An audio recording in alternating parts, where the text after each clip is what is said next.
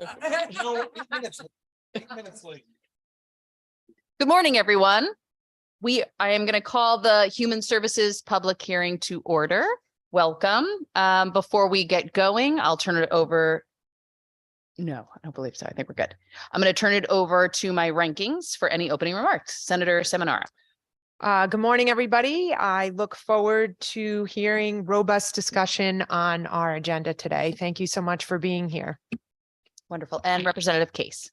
Thank you, Madam Chair, and look forward to the testimony today so we can learn more and draft these bills the way we need them. And I'll just let for those in the public know that there are many meetings going on, so members will be in and out, including the good co-chair, Senator Lesser, who will be joining us shortly. With that, I will call up our first speaker, Commissioner Andrea Barton-Reeves from the Department of Social Services.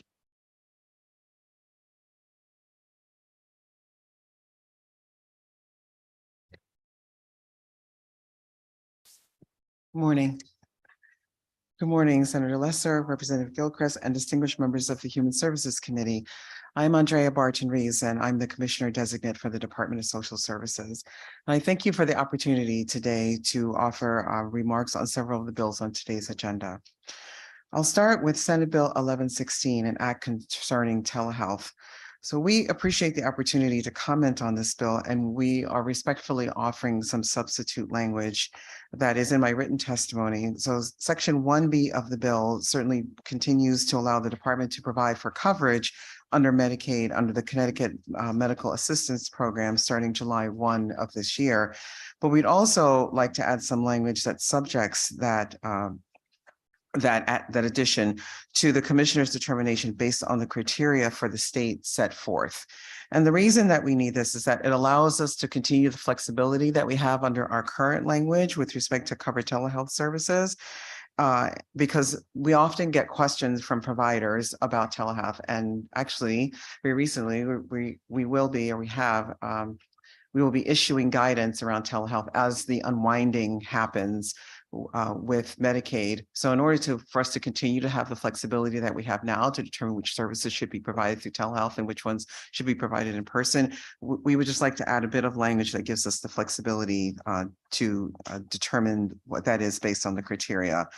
So and also we have a federal mandate to determine the cost effectiveness as one of the components for the development of rates under Husky. So this also gives us this bit of language add also continues to allow us to have the flexibility that we need. And we are very aware that rates are a very sensitive issue that we're working on, but we also need the flexibility to continue to be adherent with the federal law with respect to being able to set rates. So it's just it is a small change, and we're asking if you would consider it. The second is House Bill 6630, an act concerning Husky C asset and income limits. So the income limits here are being asked to, the bill proposes raising the limits from $1,600 to $10,000 for an unmarried person and $2,400 to $15,000 for married people, and then an increase for Husky C income limits from its current level of 143 for temporary family assistance and 138 to 138% of the federal poverty level. We are supportive of the policy that is behind this bill. Our concern is that we cannot at this moment provide you with the fiscal impact. So we'd really like to have an opportunity, if you don't mind, to be able to go back and work with our partners at OPM and determine what the fiscal impact is. At this moment, we know it will cost more just because the standards are higher. And that money is not in our current budget, nor is it in the governor's budget, because this substantial change in the limits were not contemplated. So as the bill is currently drafted, we would not be able to support it, but we're asking for an opportunity to come back with more of a fiscal analysis so that we can provide more information on that bill. The third bill is House Bill 6854, an act establishing the Office of Food Access of the Food Access Advocate and tax incentives for grocery stores in food deserts. This, again, is a bill that we support with respect to its intent and the desire to support our state residents in terms of meeting their basic nutritional needs.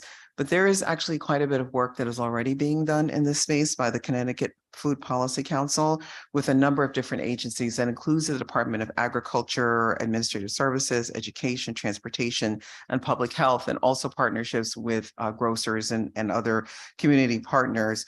And the Food Policy Council actually is already doing quite a bit of this work.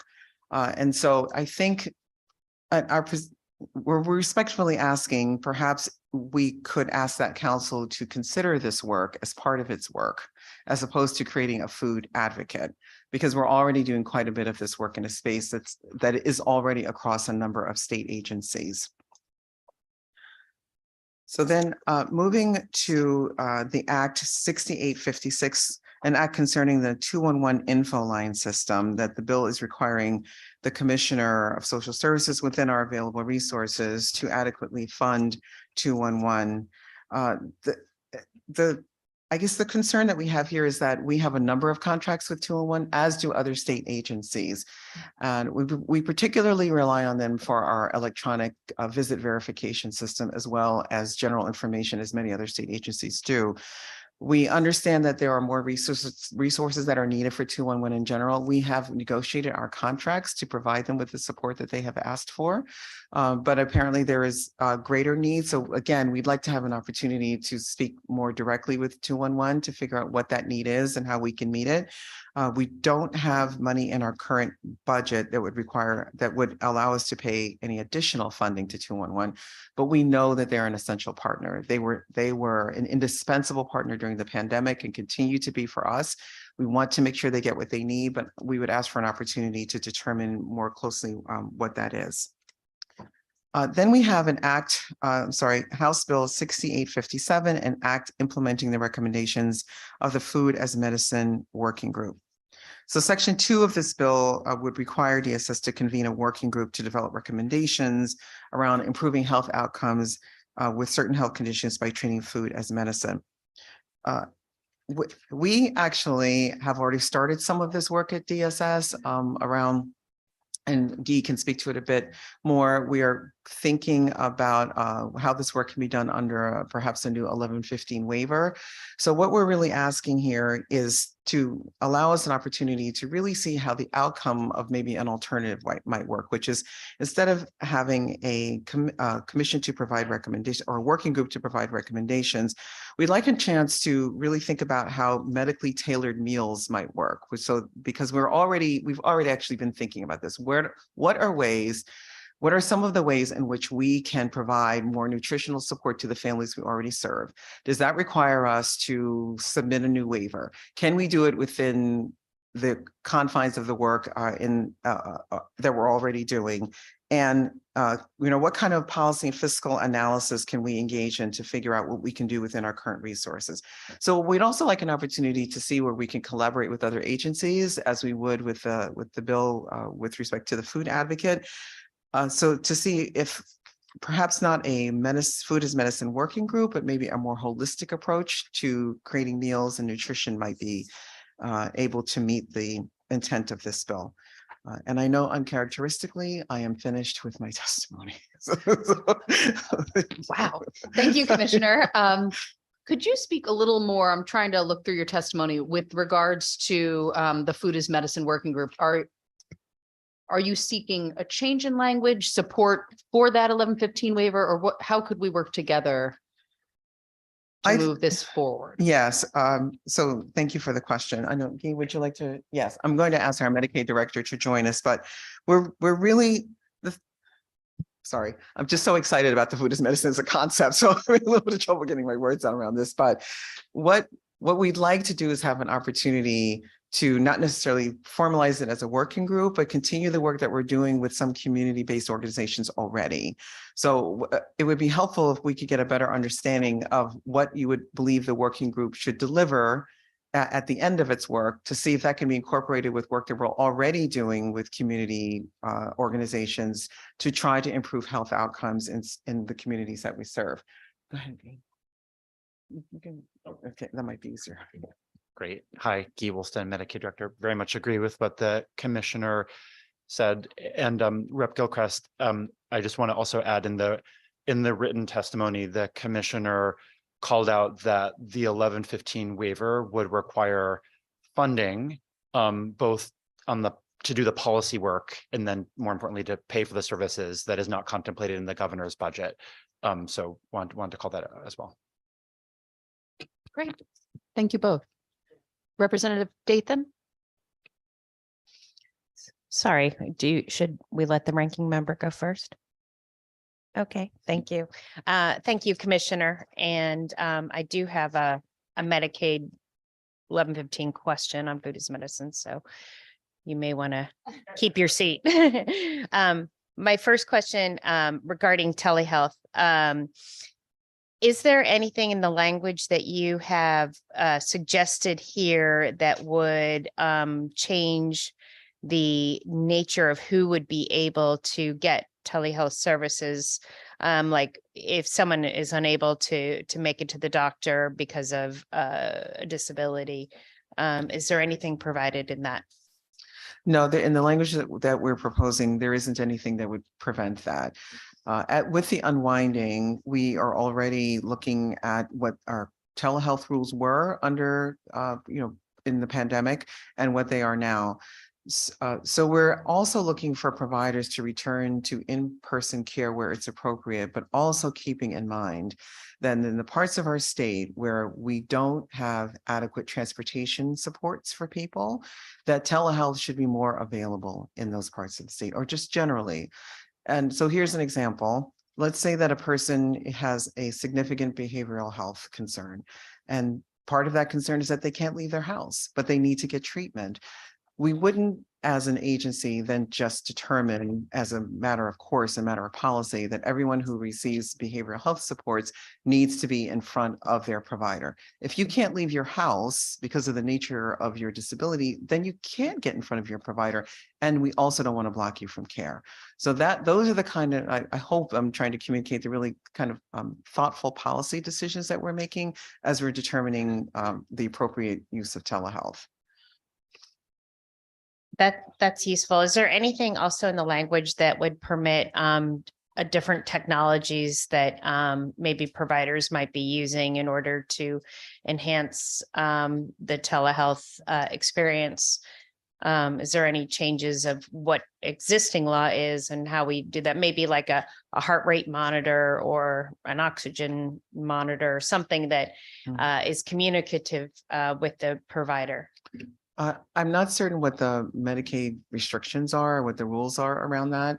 What I can answer is that the manner in which a person engages in telehealth. So there are providers that use different platforms because some just use Zoom, others use other platforms, and there are some secure medical platforms that providers can use. We don't prescribe to providers how they can use that. If using a monitor is part of that process and that's needed, that's not specifically spelled out in the CMS regs as I can tell right now. We really want people to be able to have as much access to their doctor, but I can get you a more specific answer around devices, but we've not had any. Yeah, I issues that particularly know. think about like the maternity and monitoring of the fetus if you're in a high risk pregnancy situation. And if you have hypertension, it might be better to do that monitoring at home rather than the That's stress of having to go to the doctor. That's right. And actually a lot of the folks that access telehealth, they do that. So they'll have a device and they'll meet with their doctor, whether it's audio only or by video, and their doctor may say to them, okay, tell me what your blood pressure is, show me, tell me what your heart rate is, because they're already wearing a device, and we certainly don't interfere with that doctor-patient relationship. Got it. Sorry. Thank you so much on those. On the HB 6857, the food is medicine. I'm very excited about this.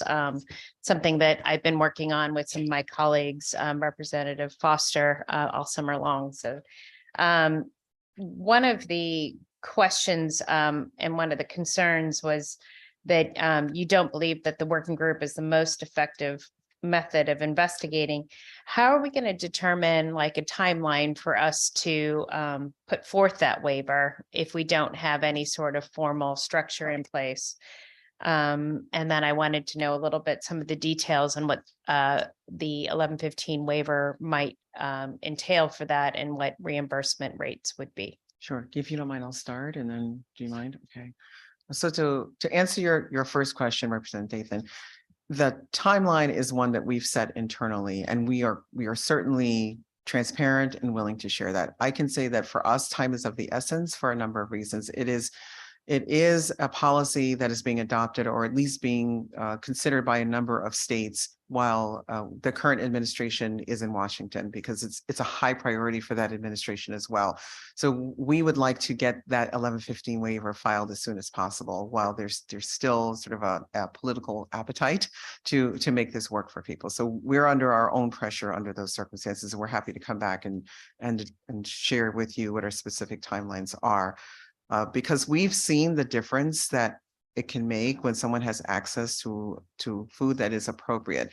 The other piece about the working group and the work that we're doing that I also like to raise is that with our community partners, we're also able to get more information about what is culturally appropriate and also medically necessary or appropriate for certain families, depending on where they come from in the country. So I'll just share personally, my family's from Guyana. So we share a lot of the same kinds of West Indian foods that you might find in Jamaica, Trinidad, Tobago, and so on.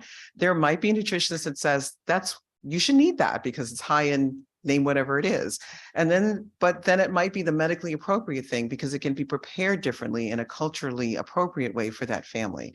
And those are the kinds of things that our community partners can inform us about, that we already have those relationships with. So that's why we're saying that we can more formalize that process within the people that we're already working with in response to this bill, but the work and still get to the same place, I think is what we're saying. So Guy, maybe you'd like to answer the question about, but no, she'd like an answer about the waiver. Okay. Oh, sure, Okay. absolutely. And Representative, just to make sure I'm answering the question, can you restate the waiver part of it? Sure. I just wanted to know in detail, the 1115 waiver that's being contemplated for this, what the reimbursement would be and what the timeline would be, because my understanding of applying for such a waiver can be a lengthy process. It can be 18, 24 months. So, I understand this is of the essence, but it concerns me that might be still years away. Understood. Yep. Thanks for that question. Just to go back just for a moment to the written testimony. So in the governor's budget, there is to move this forward, we would need a little bit of money to do the policy and then the money to more importantly do the programs, and neither is contemplated in the governor's budget. So I want to make sure we're stating that clearly. You're right if one were to move forward, you're right that time is of the essence. If you put together the timeline that CMS takes to review it with the commissioner's point about the first Biden administration, having a 2025, January 2025, the timeline is narrow. I guess the thing I can say is that CMS has signaled that states that will do 1115s that are similar to the ones that have been approved in other states have a bit of a glide path. So I anticipate that if Connecticut were to move forward with one here, if we did one similar to what other states have done, the CMS review would be much faster than it would be for a kind of a new program like Cover Connecticut. Got it. And then my last question, and thank you, Madam Chair, for indulgence here. One of the things that I heard in the working group was that although the FQHCs do provide some of these certified dietitian services, they're not accessible to folks that don't live near an FQHC because you're not allowed to access them through telehealth. So I'm wondering, in looking at 1176, would that be able to be expanded to provide the FQHC's ability to provide these sort of nutrition services to folks who maybe are homebound or don't live in a part of the state that is near an FQHC? I think that's a good question. Let me take that one back and let's circle back on with you on that in writing. Okay, great. And I would really like to have a commitment from DSS about the timeline that you're thinking of here, because I do want to make sure that this does happen. And if we're just saying it's a priority and don't have a specific timeline, then, it might get lost in the shuffle. So thank you so much. And thank you, Madam Chair. Thank you, Representative. Representative Case. Thank you, Madam Chair. Good morning, Commissioner. Good morning. And I did hear some of your testimony yesterday in appropriations, I believe it was. So I just want to go over 6856 with 211. Yes. I think the biggest concern that we've had this year with some of us who work with homeless shelters and things like that was one of the major components of 211, which was cut off at either 4 or 5 o'clock during the day and on the weekends, was housing. Mm. So our nonprofits out there who are trying to get people who don't have a place to sleep at night didn't have anybody to call except for crisis services. So there are other, and I think you were explaining this yesterday, if I was reading correctly, there are other parts to 211 that were still 24/7, but it was the housing component that was not. And that's where it ran into a lot of homeless people going to the police departments. It's been a very troubling time because we are 40% higher in the homeless population in the state of Connecticut. We need to find adequate home for them. And usually those calls don't come in until after the close of business. Anything, is that correct in saying? Because I know you were trying to explain that there's many different facets to 211. There are. And Yes, there are some that were closed. And I also, you did talk about, which isn't in this bill, but hopefully we can get DSS to, and you said we aren't turning people away, but making sure that our offices are fully open for people to go to. That's right. 5 days a week, Yes. but 211, 24/7. So That's if you right. can expand on 211. I will do the best that I can. I think I would like an opportunity to speak with 211 before and I know that they also have a bill I think is coming before you, or it may be another committee. Because I understand that they have significant fiscal pressure at the moment. And I can only speak to the contracts that we have with them. And I'm not trying to repeat myself, but I don't have enough information beyond the contracts that we have with them.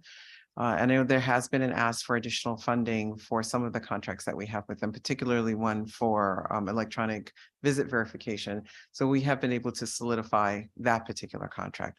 I would have to go back and actually speak with the head of 211 to understand what the other needs are, whether they relate to our agency or others, so that I can give you a more comprehensive answer as to what the entirety of their needs are. But I imagine they're in the same circumstance that many of us are. There aren't enough resources for the demand, but I'd like to have a much better understanding of that. Correct. And I trust you to go back and you'll figure out those answers, but just so you know what it's done to the nonprofit volunteers Yes. that had to take in. I mean, we have a homeless shelter in my area that only houses up to 39 people and there's a wait at the door. And it's very disturbing to see, but we have no other place for them to go. So we need help from 211 to find those areas because we can move people around the state if there's opening in other shelters, but without 211's help, that doesn't happen. It can't happen. Understood. So moving on to 6630. It says in the statement of purpose for this bill is to increase income asset limits for medically assisted applicants enrollees to the age 65 and older who have disabilities and or blind. We are working in a working group, hopefully, to figure out the definition of disabilities. Is that your understanding? That is my understanding. I'm not fully familiar with the entirety of the process or the outcomes for that working group, but yes, that is my understanding. What would you understand in this bill as written would disabilities be? Is that intellectual disabilities and physical disabilities? Yes, I think it would be both. So if you're going from 1,600 to 10,000 for somebody who's in DDS care, that's going to change a lot of things that we do in the state. Correct. Yes. So in speaking from my brother was on DDS care, $1,600. You did have the downspend because it was too much money for him to have Correct. at 1,600. And if he had more than the 1,600, he took a chance of losing his Title 19 insurance. Yes. So now we're going to go to 10,000. So what if you're allowing it to be 10,000. So now can they have a savings account? So it would have an impact definitely on their assets and eligibility for other programs, which is one of the reasons why we wanted to have an opportunity to go back and take a closer look, not only at the fiscal impact, but how it would impact other benefits that a person would receive under the program, because the increase is significant. I think the intent of the bill was to include more people under Husky C, but part of the challenge is, as you have rightly identified, Representative, is that it can have some unintended consequences with respect to eligibility for other programs. And we haven't really had an opportunity to explore fully what those consequences might be. And this is often what happens, because we don't want to have people in a cycle. And this is actually more applicable to people in other parts of Husky and other programs like our temporary family assistance. We want people to be in a circumstance where they can have more assets, and for temporary family assistance, for example, so that they can move from temporary family assistance into more independence. This is one of the instances where having more assets might actually be detrimental, but we haven't had an opportunity to determine what that impact might be. And that's what we're asking for, to look at the fiscal impact and impact on other And I think you hit programs. the nail on the head, because this could have one-offs to it, to where it worked for some and not for others. And somebody who is severely disabled, like my brother, who is working piecework at $7 a week, but had SSI, SSDI, and those were incomes that were coming in. But on those quarterly meetings, they actually take the wallet, they take the bank account and make sure it's at the $1,600 or below level. And if it wasn't, it was a violation. Right. So you really have to look at this on who's going to win and who's going to lose, because it's the most vulnerable who have the most difficult disabilities are going to be the losers on this. I wish we could carve it out differently so that the more high functioning, it's the 1,600 was put in there for a reason. And I agree that, wages have changed, things have changed, but there is still that factor of piecework and people that their best day is being out working in the public and being there. We need to keep that intact. And it's not to let them garner a savings account, because we have in Connecticut a caregiver can take up to $10 a day without documenting. My brother's savings was taken with a check $10 a day going to cash at the bank. So the more money you put in the hands, that money can be taken out. And that's why the level was put where it was for the most vulnerable people. So I think we have some work to do on this and take a look at it. It's hard to carve out when you're trying to do something. And this from your past, not your last job, but your job before that. Right. Yes. Where you work so closely with this population. So I just want to say, we need to work with you. We need to work as a committee and figure out, we don't want winners and losers, and we want to make sure that our most vulnerable. Is that a correct statement? Yes, I think that's fair, because the other side of it is for families that have some assets, it sort of puts them in a difficult situation, because they actually have to be almost destitute in order to be able to benefit from Husky C. And I think that really was the intent here, is to raise those limits so that you can have some assets, or because it's not just about being able to access the health insurance under Husky C. It's, what if I'm living in my home and my boiler breaks down, or I have some other need, or I might have a family member that might have a need? Shouldn't I be able to have some resources so that I can be able to take care of myself if I need to do that, and I have an unexpected expense, or I'm able to help my family if I need to do so? And I think that's part of the intent of raising this asset limit, so that you're not left.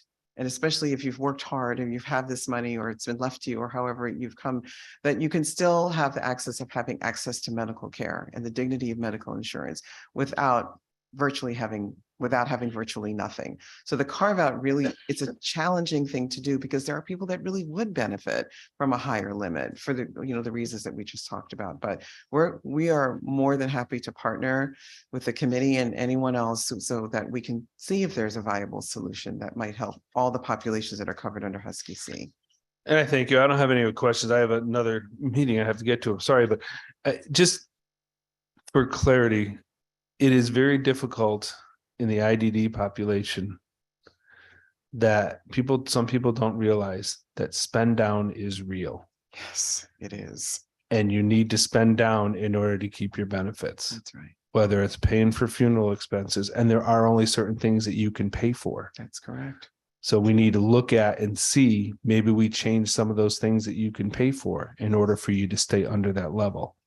So there's a lot more intricacy into this bill rather than just changing the limit. But thank you for your time, and Thank you. I appreciate working with you. Thank you. Representative Senator Seminara. Thank you, Madam Chair, and thank you so much, Commissioner, for your testimony. Good morning. I unfortunately didn't get the whole phrase that you said on HB 6857, but you said that you as an organization were already looking at I think medically prescribed meals. Medically tailored meals. Medically tailored meals. Yes. Can you just expand on that point a little bit? Sure. And I'm actually going to ask our Medicaid director to join me again, just to make Sure. sure. I always just want to make sure I'm still new, that I get it right. I don't want to provide inaccurate information. So on its face, medically tailored meals are meals that are specifically designed for an individual and their nutritional needs and their medical needs. And so usually in concert with the nutritionist or that person's physician, we're determining what the medical conditions might be that a person could benefit from having a medically tailored meal. So I guess probably an example of that would be someone, we know this, someone may have high blood pressure or they may have diabetes, then their medically tailored meal would be one that would have low sugar, low carbohydrates, and hopefully it's still appealing. Right, the person's still going to want to eat it. That would be an example of a medically tailored meal. And then, as the person is also receiving maybe other kinds of medical interventions, and those meals might change, and what they eat might change.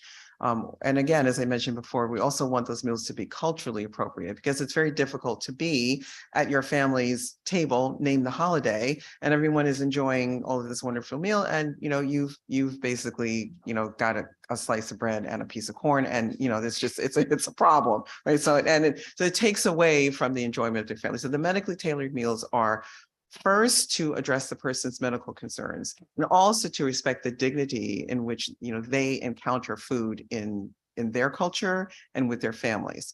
So is there more to be added? Great, and 100% agree with the commissioner. Just two additional things to say. So under Medicaid today, we do not cover medically tailored meals, and covering them is not in the governor's budget, just to make sure that's clear. The idea in Medicaid, why might one cover these? Well, if you have, for example, someone with heart failure where your heart doesn't pump as well as it could, you're at really high risk for hospitalization.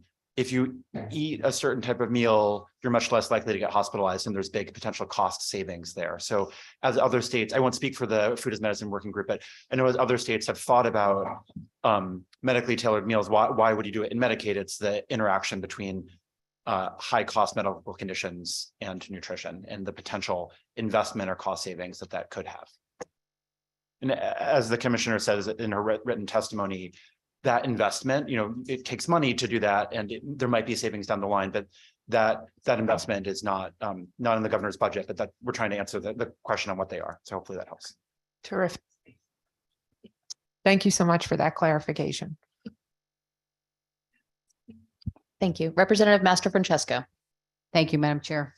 Thank you so much, Commissioner, for your testimony. As I've said earlier, you're very thorough, and I really appreciate all the information that you provide on your Thank you. It is testimony. an entire team of people. I cannot take credit for this myself. I'm very appreciative of all that they do. They do a great job. Thank you. Just a couple quick questions for clarification on Senate Bill 1176 about the telehealth. Since the inception of the utilizing the telehealth, I know you talked a little bit about cost effectiveness. Do we know, since we've started using telehealth, do we have any data as to utilization? How many people used it? How much we have spent on it? How much maybe the state could have saved money on using telehealth? Do we have any of that data through you, Madam Chair? Great. We could pull, I don't have it in front of me today. We could pull the basic billing data on the number of telehealth visits and how much the state has spent on that. And if that would be useful, happy to do that. On the cost savings question, that's actually much trickier because you kind of need to know what would have happened if we didn't have the telehealth, and that, would the person have gone to the emergency room, in which case the telehealth saved a lot of money, or would the person have not gone to the doctor? So the cost savings is tricky, but the kind of the basic statistics on utilization, that's definitely something we could pull for you if that would be useful. Thank you. And I'm assuming that the reimbursement rate on a telehealth service is different than an in-person visit? Today, under Medicaid, they are the same. And Oh. that was for a variety of reasons. The Senate Bill 1176, I believe would codify that. We don't necessarily think that should be codified in statute, because one could imagine a world 3 years from now, after providers had a lot of experience with telehealth, where maybe it wouldn't necessarily make sense for the reimbursement rates to be the same potentially, but today they are the same. Okay, yeah, so the reimbursement rate is the same, and so it is possible maybe people are utilizing it more, and it's Yes. possible that it could cost even more because people, it's a convenience, right? You're at home and you're using telehealth. That's So right. That's always a possibility Yeah. too. And it's also striking the balance between in-person care and accessibility. Yeah. Yeah. Do we know, like in the state of Connecticut, how many people right now are on Medicaid? Do we have a total number of residents? Yeah, we do. It's approximately 1 million, but I can get you the latest, and changes every week, but we'll get you the latest and greatest. Wow, so we have a third of our residents in Connecticut, almost a third, right? Yes, On Medicaid. yes. Thank you. And then just a clarification on 6857. Can you, I guess, kind of educate me a little bit on what are, you can just allow, which I'm confused. Coverage for, what does produce prescriptions mean? Can you elaborate on that? That's in the testimony. Yeah. Go ahead. Sure. A produce prescription would be if I go to the doctor and I say I have heart failure, that example that we talked through. Some states, not Connecticut, not in the governor's budget, some states have the ability for the provider to, it's basically sort of food stamps, but only for produce. The ability for a provider to say, it's medically really important that you, given the medical conditions that you have, eat more fresh fruits and vegetables. We're going to give you a card that you can use, not on Oreos and ice cream, but on apples and kale, things like that. So it's kind of a medically, in the same way that a doctor would write a prescription for physical therapy or a pill, this is writing a prescription for eating fresh food. So how does that work? So you go to the doctors, you need to eat healthier. I mean, let me give you a prescription for produce prescription. You then take that prescription to where? How do you get the card? Is it SNAP benefits, right? Yeah, That you're getting? and different states do it a little bit differently. And to be clear, DSS was not calling for this, right? So we don't have all the details worked out, but in other states, it works similar to SNAP, but it's a benefit that could only be used for the kale and apples and not the Oreo cookies. And big retailers have, in states that have rolled this out, big retailers have a way of classifying things as produce or not produce so that you couldn't use it for your Oreos. Thank you. So should something like this pass, and I'm really not familiar with this process, the produce prescriptions, somebody would be given a SNAP benefits who's normally somebody who they would have to already be an existing Medicaid person on Medicaid in order to get that benefit. Okay, so people that are not on Medicaid can't get a prescription from their doctor for produce prescription, for right? Would it require the store, the grocery store to reprogram all of their computers to recognize that this is a prescription and they can only buy produce? And how would we monitor something like that? And I know this is not part of your proposal, but I think you're a little bit more familiar with it than I am, so. It would require some IT changes on behalf of grocers. And I'm really not an expert, so maybe we could we come back and written testimony. I know big grocery stores do this in other states, but I really am reaching the limit of my expertise, so maybe I'll just leave it there. Yeah. Okay. Thank you. So yeah, I just trying to understand. So this is over and above of what somebody on Medicaid is already using for their SNAP benefits. And then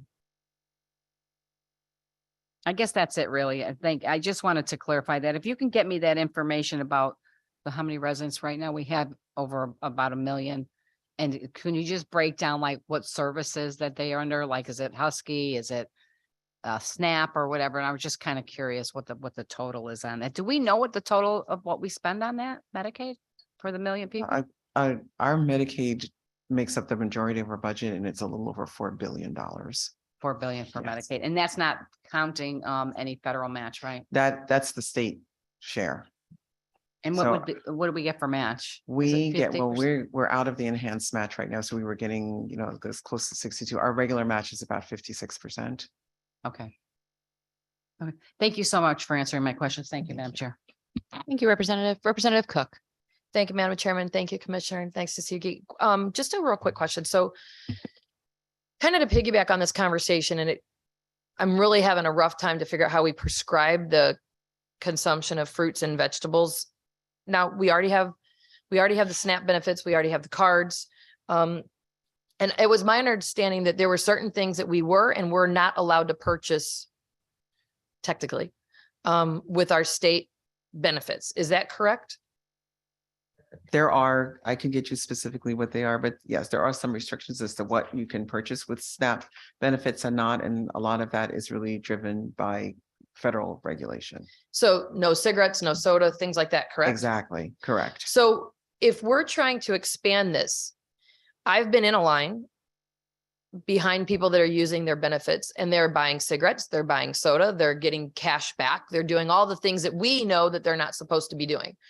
So although I'm totally in favor of people eating healthier, that would also benefit us on the other side of this when it comes to healthy living and all those other things. What else are we going to do to reinforce this and to hold people accountable? Because if it's not being held accountable now, what are we going to do to make them be held accountable in the future, especially if we're expanding, giving more money, and the accountability is not happening now? I understand. So I've not personally had that experience of being behind someone. I have had the opposite experience of people trying to buy more than they have in terms of SNAP benefits, and it's very challenging as well. So I can go back and get some questions for you. We don't have it in the state. So specifically, I'd like to go back and talk to some states that may already have it so we can give you more specificity as to how we would reinforce it. I appreciate that. I Okay. think that the one thing that I would like to come out of this is not being like the ogre that doesn't want people to eat healthier. I absolutely want that to happen. But if we are giving you state dollars, you're abusing those state dollars. You should not be keeping those state dollars. And when we're constantly year after year after year trying to figure out how to make a budget work, and we know people that are abusing something, then I think that they should lose that. But I also think that the people that are allowing them to abuse it should also lose their rights to be able to collect those dollars through us as well. So for me, that's an accountability request, not a removal of something healthy. But look, don't abuse a system that's really trying to help you out here. And I think that that also is for those folks that are receiving the dollars and they're the pass-through groups. So thank you. Yes. Thank you, Thank Madam you. Chair. Thank you, Representative. Any further comments or questions? Seeing none, thank you so much for your time today. Thank you. Appreciate your time. Next, we will go on to Amy Porter with the Department of Aging and Disability, the Commissioner.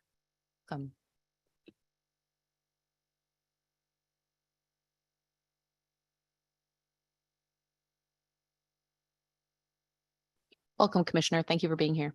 Thank you. Good morning, Representative Gilchrist, Senator Seminara, Representative Case, and distinguished members of the Human Services Committee. My name is Amy Porter, and I'm the Commissioner for the Department of Aging and Disability Services. And I want to thank you for the opportunity to offer testimony on Senate Bill 1053. This bill establishes a task force to study and make recommendations concerning elderly nutrition. We fully support the intention of this bill. Nutrition is such a huge part of healthy aging for older adults, and so we're in full support, but we don't feel that this bill is necessary. The eligibility criteria for our elderly nutrition program, our funding levels, our dietary guidelines, our processes for distribution, and some other criteria are all governed by the Federal Older Americans Act. Over 80% of our program budget for our elderly nutrition program comes from federal funding through the Administration on Community Living.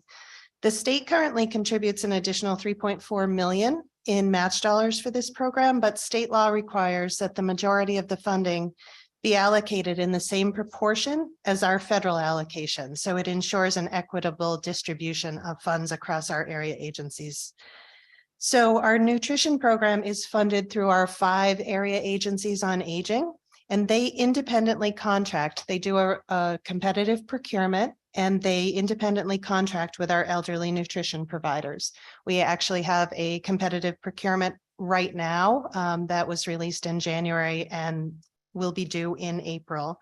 So the funds are distributed using our federal funding formula, and it's based on the number of older adults in each region and other factors like nutritional risk assessment factors, geographic location, economic and social need. Our department is currently compiling information for a statutorily required nutrition report that's due July 1st, and that will include data, meal costs, and administrative costs. We also hold on a quarterly basis statutorily required nutrition service stakeholder meetings. And that information, we routinely share information, make recommendations, and the makeup of those quarterly meetings is almost exactly the same as the makeup of the task force recommended in this particular study. So we just wanted to point those factors out, let you know that we were already doing a lot of work in this space, and we think that we can cover a lot of the same material. I want to thank you for the opportunity to share our perspective on this important topic. We appreciate our relationship with this committee, and we look forward to continuing to work with you. And I'm happy to answer any questions you may have. Thank you so much, Commissioner. My question would be, I'm seeing that there is some testimony in support of this proposal. What do you think might be the discrepancy between what you already have in place and what's being proposed in terms of, because it seems as though folks are thinking that this could be a solution to a better distribution of the funding? Yeah, it's a great question. We do, there's some issues with the ARPA funding. We did get a lot of ARPA funding for elderly nutrition. And I think there's a lot of flexibility built into the way people can use that funding. And I think that the elderly nutrition providers need to go back to the area agencies on aging and kind of work to make sure that they can use the flexibilities that are built into our system. So obviously with the pandemic, things got ramped up quite a bit. And then we knew we were going to have to pull back some of that. So we were providing more meals in some areas than we had pre-pandemic. And so we knew we would have to go back to pre-pandemic levels. So it's trying to find that balance and what that looks like and how to make sure that we're doing that in a way that's equitable across the state. So I think that's some of the reason. We also do we do a 4-year state plan on aging, and we look at the funding formula each time we do the state plan. So we're beginning the work now for the plan that's due next year. So we will be looking at that funding formula. We're happy to take input on that. We're happy to talk with folks who are interested in relooking at that. I know we have had a lot of conversations in the past about including different factors. And I think some folks didn't realize that those factors are already included in the way that we do the funding formula. So we're happy to share how that is calculated and what really take a look at that for our next state plan on aging. Great, thank you. Representative Cook. Thank you, Madam Chairman. It's great to see you, and thank you for all the work and, over the years and the partnerships and working together. And so you asked a question and I went digging for an answer for you about what the providers thought that they needed and why this was important. So I'd like to read to you a response. And so I apologize for reading, but I need to read a response so I don't misquote any of this. So the groups are asking for the task force to replace the stakeholder meeting. The stakeholder meeting has been taking place for almost 10 years, and they believe that nothing has come out of it except for a bigger, more intrusive Form 5 that is helpful for some things, but not necessarily for federal requirements. They believe that stakeholder meetings has been used to push their own agendas in the past, and they are looking for a change in the future. So I hope that that helps you as you and I were speaking about what maybe was driving the request for this. I'm not sure where it came from, but I did reach out to some of my folks and that was the response that I received. Would you want to respond to that? Thank you for sharing that. I mean, we can certainly look at options for that, but again, it's the same folks that would be on the task force that are on the stakeholder group. So I'm not sure how the outcome would be different. There were changes in the Form 5, which is the data collection. And a lot of that was because we wanted to collect more information about malnutrition. We wanted to be able to respond to the legislative intent to gather that information and really look at that for the report that's due in July. So there were additions, but it was because the legislature was really interested in being able to look at that data. So I think we could have those discussions in the quarterly meetings. I don't know that replacing one group with the same, the same membership. I guess I just don't want to recreate. I don't want to have a second group in lieu of, and both would be statutorily required. So we would have to address that in some way. So if possible, I mean, and I'm happy to help navigate. But I do think if they're saying that they don't believe that the stakeholder meetings are actually being used in a way that's benefiting them, then maybe the stakeholder meeting itself needs to be realigned or readdressed or redirected. But I think that we do have the providers that are crying out and saying, hey, look, we need to make some changes. And so if this is the change that they feel needs to happen, I do agree on, I'm being duplicative. I don't want to do that. But at the same time, if they're looking for something else, then I think that maybe the stakeholder meeting needs to change its direction and maybe follow in the path of what they're looking for. So we're happy to have those discussions, and all of our meetings for the stakeholder groups are posted on the Secretary of State's website. The minutes are up there. So we're happy to reevaluate the agenda and move forward in partnership. I appreciate it. Thank you, Commissioner. Thank you, Representative Hughes. And thank you, Madam Chair, and thank you, Commissioner, for your work, especially in the stakeholders' work. And I'm very interested in the report that's coming due. And I'm wondering if we could create some, some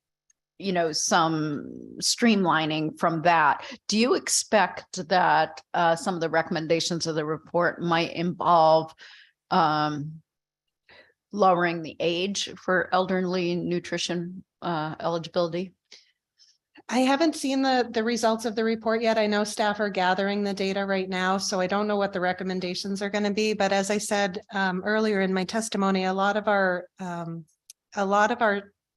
eligibility criteria are set by the Administration for Community Living, and then our state funds mirror that. So I think, I think we would first start with what's the requirements that we need to meet under the Administration for Community Living, and then go from there and see where the data takes us. I know one of the major focus areas was malnutrition, and being able to look at that. I know there were also some concerns about being able to make sure we have coverage in rural areas. So those are the issues that have been brought up, but I don't know what the recommendations will look like without seeing the data.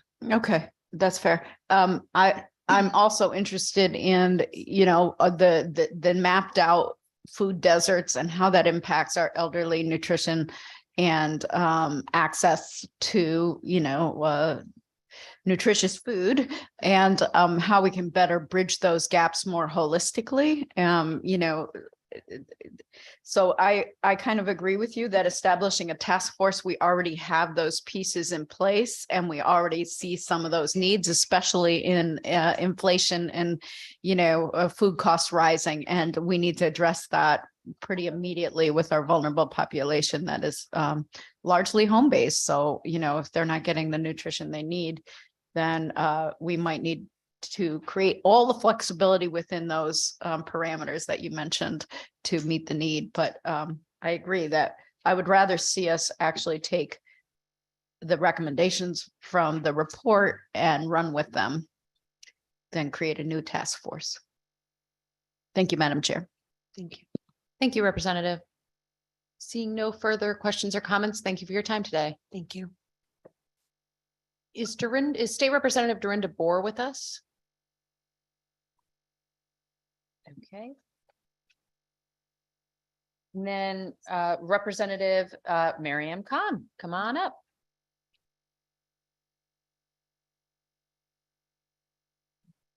Thank you.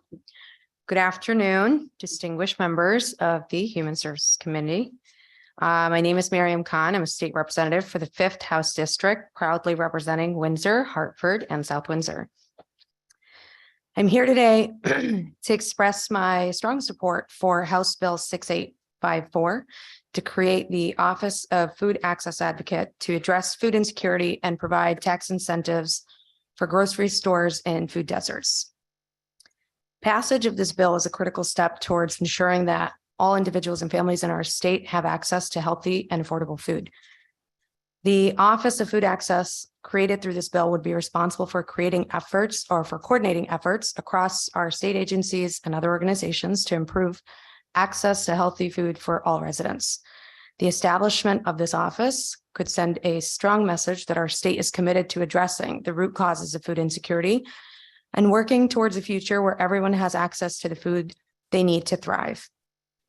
By prioritizing food access and security, we can improve health outcomes, reduce healthcare costs, and create a more equitable society. The reality is that many people in our communities lack access to fresh, healthy food. This lack of access has been identified as a key factor in the rising rates of obesity, diabetes, and other chronic health conditions that disproportionately affect our most vulnerable populations. By incentivizing the production of grocery stores in these areas, we can help to address the food insecurity crisis in areas that have become food deserts and improve the health and well-being of our communities. This bill provides a practical and effective solution to a problem that has been neglected. The benefits of this bill extend beyond simply improving access to healthy food. The creation of new grocery stores would also provide jobs and stimulate economic growth in these communities. This will not only benefit individuals and families who will have access to better food options, but it will also help to revitalize neighborhoods and improve the overall quality of life for everyone in the community. I urge you to support this bill and take action to address the food desert crisis in our communities. Thank you for your consideration on this important issue. And if you have questions, I will take them. Thank you. Thank you so much, Representative Khan, and thank you for bringing this to us and all your advocacy. I do have a question. I don't know, well, you were here. I did see you. If you heard the Commissioner of DSS speak to the fact that we have a Connecticut Food Policy Council. Have you and those working on this considered that? Could you share why that wouldn't be a solution to put this advocate office there? So the proponents that put that piece into this bill, I won't speak for them. I'll allow them to speak for themselves. But I think, especially just making sure whether it's through this or whomever it's through, that there is a clear distinction on who oversees something like this, so that there's no, discrepancy and things don't just not happen because we're not sure who's actually doing them. So I think just tasking some office to be able to do exactly what we're saying here, because we're seeing that this is a big need, especially in our communities. And after the pandemic, it's increased, especially access to safe and healthy food and food insecurities. So I think making sure that we have a clear distinction of what the roles of the office are, and then that these needs are being addressed through that office is important. Great, thank you. And then to the tax incentives piece, and thank you for elevating the issue of food deserts. Has this been done in other states? Is this a proposal that we've seen success across the country? Yeah, so I do know of a couple of years ago, New Jersey had passed a Economic Recovery Act that included this a very similar piece. And so they have now started to roll that out, and they did, identify what areas those are, what qualifies. So we did look to that. That was helpful in really looking at, the research was already done for a lot of what that would look like, which was helpful to add some of these initiatives. So that is in rollout now in New Jersey, at least. Yeah. Great. Thank you so much. Any questions? Thank you so much for being here. Thank you. We have hit our hour mark, which means we will start to go back and forth between the public and state officials. And so next I'd like to call up Ivelisse Correa.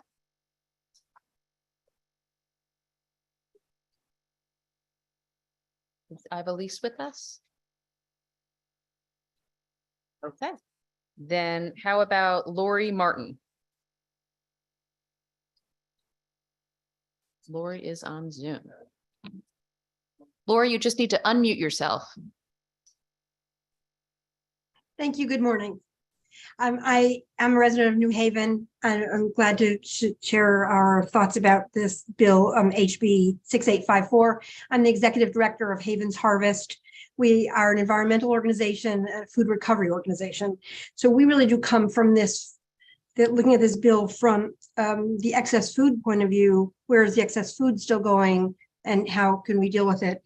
I totally support the tax incentives for supermarkets and food deserts. New Haven has a number of them, which we try to get food into neighborhoods within those food deserts. So we support that.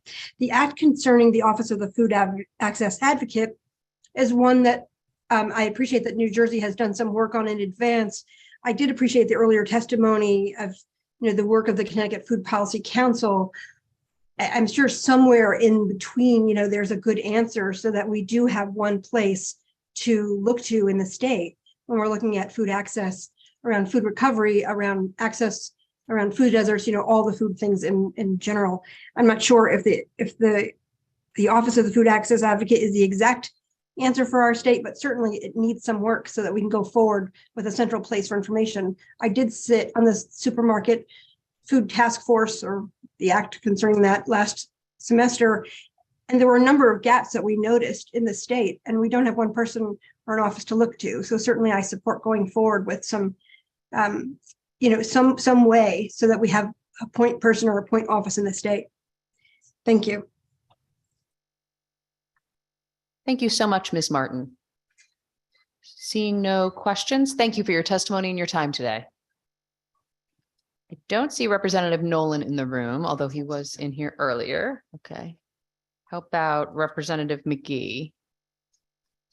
Okay, then I'm going to move on to Ben Shaken.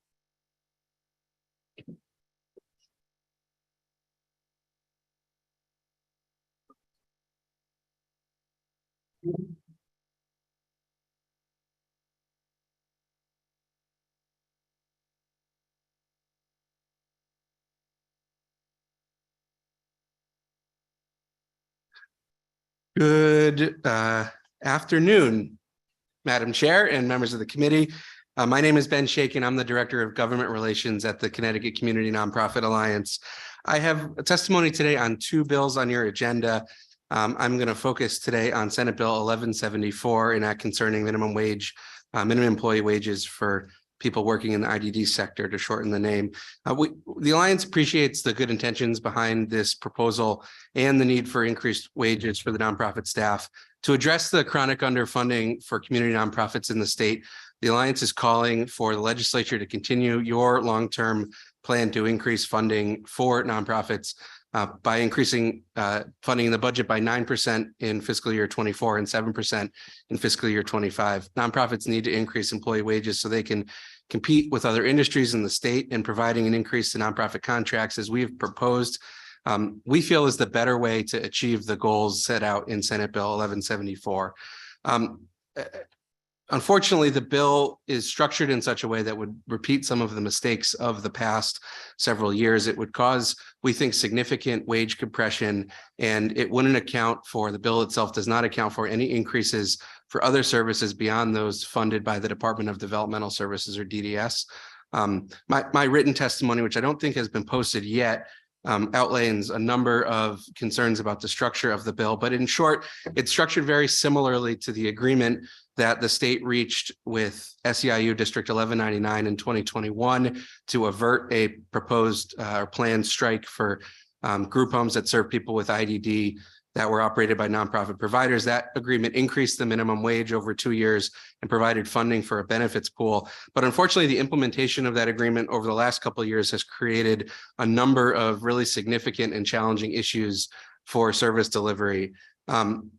Primarily, the bill is restricted only to wages and benefits, and doesn't apply equal wage increases across an organization. All it does is raise the minimum wage, and then provide two very small increases for folks making slightly above that new minimum wage. It would mean essentially that that many people, perhaps the majority of people working in these organizations, would all be being paid exactly the same amount of money. And there's no flexibility that the bill provides or that the agreement of the last 2 years provided to for these nonprofit providers to give higher wage increases to people who may have longevity, who have managerial roles, et cetera. The other major issue is that it only provides funding for staff whose work is funded by DDS. And so there's no consideration in the bill given to the tens of thousands of people who work in nonprofit programs funded by other state agencies, homeless shelters, mental health treatment for kids, halfway houses, addiction treatment programs, et cetera. Furthermore, many DDS funded community providers also receive funding from other state agencies within the same organization. And so passing this bill as drafted would create a really huge wage disparity between those who work in programs funded by DDS and their colleagues, maybe just, you know, down the hall, who work in programs funded by DMIS or another state agency. I will wrap up just by saying my other testimony is on the bill concerning telehealth. Very happy that you are proposing to continue many of the provisions that the legislature has put in place over the last couple of years in perpetuity, but we are very concerned about the provisions of the bill that would allow people to practice telehealth in the state of Connecticut without holding a Connecticut license or a license in a state that has reciprocity with the state of Connecticut. Just anyone licensed in any other state creates a lot of significant quality issues for care in Connecticut. And so we are concerned about that provision of that bill, both in this committee and a very similar bill in the Public Health Committee. So thank you. Thank you, Mr. Shaken. Any questions or comments? Let me check Zoom quick, sorry. Nope, thank you. Thank you. Oh, Representative Hughes. Thank you, Madam Chair. Two things. So in your testimony, did I hear you right? You did make recommendations about structuring the Senate Bill 1174 that would be in line with some of the, you know, the spirit of the last couple of years, raising basically wage equity around this workforce. Yeah, so yes, we have. Thank you. It's a good question. Our written testimony outlines, I think, a number of the issues that the structure that this bill proposes and the structure of the last 2 years has created. The compression issue is really serious for DDS providers specifically. The bill proposes a 45% increase in the minimum wage for DDS funded contracts from $17.25, which is the current minimum in those contracts, to $25 an hour. And but only a 10% increase for everyone else. And so that creates this compression between folks. If someone were making, for example, $23 an hour today, if this bill passed as drafted, they would be making $25 an hour on January 1st, 2026. And someone making $17.25 today would also be making $25 an hour on January 1st, 2026. And there's absolutely no flexibility in how DDS implemented the terms of the last 2 years, which is likely how they would implement a similar agreement over the next 2 years, to have an agency say to that first person who's making $23 an hour, you should also get a 45% increase and be making 30 or whatever that number is. So what our proposal is that we think would work better is to have the legislature provide an increase on the contracts, a cost of living adjustment on the contracts, as you have done for non-DDS providers over the last 2 years, which would give nonprofit organizations the flexibility to increase wages equitably across their organization, and would also allow those that have a unionized workforce to negotiate, collectively bargain with between their workers and their individual employers for the terms that would work, you know, settle on terms that would work for both sides. Thank you. And through you, Madam Chair, can you just speak for the good of the committee and the public, how many of the providers are blended in terms of DDS funding and other funding? That's a good question too. I don't know that number off the top of my head, but I could get back to you.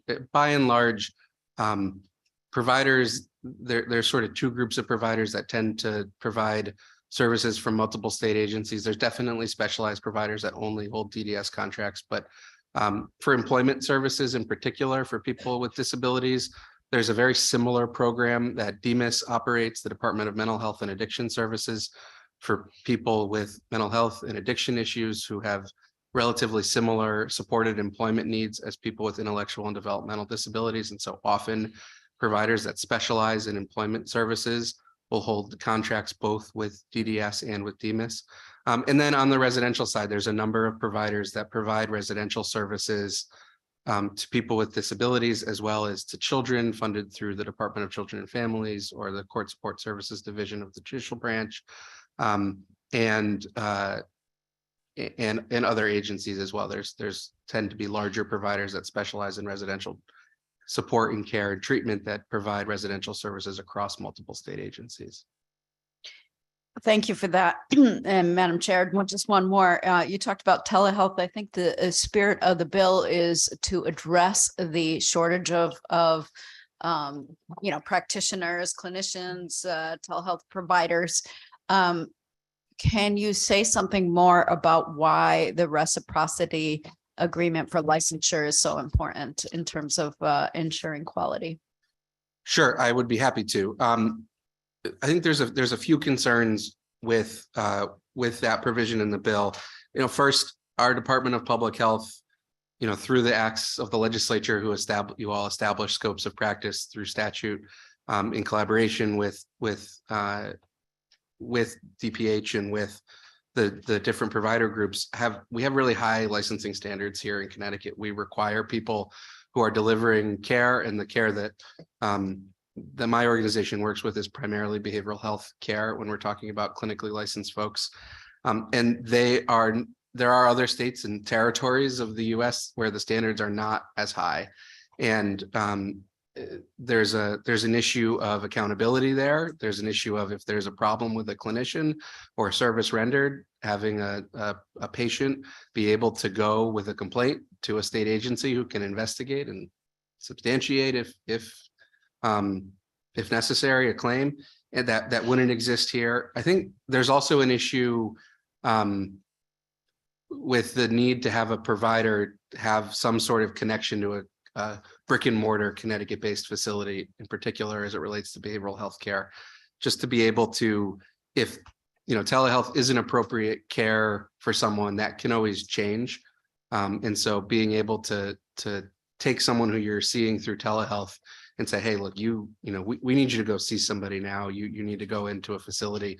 Being able to make that connection is a really important thing. And that is currently required under, I think under Connecticut, how Connecticut has structured the telehealth system so far. So we're hoping that can be resolved. The state has reciprocity agreements with other states that have very similar licensing standards. And we think that would be a more appropriate way to try to increase the workforce through a permanent telehealth expansion. Thank you. That's all I have. Thank you, Representative. Representative Master Francesco. Thank you, Madam Chair. Thank you so much for your testimony and for coming here today. Just a couple quick follow-up questions. The nonprofit providers right now, currently, their wage structure, how does that work? You had mentioned somebody making $17 an hour, should this pass, going up to $25. Now, I guess my question is, how does the current process, how do they continually increase their wages? It depends on the state agency that funds their program. So for programs funded by the Department of Developmental Services, DDS, their contracts with nonprofit providers set out a specific wage scale that providers need to pay specific for the starting wage. They do not allow providers to pay lower than the minimum wage that the contract has established, which right now is $17.25 per hour. That has gone up over the last several years. For other state agencies, DCF, DMIS, other agencies that contract with providers, they will, when they go out to bid on a contract, for example, they will look at a market rate for particular positions, and then they will structure the wages that they assume the program will need to pay to meet the needs of the program based on what the market is. But I'm not aware that those other state agencies set specific minimums the way that DDS does for its contracts. So DDS sets the minimum wage that could be paid. Are any of them paid up above what is recommended? Is it just a recommendation from DDS or is it a mandate within the contract that they agree with? That you have to pay them $17 an hour. How does one go from $17 an hour to now I'm making $25 an hour? Is it merit-based based on your work quality, raises annually? How does that work? It should be, but unfortunately, the way that the agreement over the last 2 years has been structured, there has not been funding provided to those nonprofit providers to provide those increases over time. And so the contract sets a minimum.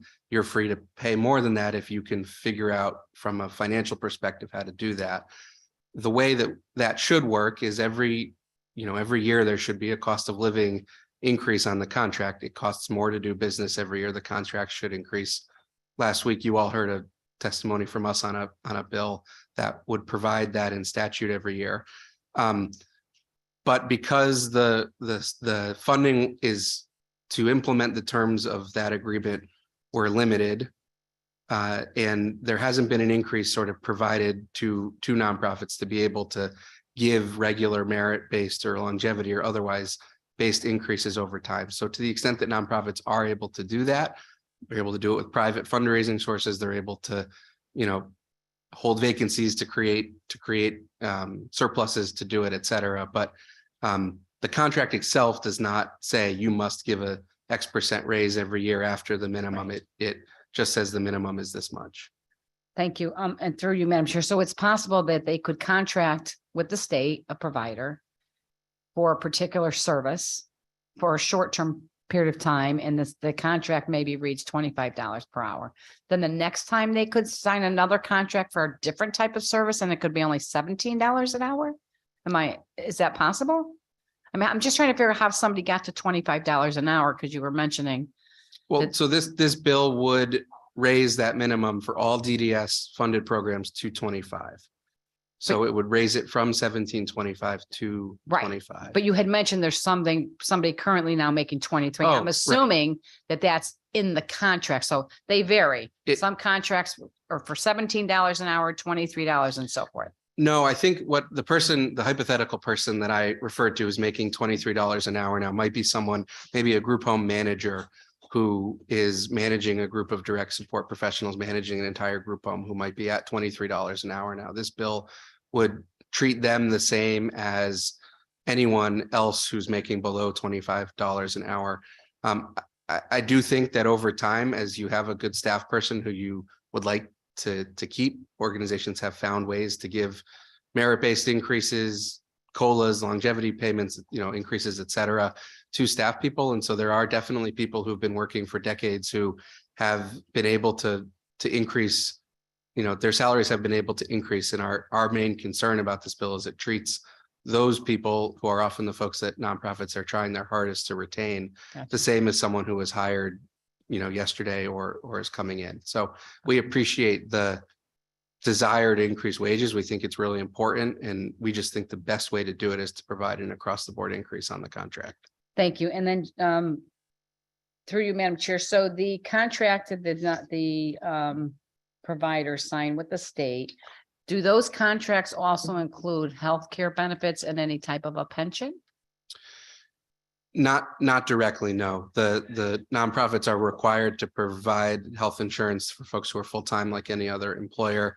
Many provide retirement, but I don't believe, although I'd have to triple check and get back to you, that there's a requirement in how the state contracts that says generally, at least, that outlines exactly how those benefits must be provided by a particular nonprofit. So the healthcare is provided through the nonprofit. Correct. They pay Same for as it. any It's other employer. Correct. Separate from. Okay. Thank you very much for the clarification. Thank you, Madam Chair. Thank you, Representative. Senator Seminara. Thank you, Madam Chair, and thank you so much for your testimony today. It's really more of a comment that I wanted to make. I wanted to highlight my appreciation for you recognizing that not all other states have the high, I'm talking about the telehealth bill. Not all other states have the high quality of care that we demand here in Connecticut.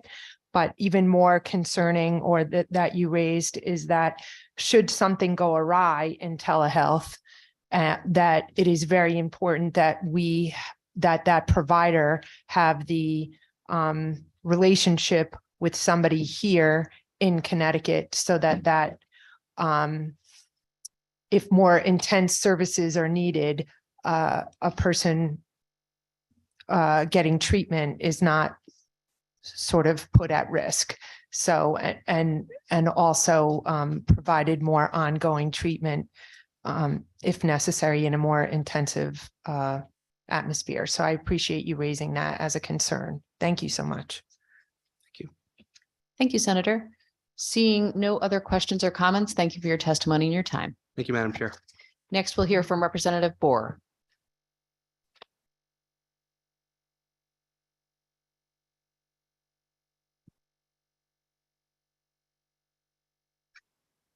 Thank you so much. Thank you to all the leaders of the Human Services Committee, our ranking members, our vice chairs, and all the members. A couple of years ago, I'm here in support of 6854 around determining and establishing an office of the food advocacy and also creating a tax incentive for supermarkets that are created in food deserts and communities. A few years ago, I was chair of the Environment Committee, and we spent a lot of time talking about waste, our waste stream. 24% of our waste stream is food waste, and that's a significant amount. So we talked about anaerobic digestive facilities, we talked about composting, we talked about how to turn it into clean energy, and all of that is very important for our clean environment. But much of that food is resourceable, and we have a lot of organizations that help rescue that food to get it to those who need it. 13% on average for Connecticut residents are food insecure, which we know has just become a fancy word for hungry. We have children in our elementary schools that are hungry. We have veterans who are hungry, seniors, homeless population who are homeless. So with 24% of our waste stream being food waste, 13% of our population being food insecure, those statistics just do not reconcile. So we have to do what we can to address getting and helping the channel and the pipeline getting food to those who are in need. So last year, I had submitted a bill 5146 to the General Law Committee, and it went to General Law because Consumer Protection oversees food as a consumer product. And it was to request that excess food from supermarkets go to local organizations so they could get it to those who need it. That bill turned into a task force, and that task force had a number of members that were appointed by our leadership and also included local organizations. That was a really great task force to talk about what was going on in our state regarding food insecurity. But the one thing we determined above all was that it's a very, very disjointed approach towards food insecurity in Connecticut. We talk about it in the Education Committee about how to help our children. We talk about it in the Veterans Committee. We talk about it in the Higher Ed Committee. We talk about it in the Public Health Committee. There really is no one place to go to understand the entire situation related and concerns related to food insecurity. So what this bill would do is create an office of food advocacy that really brings all of that together, knowing the statistics, what are resources, what can we do to help those? How do we help local organizations so that there's a one-stop shop? Because right now, if I asked you, where would you go in the state of Connecticut to learn about the overall condition of food insecurity, you probably wouldn't know to go. You might go to consumer protection, you might go to environment. There's really not one place that has their arms around it. And as leaders in government, it's our responsibility to get our arms around this situation so that we can help those. And I hear the buzzer, so I just wanted to take the opportunity to quickly also say I'm very supportive of the tax incentive for the supermarkets in the food deserts. And I want to take the opportunity to thank those food resource organizations that every single day volunteer their time to get food to those who are hungry. And I actually see one sitting right behind me, Reggie of Fridgeport, who's been a big part of our task force and moves tons and tons of food in our community. So thank you. Great. Thank you so much, Representative. And thank you for bringing this to our attention and for all the work that's gone into this. I asked this earlier, but it does seem maybe more appropriate to ask you. earlier, the Commissioner of the Department of Social Services testified and spoke to the fact that we do have a food policy council. Has with your work with the advocates, has that come up? Is there a reason why that wouldn't be an appropriate place for this type of advocacy? We do have a state food policy council and they do meet. I think we found that it could be more robust. Sometimes there's vacancies on that council that aren't filled. Sometimes you can't obtain the information when you go to the website. If you go to that website right now, you might not be able to say, what are the statistics in New Canaan around food insecurity in an elementary school? They're really not equipped, I would say, to do that. And they don't have the resources and they don't have the staff to do that. They're an advisory council, but even something as simple as helping our communities establish their own food policy councils. This Office of Food Advocacy can help them do that. I went through this in my own city of West Haven. We have a very high level of food insecurity. Everybody's working really hard, but everybody's working in silos. So being able to bring everybody together and organize, it's something as simple as that. This Office of Food Advocacy can help with. The Food Policy Council does not do that. That has not been their role. Thank you. Senator Lesser. Sort of building, first of all, good afternoon, Representative. Good Moore. afternoon. It is a delight to see you Thank you. before us. You as well. And thank you for your work on this issue and with the whole task force that came up with a proposal. Building on Representative Gilchrist's questions, is there a way for us, if the Food Policy Council is not doing the job that you would like them to do, is there a way for us to build up their work, perhaps give them staff, sort of instead of create as an alternative to looking at creating a new standalone department? Could we beef them up in a way that would better fulfill the goal that could we turn them into what you're looking for? Is that something? There's appointed members and there's volunteers. And I think there's a different level of responsibility and accountability when you have people who are being paid by your government to pull that together. So while I appreciate all the work that members do, I think that we need the attention from our top government, the governor's office, to recognize that we need to put resources behind this need. So I don't know necessarily that the Food Policy Council is the place to do this unless there's somebody accountable and there's a staff behind that. So we are open, but it really has to look in a way that will really address what we need to try to accomplish. Okay. And some of the sort of the feedback that we've gotten about this proposal is that, as I understand it, by some measures, Connecticut is 49th. I think we're ahead of Texas in terms of support for food banks. I know we're also looking at people seeing a decrease of SNAP benefits at the same time as the public health emergency is unwinding. And we haven't yet figured out a way to extend free school lunches to students beyond this school year.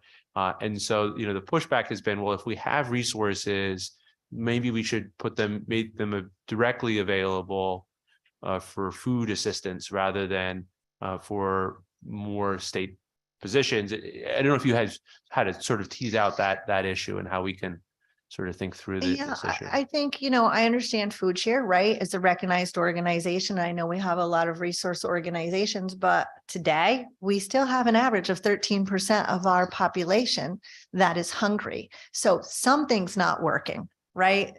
Something is not working that we have so many people hungry in our community. So I think, again, as government leaders, it's our responsibility to get our arms around that and figure out what is the right place for that. Of course, we want to see the funds go towards feeding, but there's a gap here. We talk about it in every committee. We talk about this gap. Something's not working and we need somebody, right, to be the central person to bring that together as part of a government agency. I don't know. And Food Share does an amazing job of getting food to residents, but they're also an outside agency. I think it's our responsibility to get our arms around it. Thank you. Representative Master Francesco. Thank you, Madam Chair. Thank you very much. It's nice to see you. Nice to see you. You had mentioned something I'm really curious about, that your town currently right now does have a council and they have been working on this. You said it was I thought you said it was successful. I was curious, what have they done? Yeah, that's a great question. Thank you for asking. So through this process, a constituent came up to me in the summer and said, Darren, it's great that you're doing this work at the state level, but we have problems in our own city. Can you help us organize? So I found out that our city is ranked in the top 5 for food insecurity and also in the top 10 for inability to meet those needs. So the first step that I did was invited everybody to the table. I had a round table of our churches, our Department of Public Health, our Department of Education, and our local organizations, got everybody together and said, what is everybody doing? We didn't even know what each other was doing in the community because everybody was scrambling. Got that all together in one place so that now residents have a one-stop shop to know where to go for food resources. And it was a great exercise if anybody wants to mirror that in their community, because you shouldn't have to go to Facebook and say, hey, I know this family that needs food. You should have a link on your local government agency that people in need can go to. And it says Tuesday night, there's dinner at this church. Thursday, these are our food bank hours. Saturday is where you go for breakfast. We have a lot of resources in our city, but people didn't know about them. So the first step for us was to centralize all of the resources and make sure our residents know about it. So we put together that link and those flyers and disseminated them everywhere we can. And it's been a great way for accessibility. The other thing is, by now forming this food policy council and being a little bit more organized, we're able to approach supermarkets in our district and say, we're organized. What are you doing with your excess food? Because it needs to stay in our community. And we found out that the excess food from our Stop and Shop in my city was going out of our city. And need is need, and we want to feed anybody who's hungry. But we have a need right in our city. So now as this formal council, we were able to go to the leaders of supermarkets and say, that food needs to stay here. To the Stop and Shops, to the Walmarts, to the Aldis. Now we're organized. And when you're organized, you can really approach the situation a little better. Right. Thank you for that answer. So I'm assuming in your town, it sounds like it's very successful, which is, I think, is wonderful. It's a start. It's a start, but do the residents in your town now know they're more aware of where to go to? Yes. To get this information. And I'm always an advocate of the local people doing that. You know, in my town, we have a food bank, a food pantry, we call it. And they're very diligent about getting the information out. They have a schedule, what days that people can come. And I think it's wonderful. I get really concerned because it seems to be it works successful at a local level when the state starts getting involved, right? Because sometimes they can, there's a lot of red tape when that happens, when the state gets involved, and it could ruin a good thing that you have going there in these towns. So that's the only really concern I have. But it sounds like what they're doing is working, and I'm really happy to see that. I appreciate that. And what I would say is we only have, I think less than 10 towns in Connecticut that do have a food policy council. Bridgeport is a really great model. And we actually looked at Bridgeport's model, but the fact that less than 10 out of 169 towns really have an organized effort. I just knew to do this, right? But not every town has somebody doing this. And I think that's where the state comes in, right? Having somebody that says, this is a food policy council model that you can use in your city. Somebody that provides direction and guidance.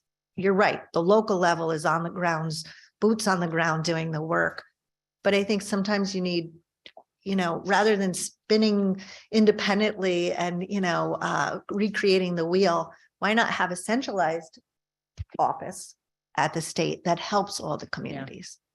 I'm just curious, one more question. You had Yeah. mentioned that 13% of the population in Connecticut is hungry, we'll say. Do you have data that shows by individual town, and how did they get that data?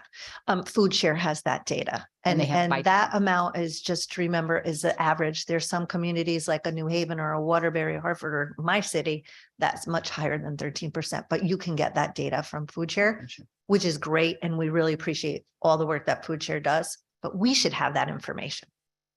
Oh, yeah, As a state. I agree. But is it on there? I mean, you can just go to the Food Share site and it'll give you by town what the food insecurity, how many people. I don't know if percentage it's on their site, but that's That's They the have it. organize, they have some information. And there's UConn has information as well. Yeah. There's other organizations that pull that together. All right. Well, thank you so much for your testimony. I really Thank you. appreciate it. Thank you. Thank you. Madam Chair. Senator Seminara, followed by Representative Hughes. Yes, thank you, Madam Chair, and thank you so much, Rapport, for your testimony. I am intrigued by what you did in your own area and in getting all of the different things available in your town to work cohesively. And I know it sounds like it's sort of on the new side. Is that correct? Correct. We I- just started in November. Okay, so I was just wondering, is there any data? Have you seen is there any data to show that how it has helped or how it hasn't helped, but it might be too new at this moment for you to have that? Yeah, that's a great question. One of the things our Food Policy Council has talked about and what we asked each organization is to track, right? The number of folks that are coming forward for their services. So we could see that difference based on all the advertising that we're doing and the centralization and disseminating the information out there. What has changed in your organization? How has it helped? And actually, do you need more resources because you're having more foot traffic? Great. I think that's a terrific addendum to what you're doing. And I look forward to checking in with you in the future to see how what you've implemented has changed your community. Yeah. Thank you so much. Great. Thank you. I'm really proud of the work we're doing. Representative Hughes. Thank you, Madam Chair. Thank you, Rep. Bohr. A couple of things that you touched on. One was around the independent oversight, and I'm a big fan of that. And also having staffing to really implement some of these resource sharing. I know during the drought, I went to our federal delegation. I said, our local farmers need relief because they are our local food source. How can we support this? Collectively and really prioritize local food sourcing to our hungry communities, which is really everybody, right? But without an independent Office of Food Advocate, this is coordinated on a piecemeal, one-off basis slipped in here, rather than we're a small state. We should be able to approach the need, which is persistent, in a strategic, coordinated way. And I agree with you. That's why an advisory council doesn't have the resources to help implement a strategic policy plan. I'm with you, and we never should have locked up the food in the first place as a civilization. And I think we're being held extorted by big agriculture and deliberately, deliberately being held by big profiters rather than addressing this as a state, neighbor to neighbor, city to town. I was wondering if did you speak to other states that have a model like this? I don't think you did, right? I did not. Would we be the first?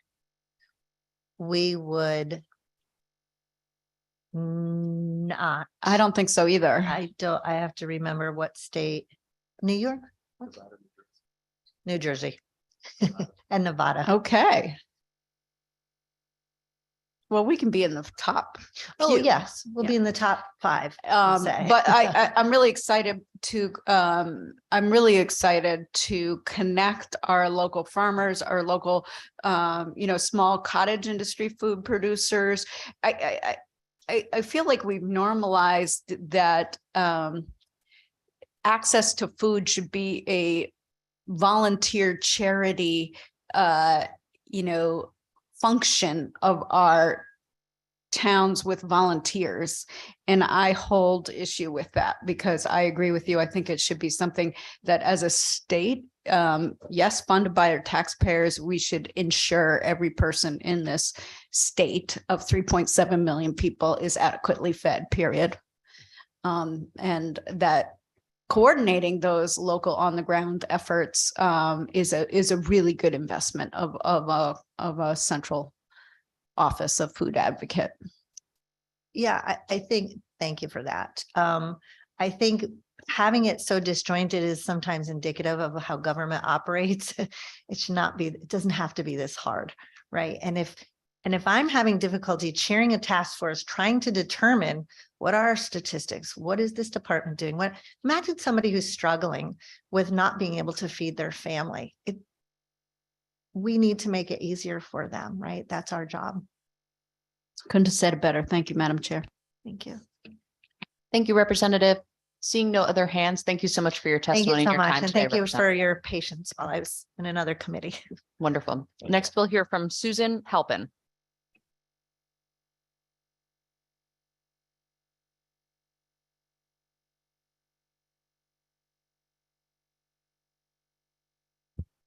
Good afternoon, Senator Lesser, Representative Gilchrist, Senator Seminara, and members of the committee. Nice to see some familiar faces around the table.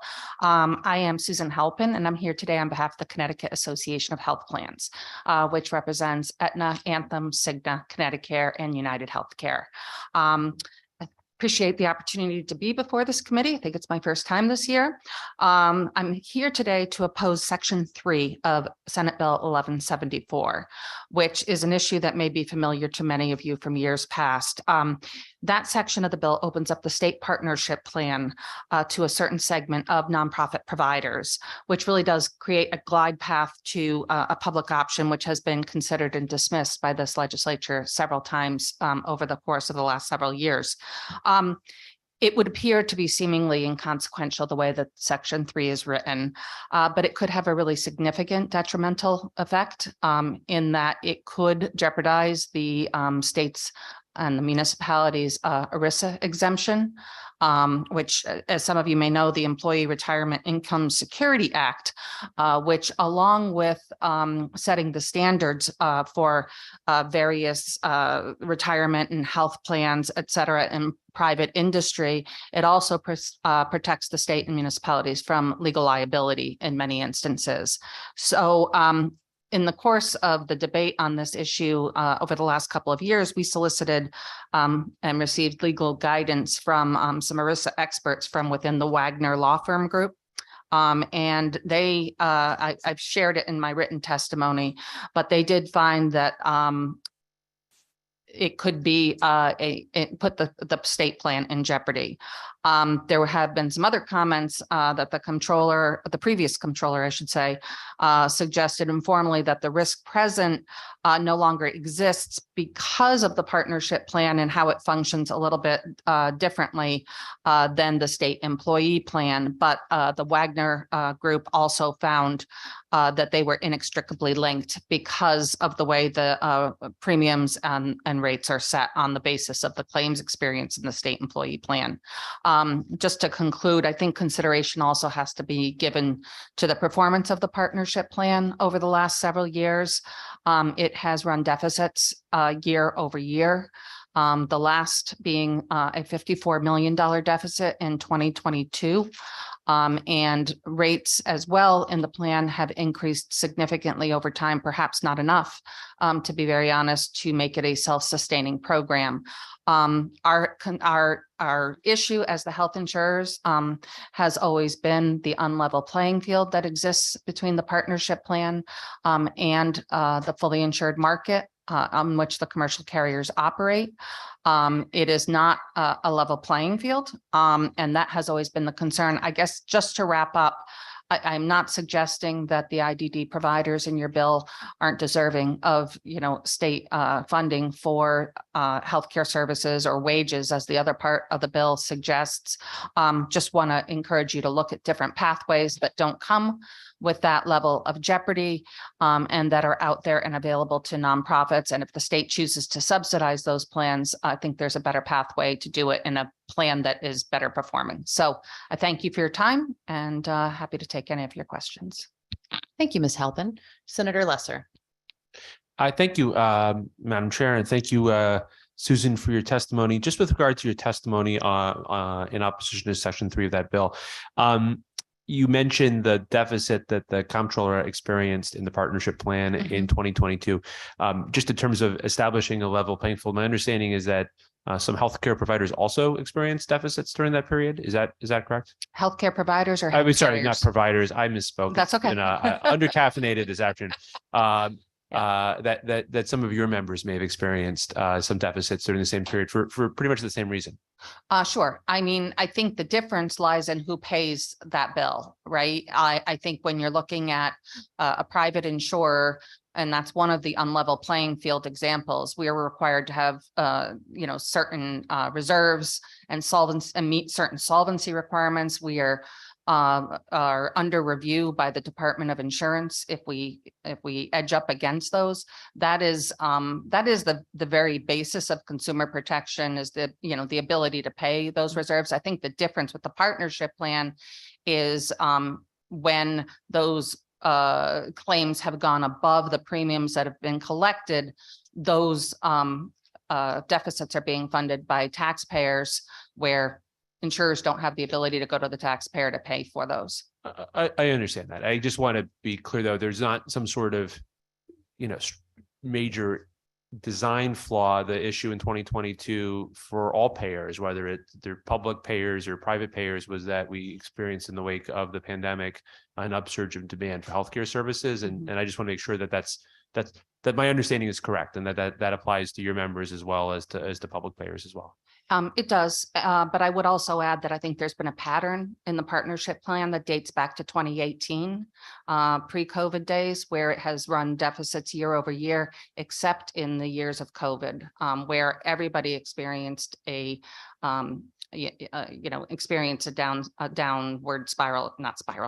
downward pressure on claims because nobody was going to the doctor during that period of time. I would say there'd be a couple of different issues that I think are being combined there, but the 2022, because that was the number that you brought up in your testimony.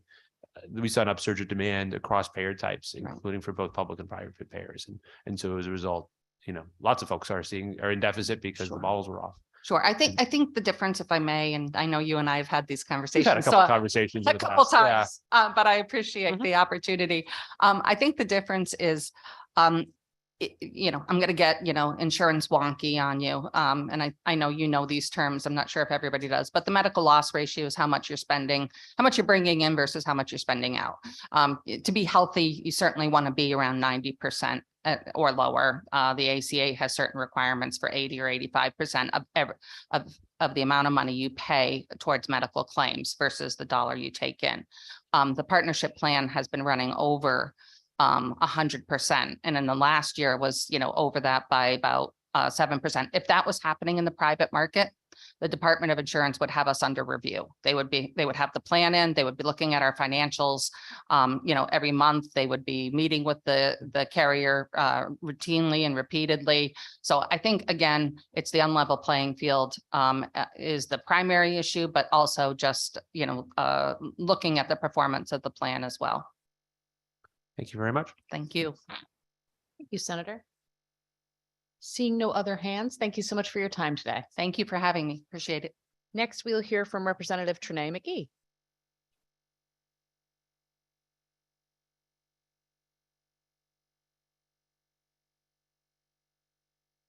Just make sure to hit the button, please. Thank you. Thank you so much, Chairwoman, ranking members and colleagues. I just echo the sentiments of my colleagues in support of HB 6854.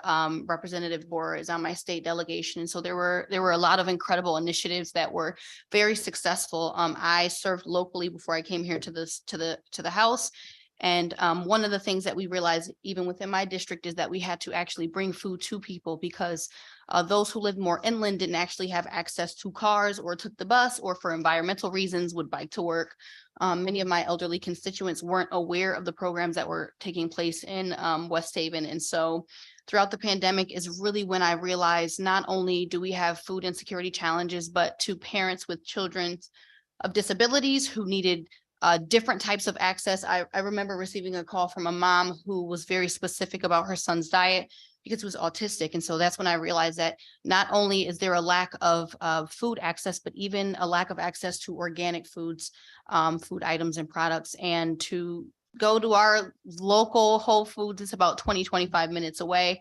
And then the grocery store for us specifically in my district is actually in Orange. And so it's not too far from me, but for some of my constituents, it is a bit further away. Hawaii launched a very successful tax incentive program and I think it's really cool because they're on an island. So the food to be imported, obviously the cost of food is very expensive, and the gap between food insecure families and those who are wealthy is just even broader.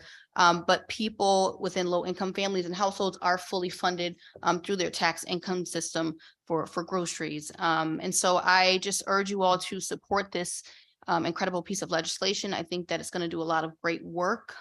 Being in the top 5, it'll continue to help us to be a state that is really successfully effective and leads in many different things. So open to questions or comments. Great. Thank you, Representative McGee. Thank you. Seeing none, thank you so much. Thank you for being patient.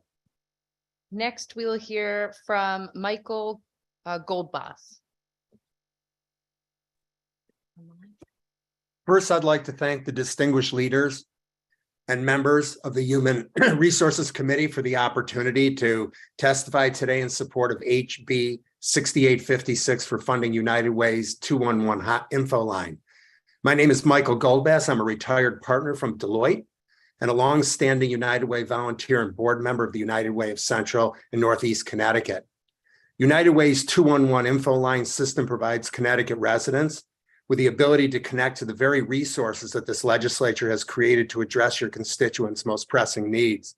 The info line provides a simple 3-digit telephone number connecting callers to compassionate, well-trained United Way employees who provide callers with information and expertise that saves lives, transforms families, or changes communities.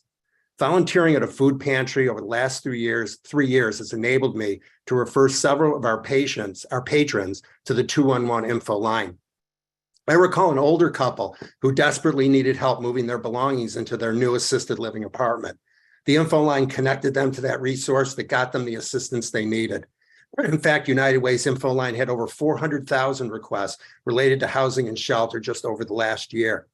Many of our customers needed help getting test kits for COVID, as well as appointments for vaccinations. The 211 info line is a nimble organization that can move quickly to address problems that ambush our residents, and the pandemic was no exception.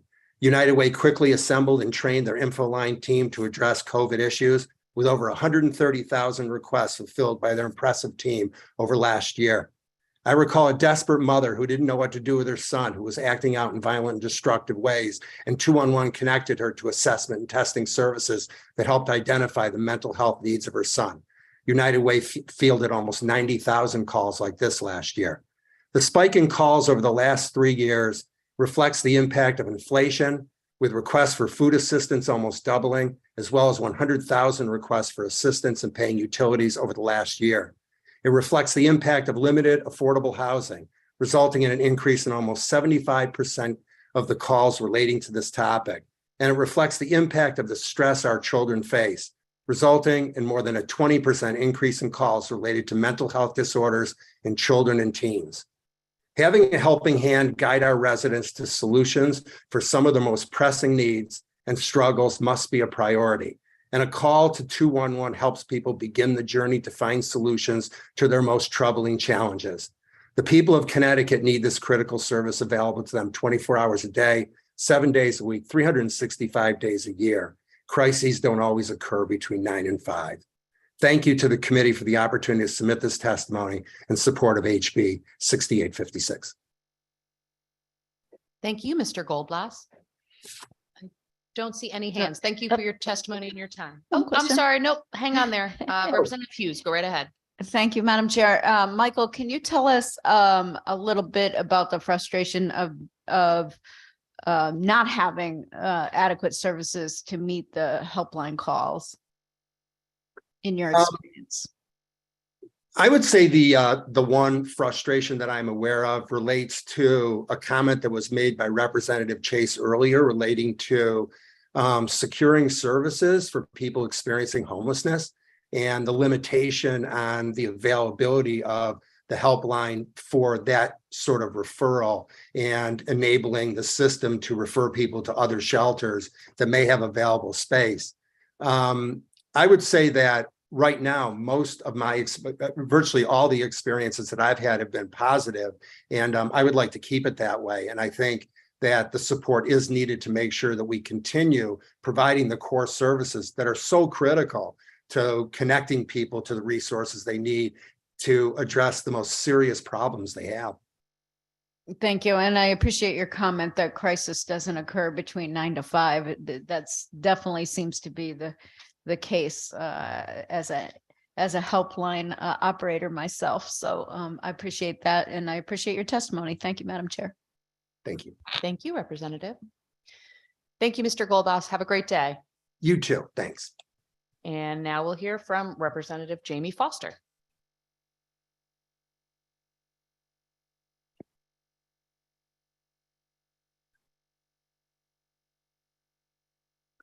Hi, everybody. Thank you to the leadership and members of the Human Services Committee for hearing from me today. Today, I'm submitting testimony in support of House Bill 6857. This summer, I had the pleasure of working with Reps Dathan Kennedy and many experts and advocates around the state, including state agency members, experts, and folks whose life work, similar to my own, was related to nutrition-related chronic disease, with a focus on benefiting the Medicaid population. On background, the risk of nutrition-related chronic disease is higher in low-income populations compared to those with higher incomes. And over the course of the last century or so, the American diet has shifted towards higher consumption of sugar, saturated fat, sodium, processed foods, and overall calories, with a precipitous drop in the consumption of fresh fruits and vegetables. And as may not be surprising, these shifts have correlated with an increase with obesity, cardiovascular disease, and type 2 diabetes. 1 in 3 adults in the US is affected by obesity, and 1 in 2 Americans has type 2 diabetes. And there's a growing need to reinvest efforts in prevention and treatment. Diabetes is considered the 7th leading cause of death and is associated with $327 billion yearly in excess medical costs and lost productivity. And obesity, diabetes rates, and diet-related chronic disease are all associated with socioeconomic status and disparately impact low-income populations. So this bill has 3 primary goals as developed through the working group. Section 1 asks DSS to pursue an 1115 waiver to allow for Medicaid provisions of produce prescription programs for folks on Medicaid who have nutrition-related chronic diseases. Section 2 requires DSS to convene a working group to further the work that was started this summer to develop recommendations for nutritionally tailored meals. And lastly, the third section is a provision to allow for medical nutrition therapy as provided by a registered dietitian, the preeminent expert in nutrition-related chronic diseases, to be covered by the Medicaid state plan. The first section of this bill was selected because consumption of fruits and vegetables can improve health and well-being by promoting a healthy weight, reducing blood sugar, reducing the risk of heart disease and stroke, some types of cancer and digestive problems. And studies have shown that increasing fruit and vegetable intake, even if there's not a corresponding decrease in the less healthy foods consumed, can overall improve diet quality and corresponding health. Fruit and vegetable incentive programs are designed to restrict a household's access of an increased budget share only to fruits and vegetables. And this would happen in addition to the other programs or benefits that they are eligible for. This diet pattern change has been associated with significant positive impact on fruit and vegetable intake, diet quality, and perceived quality of life. I can discuss with members of the committee any further sections if they have any questions. Thank you so much, Representative Foster, for being here and for all the work that you put into this. Earlier today, the Commissioner of the Department of Social Services did testify, and kind of good news, like they're very interested in are pursuing an 1115 waiver.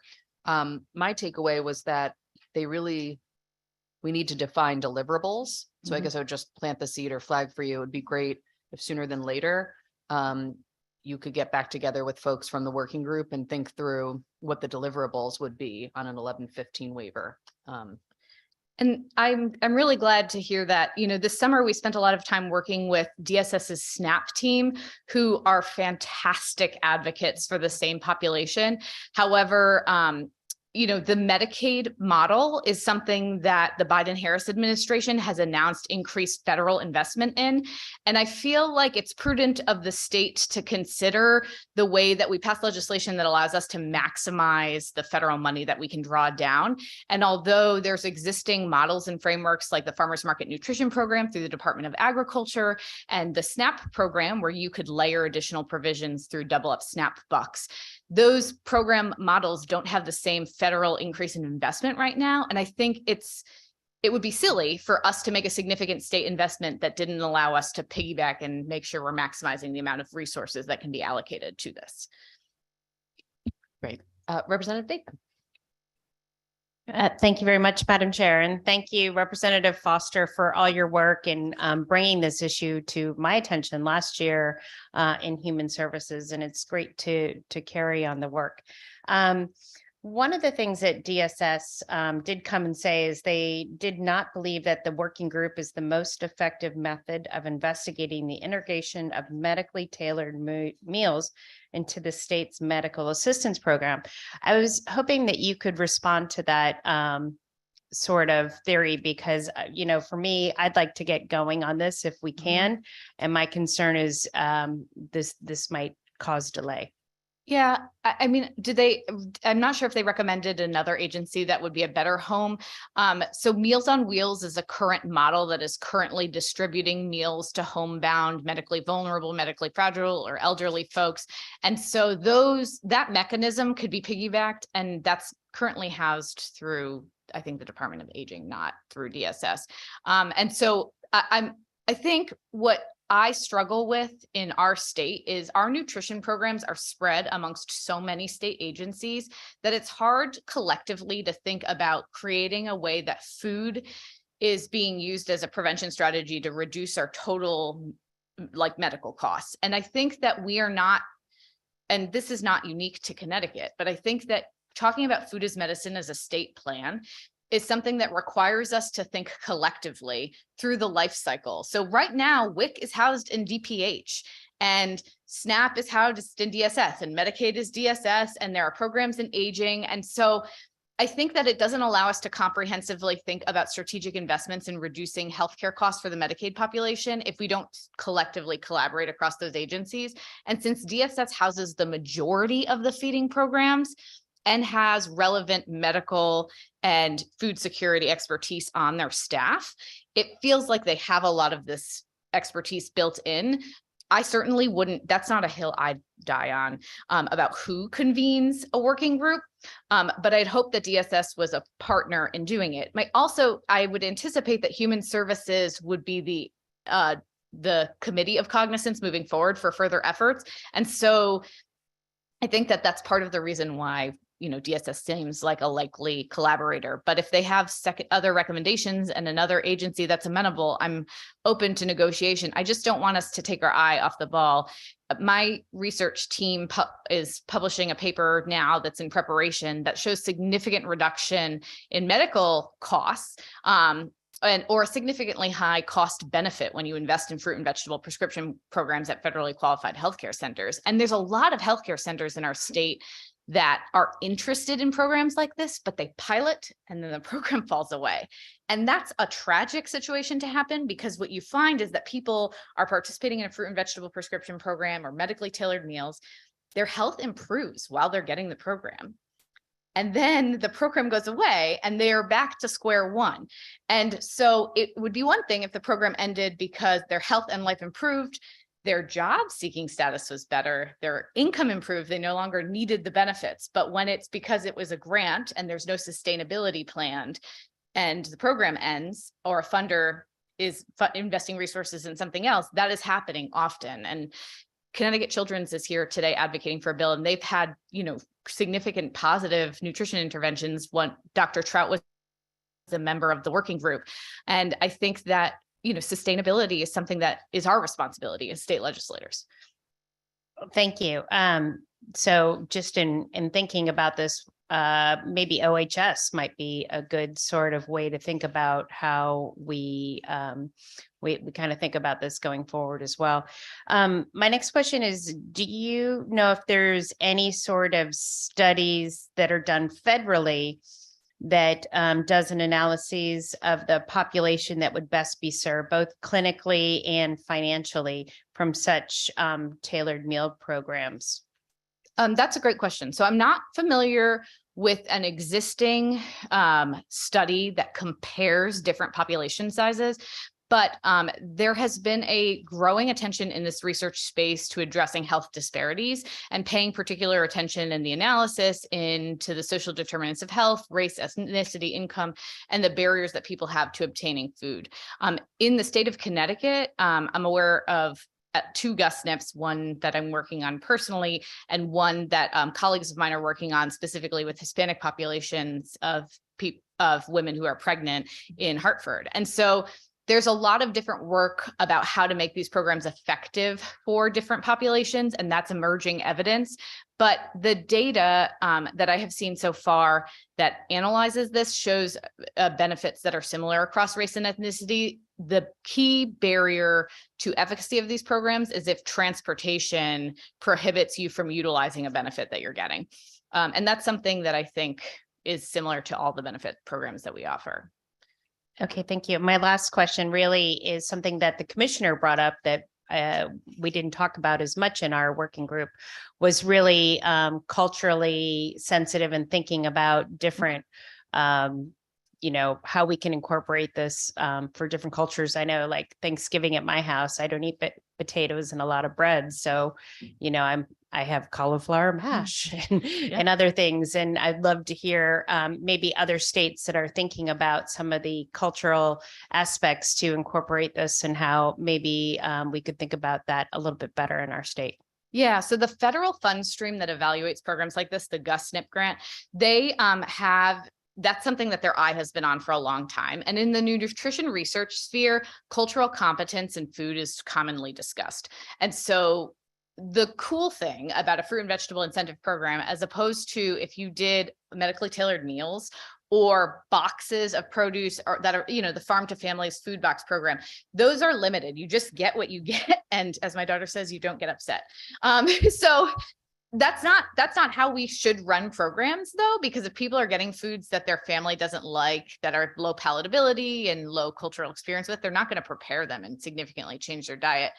Programs like this use a restricted benefits card or a voucher program that would allow them to shop at farmers markets or grocery stores, and it would function through like the PLU and SKU system, and anything that was coded in that system as fresh produce would be allowable for purchase. WIC already does this. So WIC allows a certain portion of that restricted EBT benefit to go for fresh produce. And it doesn't say it has to be lettuce, tomato, carrots, and cucumbers. It says anything that's coded as fresh produce qualifies.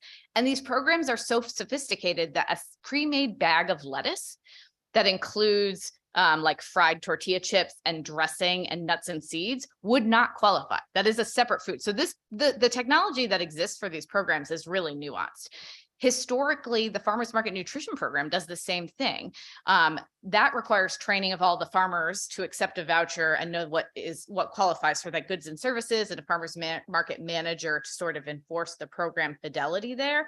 But the technology for this has grown so much that there is a really low, there's really high program fidelity and a very low likelihood that there'll be a problem with people purchasing the correct foods as designed by the program.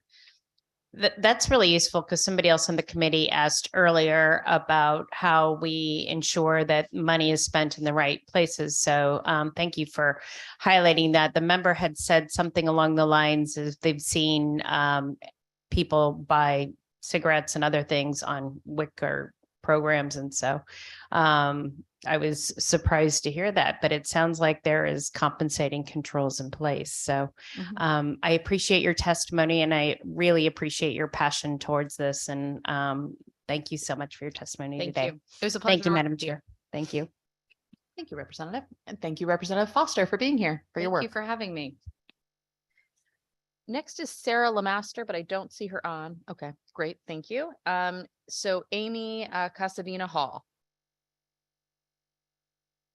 Just Thank you very much. Good afternoon, Chairwoman Gilchrist and members of the committee.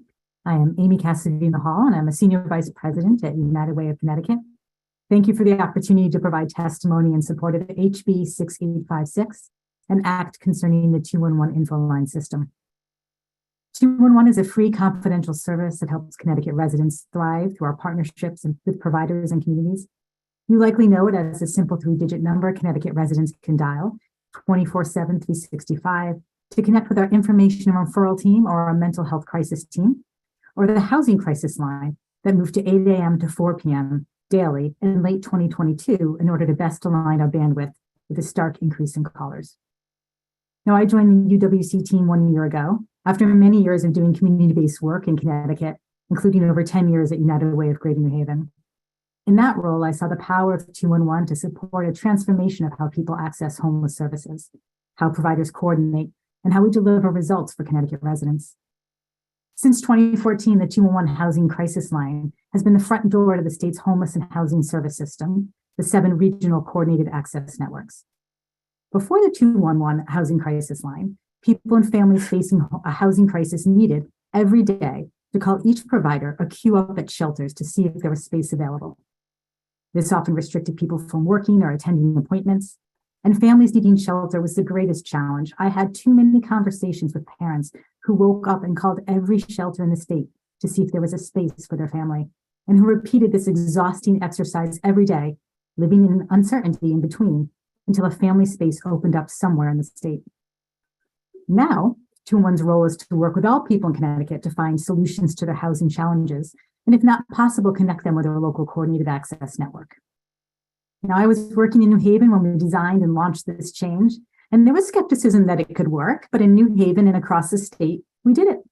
We've been able to provide shelter for the people most in need, and we've been able to keep families and people who just need a little help and financial support housed and out of shelter. During this time, when across the country homelessness spiked, Connecticut saw reductions. And the role of the 211 Housing Crisis Line has been a central piece of this total effort.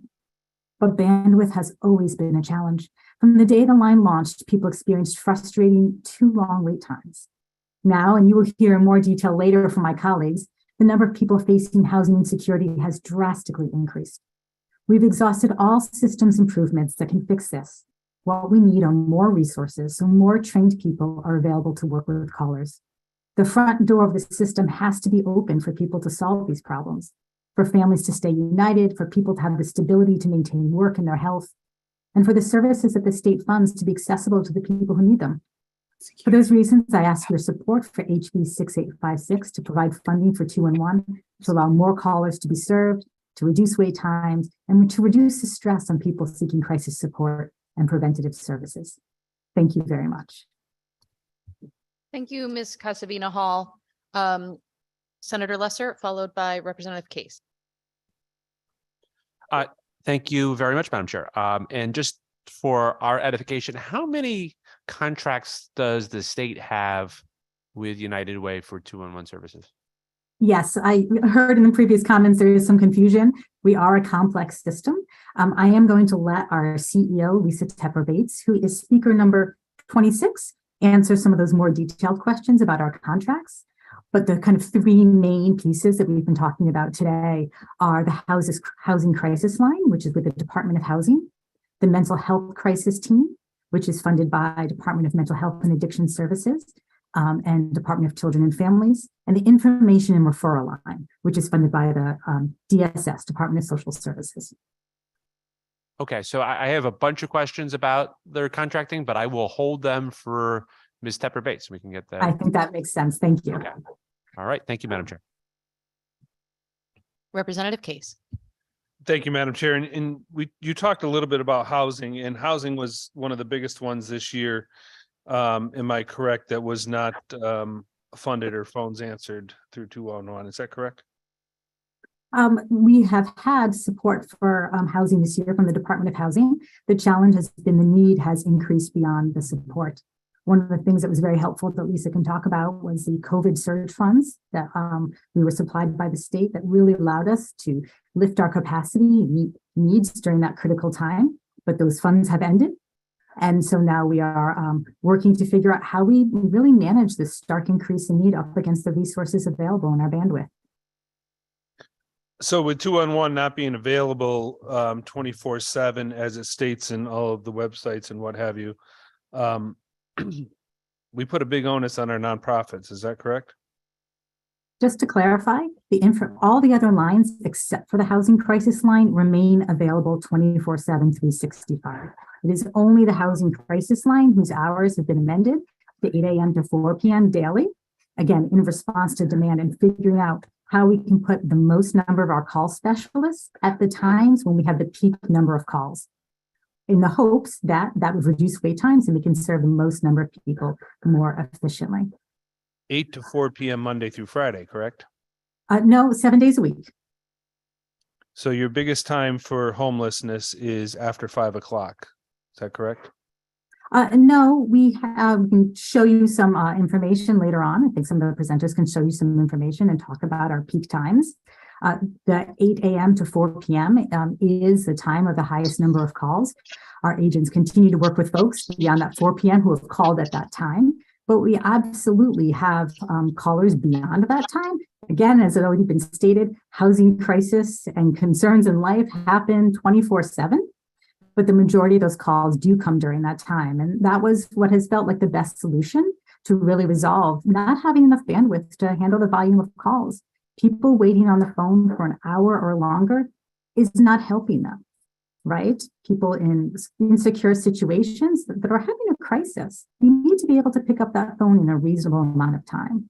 And so that's why we amended things to try to solve for that problem the best that we could within those available resources. So, you know, I serve on the board of a cold weather shelter and of a homeless intervention facility. And we've actually had to turn away so many people this year, and not having 211 to call, we've had to call crisis and or the PD to find places for people to go. I think we'll be looking very hard at the contracts and how they hold up.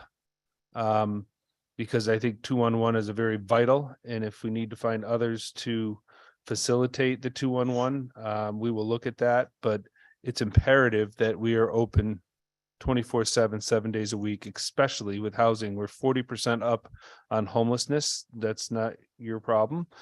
That's ours, but we need to fund it so that we can get people at least somewhere to lay their head at night when it's sub-zero outside. Some of the situations I've run into, I mean, it's not fair, it's not right, and we need to make sure that these people have a place to go, especially coming April 1st, once the free transportation is no longer, because a lot of homeless are staying on the buses 20 or as long as they can to stay warm. But once night rolls around, and that is how they're getting to the shelters, that free transportation is no longer. So I hope United Way and 211 would take a look at that, because we need to relook the voucher system and see how people are going to get around to get their needs that they have during the day. Thank you, Madam Chair. Thank you. Can I respond to that very quickly? Just want to make sure there's some information that would be helpful. Sure, go right ahead. Great. And so we share your level of concern. Absolutely. This is not the situation we prefer or we want. The stress this puts on people who need help and other nonprofits is tremendous, and we absolutely understand that. We are in an unexpected situation as a state, as a whole, and all working together to figure out how we best resolve it. 24/7 is certainly preferable. We've heard from all of our community partners, and certainly we've heard that from you today, and we are with you in that. That is how we believe services should be provided.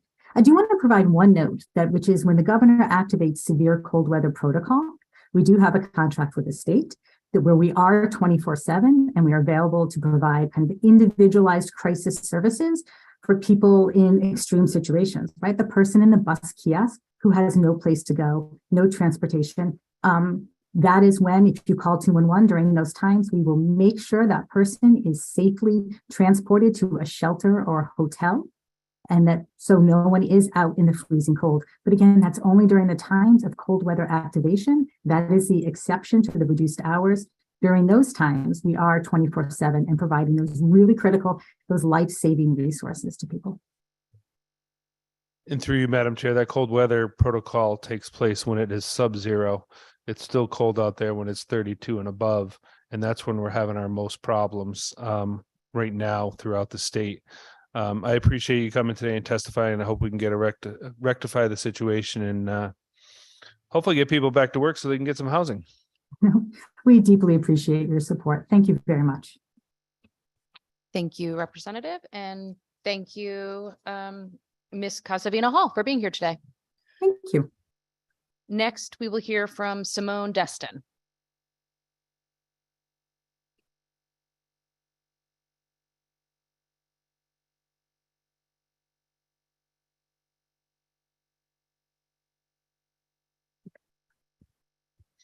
Good afternoon, Senator Lesser, Representative Gilchrist, and members of the committee. My name is Simone Destin. I live in Waterbury and work in Hamden as a residential instructor at the Arc of Southington. I'm here to testify in support of Senate Bill 1174. I love my job because I can give my time to helping others with many things.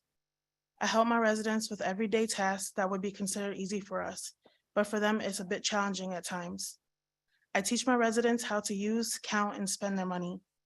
I also help out with their hygiene by helping them shower, brushing their teeth, dressing them to look presentable, cooking for them, and overall just being as much help as I can be for them as a caregiver and friend. But we are not respected for the work we do by this state and make wages too low to survive sometimes. Having little to no money has kept me from eating at times. If I get sick, I have no insurance, so I have to go to the hospital because I have, and because of that, I have great healthcare bills that are too expensive that I can't even afford to pay. I want to start a life and have children, but because I make unlivable wages, I can't even think of that.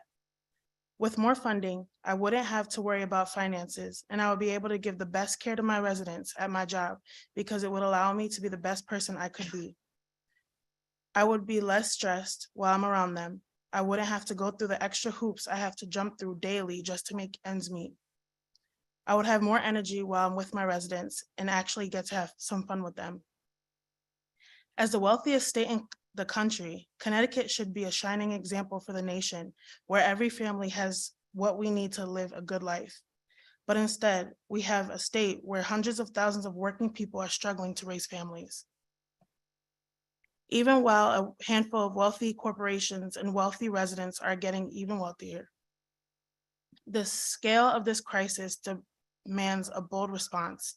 People are suffering and our state has a responsibility, and we have the resources to enact policies that provide for Connecticut families. Please pass House Bill 1174. Thank you for your time. Thank you, Ms. Destin, for being here, for the work you do, and for sharing your experience. I don't see any questions. Have a great day. Next, we will hear from, is Yvette Highsmith Francis with us? Great. Yes, good afternoon. Good afternoon, Senator Lesser and Representative Gilchrist, Senator Seminara, Representative Case, and to all of the members of the Human Services Committee. Thank you for this opportunity to testify today regarding the important services provided by United Way of Connecticut 211. My name is Yvette Highsmith Francis, and professionally, I am a Regional Vice President with Community Health Center, Inc. We are a statewide, federally qualified health center providing comprehensive primary care to over 100,000 of our state's most vulnerable residents. And I am a supporter of United Way of Connecticut 211 as both a partner, a board member, and a volunteer. And I'm here to provide testimony in support of House Bill 6856, an act concerning the 211 info line system. At CHC Inc., more than 80% of the people we care for are living below the federal poverty line. And because we understand the impact that poverty has on the overall health and wellness of individuals and families, we screen for what is called social determinants of health. As you know, those are the conditions in the environments where people are born, live, learn, work, play, worship, and age that affect a wide range of health, functioning, and quality of life outcomes and risks. Most of these are issues that we can't do anything about in an exam room or in a dental chair. Most of those things, unstable housing, food insecurity, lack of quality, affordable, safe childcare, utility assistance, eviction prevention resources. The list goes on and on. And while we can't necessarily address these things clinically, we know that if they aren't addressed, there is no way that we can expect a diabetic to follow up with the recommended treatment plan. It's hard to track and measure your blood glucose when you're hungry or you're worried about where you'll sleep tonight. It's hard to follow up with your child's dental appointment when you can't afford the $80 a month to keep that child in diapers. And this is where 211 comes in for us. It allows our staff to spend their time doing what they are trained and educated to do, which is to assess and to diagnose health issues, and to depend upon 211 to connect our patients to important resources that can meet their most pressing needs. And we've seen these needs in individuals and families that we serve increase exponentially over these past 3 years in the midst of multiple pandemics. Our Connecticut 211 has been recognized as a leader across the country with one of the most extensive databases of existing resources. And one of the things that I hear most commonly from our patients is, I didn't know this resource was available, or I didn't know how to find what I needed. And 211 addresses that simply. It is a crucial resource. Not having adequate resources to staff these lines consistently results in significant delays that result in exacerbating conditions, as Representative Case so eloquently highlighted over the course of this day. The people in Connecticut need this critical service available to them 24 hours a day, 7 days a week, 365 days a year. Our state's most vulnerable residents deserve the ability to access support. Your time has expired. Can you please summarize? Yes, we need this support in a manner that conveys dignity and respect. And I thank you for your support of House Bill 6856 and for this opportunity to speak before you. Thank you so much. Representative Case. Thank you. And thank you for coming forward. This is a big topic, and 211 is the life net to a lot of the safety nets out there. And my concern is twofold. Obviously, the housing, which I talked about, but also what are we going to do 2023, 2024 winter when the federal dollars aren't here to open up the cold weather shelters. Hoping 211 has the ability to work with Department of Housing to figure out what we're going to do when those calls come in. Because I know the little shelter that I work with houses 39, and that's $250,000 for 5.5 months to run that shelter. And those dollars are going to be no longer. So 211, we need to work with and see where we're going to actually work with people, because in the past we've done it with volunteers, and those volunteers for some reason aren't around. So do you have any ideas or concerns, as I do, as far as coming up to the next winter? Through you, Madam Chair. Great. So extreme concerns, Representative Case, and echo your thoughts, and certainly know if we aren't even able to field those calls consistently, we'll never get to the other side. We need to be doing both. We need the bookends of ensuring that there is safe, affordable, adequate housing for folks, but we also need to be able to respond to the calls when they come in consistently. Thank you. And I'm sure we'll have future conversations to see how we can move forward on these difficult issues. Thank you, Madam Chair. Thank you, Representative Case. And thank you, Ms. Highsmith Francis, for being here today. Thank you. Next, we'll hear from Marcy Russo. Good afternoon, everybody. Thank you to co-chairs, Senator Lesser, Republican, Representative Gilchrist, ranking members and members of the Human Services Committee. Thank you very much for allowing me to talk with you today about House Bill 6562, an act concerning telehealth. My name is Marcy Russo. I live in Middlebury, Connecticut. I'm talking with you today as the chair of the Legislative Committee of the Connecticut Psychological Association. And I'm talking with you today to express our concern about House Bill 6562. As we know, what we're experiencing here in Connecticut as psychologists is really no different than what other psychologists are experiencing nationwide.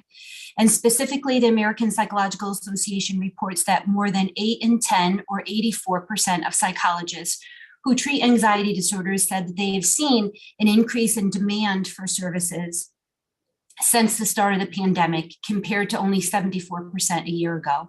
And I can actually probably give you 4 or 5 or maybe even 15 more similar statements. I included some more in my written testimony. Given an alarming number of statistics we're seeing in terms of people that are in need of behavioral health and mental health care, one would think that the more providers we allow to practice in Connecticut through telehealth, the better, right? This would increase access to behavioral health care and particularly offer accessible services to individuals that live in very rural areas where travel for some might be difficult. However, we have significant concerns with this bill's proposed carte blanche permission to allow the practice of out-of-state healthcare providers and provide care to Connecticut residents through telehealth.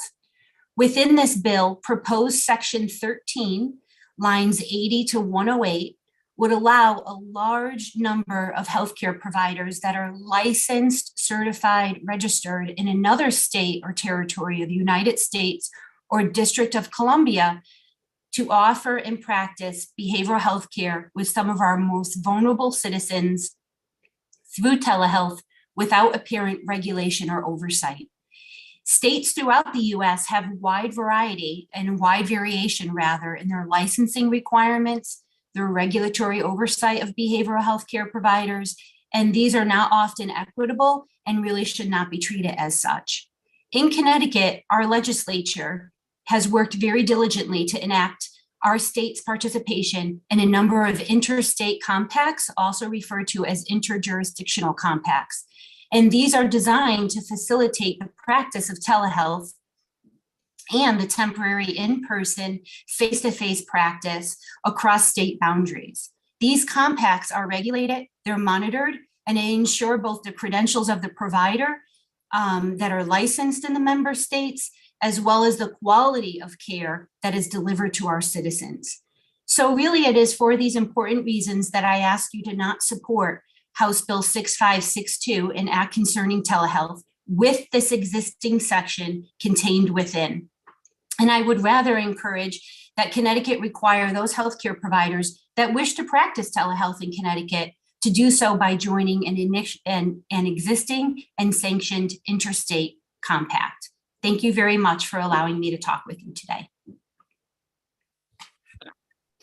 Thank you so much, Ms. Russo, for being here and for your testimony. I don't see any hands. Thank you for your time. Thank you. Next, we'll hear from Stephen Nahas.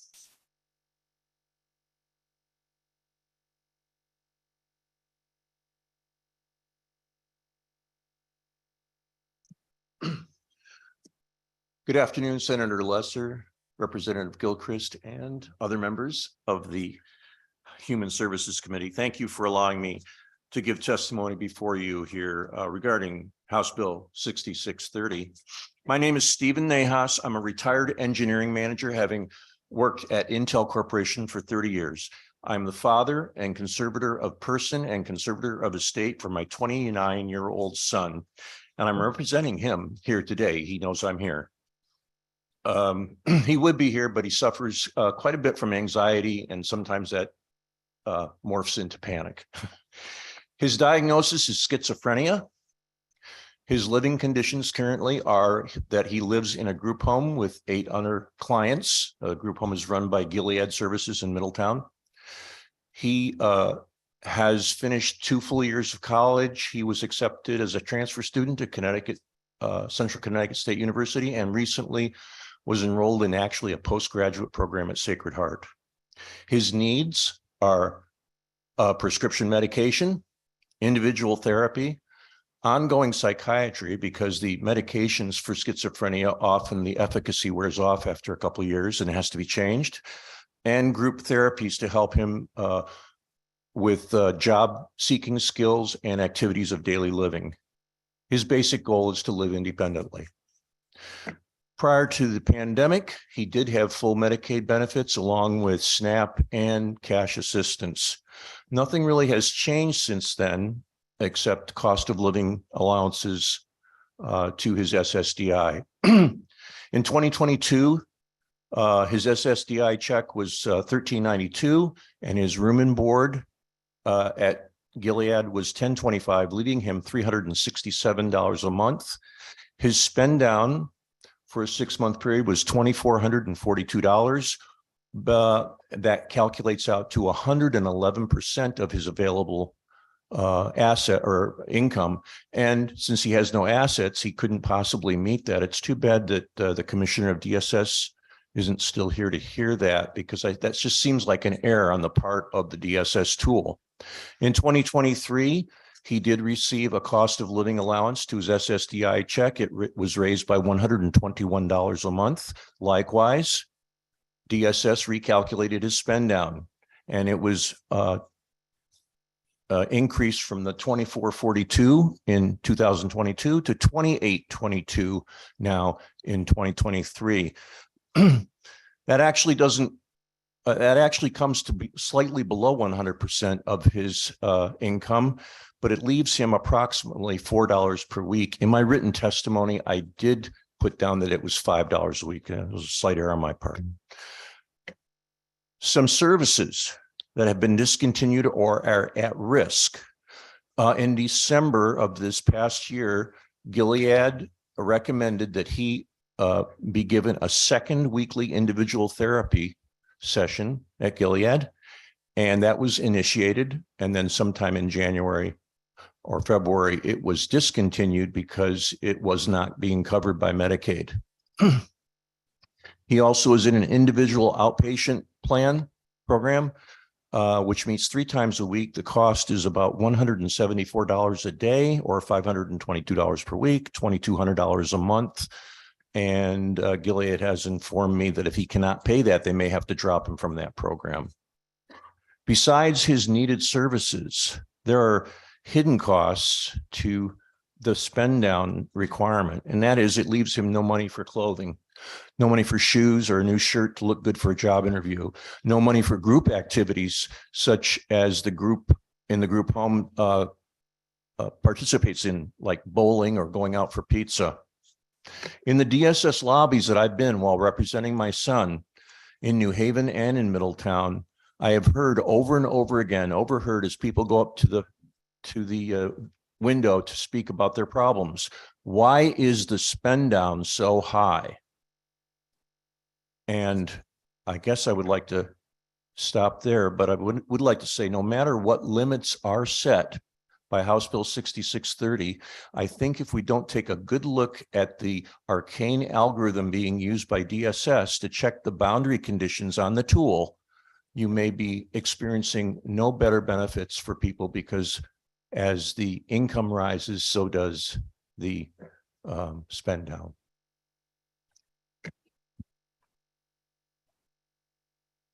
Thank you, Mr. Nahas. It's very helpful. Am I saying that right? Okay. It's very helpful to hear the experience and to understand how this is playing out in real life. And so please extend that thanks to your son as well. Seeing no questions, thank you for your testimony and your time. Next, we will hear from Taquanda Woodson.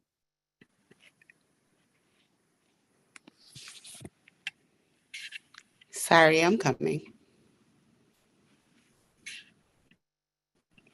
Am I on? Thank you. You're on. Go right ahead. Good afternoon. Good afternoon, Senator Lesser and Representative Gilchrist and other distinguished members of the committee. My name is Taquanda Woodson, a Health Equity Policy Fellow at Greater Hartford Legal Aid. I am testifying today in support of House Bill 6630, an act increasing Husky C asset and income limits. It is inhumane to expect an individual to live off of $1,182 a month. I believe it is our duty in the state of Connecticut to care for our vulnerable population. They have not been treated fairly. My grandmother, a 79-year-old retired individual, has worked in the school system in Connecticut for most of her life and cannot afford to pay her rent, buy groceries, and pay her medical expenses. She is constantly stressing about money. She was denied Husky C because her retirement benefits are just a few dollars over the asset limits.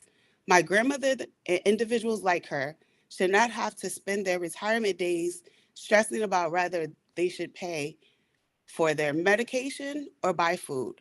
This phase of their life, they should be living carefree. After all, they are still tax-paying citizens of the state of Connecticut. I would like to believe that Connecticut is not a state that cannot afford to help the individuals who have lived their lives paying their dues to society.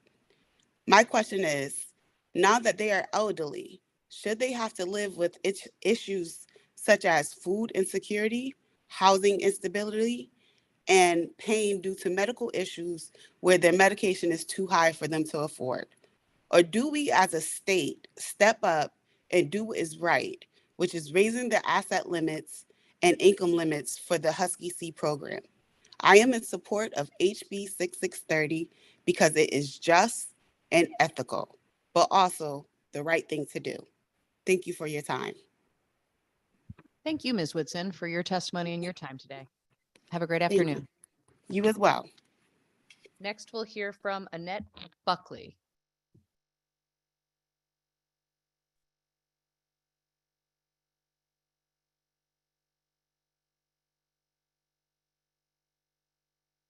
We can see you, Annette. Go right ahead. Okay, yep, thank you. Thank you.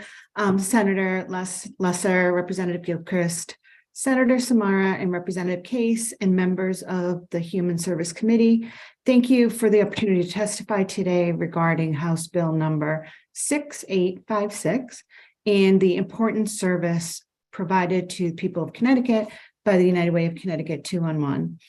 My name is Annette Buckley, and I am the Director of Information and Referral Services at 211.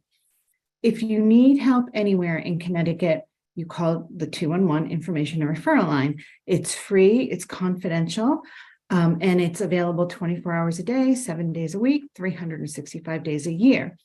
We help people problem solve some of the most pressing issues in their lives, connect with more than 40,000 community resources, and check to see if they're available for state and federal benefits. In fiscal year 2022, our information and referral team responded over the phone or through our website to 3 million inquiries for assistance. I'd like to share with you why the service is important and matters to people in Connecticut. We are getting many more calls from people needing help with basic needs like food, utility, and job finding resources. In the past year alone, we've seen a 22% increase in volume for these calls alone. The 211 caller experience is more than just a call for information. It's an exercise in offering assistance with the caller's presenting need, but also delving into needs that they may not even realize they have. For example, when a person is experiencing food insecurity, 211 can provide them with resources for food pantries and soup kitchens, but they'll also assess for Husky and SNAP, educate them on free lunch programs for their children through the school system, WIC for children under 5, Care for Kids if they have to pay for childcare, things they may not even realize were available that could help free some of their income up. That's the power of one number. Many resources all in one place. Being part of the 211 information and referral team matters to me because we are the one place where Connecticut residents in need can turn to for resources, and no one else can offer in just one call. From the job finding assistance to the pantries to housing to healthcare, we are here 24/7 to provide them with this information. So thank you very much for the committee, for the opportunity to share my experience at the United Way of Connecticut. Thank you so much, Ms. Buckley, for being here and for your testimony. I don't see any hands, so thank you for your testimony and your time today. Thank you. Next, we'll hear from Kenneth Rome. Kenneth with us?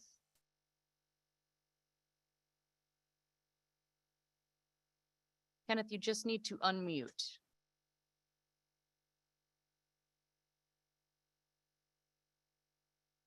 All right, you're unmuted. Go right ahead. Hello? Yep, we can hear you. Okay, great. Hi. Good afternoon, everybody. My name is Kenneth Rome. I'm from the town of West Hartford, a constituent of Ms. Gilchrist, and I'm calling on House Bill 6630. I'm calling because I am medically retired on Social Security. I have not worked in some years because of an injury and other medical problems. I collect Social Security itself, and I was taking money out of my 401k to supplement my expenses.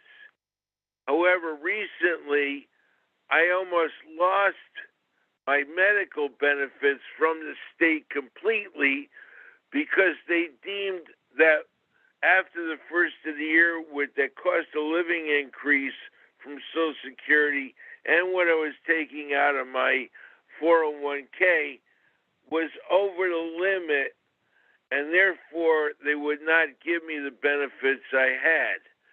I had to cut out my 401k in order to get under the limit and get my medical back. But the bad part is when they consider stuff, they consider what your gross income is, but they do not take into consideration what your expenses are. The cost of living going up and getting that increase in Social Security to cover it was all well and good. But in the meantime, my home equity line of credit, because the feds have raised the interest rates, went from $300 a month in payments to over $1,000 a month. The insurance on my house and my car, which was an old 93 piece of junk, went up $60 a month. My light bill went from $70 to over $100, and I'm one person dancing in the dark. Not to mention, I tried for food stamps, and I was told I made too much. Yet, unfortunately, I was able to get heating oil assistance because the last time I got heating oil, the beginning of the season, it cost me $611 for 150 gallons of fuel.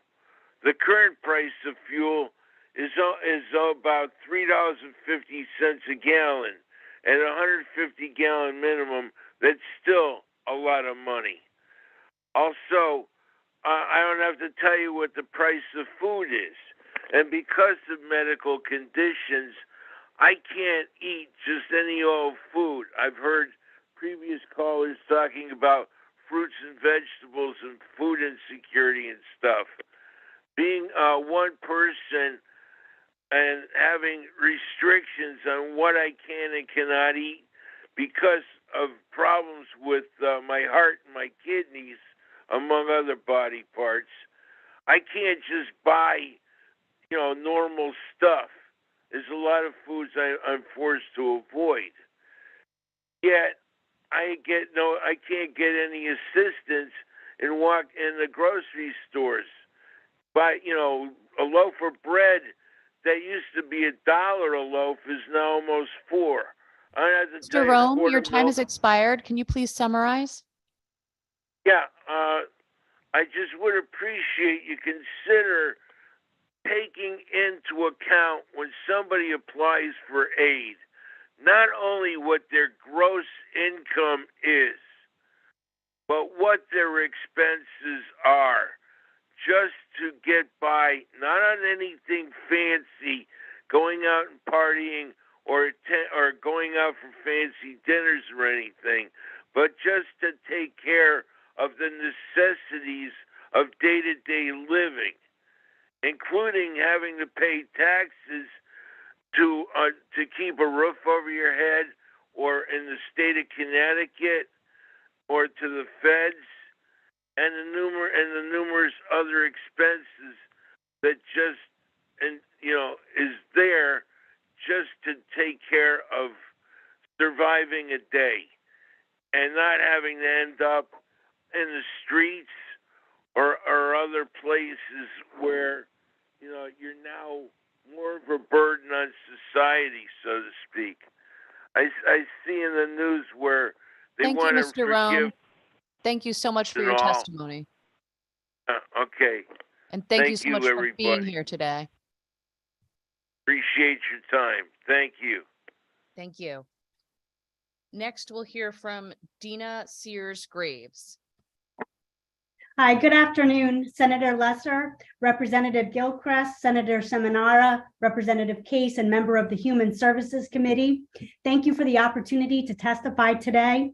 My name is Dina Sears Graves, and I am the President and CEO of United Way of Southeastern Connecticut, and I am providing testimony in support of HB 6856, an act concerning the 211 info line system. I've been working in the nonprofit sector for over 35 years. I have been at countless meetings where providers were always trying to find every possible resource for those they serve. Inevitably, the one thing that always came up at these discussions and was always said, we need to have a place where either nonprofit staff or clients can go to in order to find available resources or services, like a booklet. When I first started my career, computers barely existed and the internet was not widely used. Back in those days, groups would spend so much time researching and putting together this booklet only to find out that the information they printed had already changed. Wouldn't it be brilliant to have a database where all of this information could be housed and information could be updated quickly and easily? Does this sound familiar? Yes, it's 211. Technology has come a long way since that time. Today, 211 is available as a free confidential service for Connecticut residents that connect people to important resources that can meet their most pressing needs. At the end of the phone line, there's a compassionate person saving a life, transforming a family, or changing a community, one phone call at a time. It is a resource that is vital to both those seeking information and those providing it. The people of Connecticut need this critical service available to them 24 hours a day, 7 days a week, 365 days a year. The spike in call volume to 211 on its 3 core lines, information and referral, mental health crisis, and housing crisis, reflects the persistent and growing needs of our neighbors. Working in the nonprofit sector, I do not see any relief in sight. However, for it to be good, it must be adequately funded to meet increased demand and to keep up with the ever-changing technology. I ask that we don't go backwards. A booklet or communities working in isolation is not efficient, nor is it effective. I ask that you support HB 6856 to provide funding for 211 to meet the demand from Connecticut residents, allowing more callers to be served, reducing wait times, and reducing the stress on people seeking crisis support and preventative services. Thank you to the committee for the opportunity to submit this testimony today. Thank you, Ms. Sears Graves. Representative Case. Thank you, Ms. Sears Graves, for coming. And just a quick question, you just sparked my interest. What are your wait times right now for 211? So I don't work at the 211, that's United Way of Connecticut. So they would be the experts in being able to provide that information. I'm sure there's speakers behind me that will be able to provide that for you. Okay, thank you. You're welcome. Thank you very much for your testimony and your time. Thank you. Next, we'll hear from Dr. Stephen Modonic.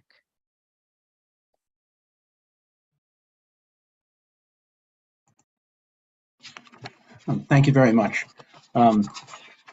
Senator Lesser and Representative Gilchrist and distinguished members of the committee, the Human Services Committee. My name is Dr. Stephen Madonic, and I'm a past president of the Connecticut Psychiatric Society, an organization representing hundreds of psychiatrists who are medical doctors specializing in psychiatry. Our concern today is Bill 1176. The bill amends the telehealth statute, and we're concerned that it may change access to audio-only care, which has been a very effective way of getting in touch and connecting with some of our most marginalized and seriously ill patients. Changes to audio-only care under Connecticut Medicaid may also create a barrier that does not exist elsewhere. For example, Medicare recently permanently allowed for the reimbursement of audio-only sessions in psychiatry to improve access. We believe that Connecticut, Husky, and Medicaid should do the same thing, given the fact that many of our patients are very difficult to engage in face-to-face contact and by Zoom. We urge the committee to recommend the removal of a provision placing a limit on the extension of authorization of telehealth audio-only services, and instead perhaps to include audio-only services in the study suggested in the bill. Audio-only telehealth has been a great boon to our work with some very impaired patients, and we do not want to lose this tool. One of our most ill patients in the agency was not coming to appointments. He couldn't access a Zoom link. He'd done very well for about 10 years, but prior to treatment, he'd served significant time in prison for a fairly serious crime.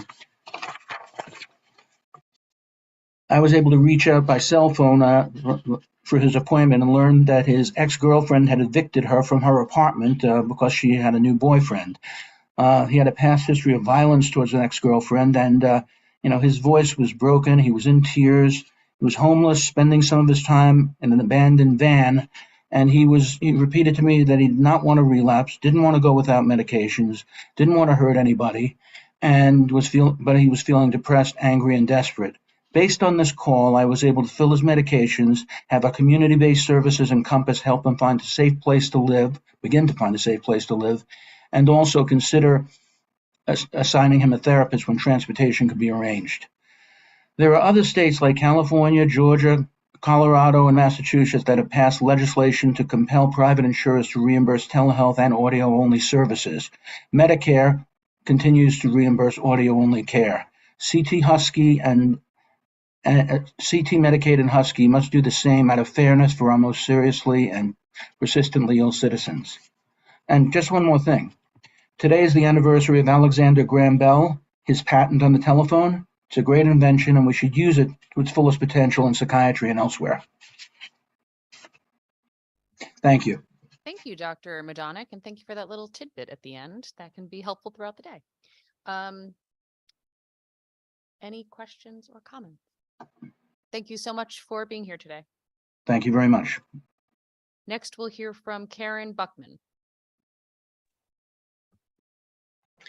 Good afternoon, Senator Lesser, Representative Gilchrist, Senator Seminara, Representative Case, and members of the Human Services Committee. Thank you so much for the opportunity to testify today regarding the important services provided to the people of Connecticut by United Way of Connecticut 211. My name is Karen Buckman, and I'm the Director of Communications at United Way of Connecticut, but I'm not testifying today in that capacity. In May of 2018, I found myself in a very precarious situation. My 25-year-old son, Brian, returned from Thailand and requested to live with me. We were not on great terms when he left in October 2016, so his request came with much concern and anxiety. Within his first week home, it became apparent that he was suicidal. He didn't feel well and was searching for the cause. His searches on WebMD convinced him that he had candida and leaky gut, fungal meningitis, and finally mercury poisoning. He made at least a dozen doctor's appointments and received any number of tests during that first week home with no apparent illness found. He resorted to daily purchases of supplements. Every day, multiple new packages would land on my doorstep with the next miracle cure for his perceived ailments. It was excruciating to watch my child suffer. I reached out to his primary care provider and confidentially shared my suspicions that my son was suicidal and needed to be referred to psychiatric help. Brian returned from that appointment convinced that all medical doctors were quacks and didn't know what they were talking about. I was lost and stuck. A 25-year-old suffering adult was living miserably in my home, and I had nowhere to turn. I couldn't force him to seek psychiatric help. In fact, he became agitated and furious at the mere suggestion. Brian died by suicide on January 14th, 2019. His death was carefully planned and executed. Demas's Adult Mobile Crisis Line was introduced in 2020, 1 year after my son's death. I can only think about what it would have meant to have that resource available when I felt lost with nowhere to turn. What a difference it might have made if I had the opportunity to call 911, share my concerns with an understanding crisis contact specialist, be referred to Adult Mobile Crisis, and have a trained professional show up at my house to speak with my son. Brian might just be alive and thriving right now, ready to celebrate his 30th birthday in April. Now working for United Way of Connecticut, I have the privilege to witness firsthand the miraculous and life-saving work of 211. As their director of communications, I raise awareness about 211 by sharing heart-wrenching and uplifting stories about residents with lived experience who have been helped by the trained and compassionate specialists on the other end of the phone. This is how I perpetuate Brian's legacy, sharing the life-changing work of 211 and the resources we provide. The resources I wish had been available to me in my time of need. I ask that you support House Bill 6856 to provide funding for 211 to meet the demand from Connecticut residents like me. Thank you. Thank you, Ms. Buckman, for being here. I'm so sorry for the loss of your son. But thank you so much for taking that experience and using it to bring awareness in your day-to-day and here today. Representative Hughes? Thank you, Madam Chair, and thank you for bringing your story of Brian and your whole family to this committee's attention. And I'm just wondering, when you said that you've made it your mission, if to really make your experience impact the current 211 system today. It sounds to me like you're convinced that 211 has saved lives since its inception. Can you say something more about that? Yes, absolutely. And I don't have the numbers in front of me. Our President and CEO, Lisa Tepper Bates, will be joining us in just a few minutes to give you those facts. But I believe, and again, don't quote me, that in 2022 alone, we received more than 90,000 calls from people seeking mental health assistance. And less than 1% of those calls need to be escalated to 911. And in most of those instances, the folks who are speaking to our contact specialists are able to de-escalate those calls in less than, in 99 point whatever percent. It's less than 0.25% of the calls go to 911. So I know for a fact that we're saving lives, that 211 is saving lives. Thank you, Madam Chair, and thank you for your testimony today. Thank you. Yes, thank you so much for being here. Have a great afternoon. Thank you. You too. Next, we will hear from Mark Rako. No, we will not. How about Nina? Yeah. All right. Nina Rana. I not be pronouncing. Oh, there you are. Hi, hello. Can you hear me? Yes, we can. Go right ahead. Okay, all right, thank you. Good afternoon, Senator Lesser, Representative Gilchrist, and honorable representatives. I'm a constituent of Representative Robin Comey, and thank you to everyone for letting me testify. I'm here to support the bill number 6630, an act increasing Husky C asset and income limits. As someone who was on the Husky C program and is right now currently on the Husky C Medicaid for the Working Disabled program, I truly understand the difficulties and unbearable circumstances my disabled brothers and sisters and elderly individuals are going through. Under the Husky C program, if someone goes even $20 over the income limit, they get a denial letter. The asset limit for a disabled individual is $1,600, which of course includes cash, bank accounts, and other financial resources. Certain assets, such as primary residence and one vehicle, are excluded from this limit. But I want everyone to take the time to think about this for a second. How can someone live a productive life with payments, their electric bill, their gas bill, emergency payments to fix their vehicle, or any other things that could range from hundreds to thousands of dollars? Living on a $1,600 limit is inhumane, period. Increasing Husky C asset and income limits is crucial, and we're asking for Husky C income to be at the 138% of the federal poverty limit, and to match MedConnect asset limit of $10,000 for single and $15,000 per couple. I've stated in a previous testimony, one of Husky C's goals is to allow its members independence and to be able to take care of themselves whenever possible. How is this allowing independence to Husky C individuals? I do not know. Also, the Husky C program states that it helps to promote healthy development and well-being. As a mental health therapist, I can say that this income limitation is an insult to those recipients who have no other choice but to be on this program for various reasons. It causes them to have anxiety, depression, and other mental health disorders due to the asset limitations and various responsibilities they would have, like anyone else, to pay and live independently as possible. As someone who's currently on Husky C Medicaid for the Working Disabled program, eventually, when I retire, I would like to go back to the regular Husky C program because I have no other choice due to my disability. What will happen when I retire is the question I have in my mind often. Will I be punished even though I've committed my time to help in my community as a mental health therapist? How will I pay for my mortgage, rent, and other emergency situations that arise just like everyone else?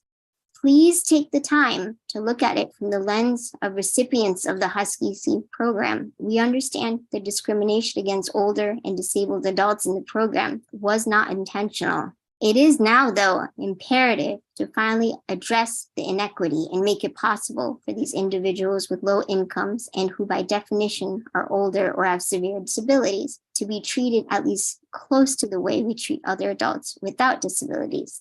It's a basic question of fairness, equality, decency, and respect.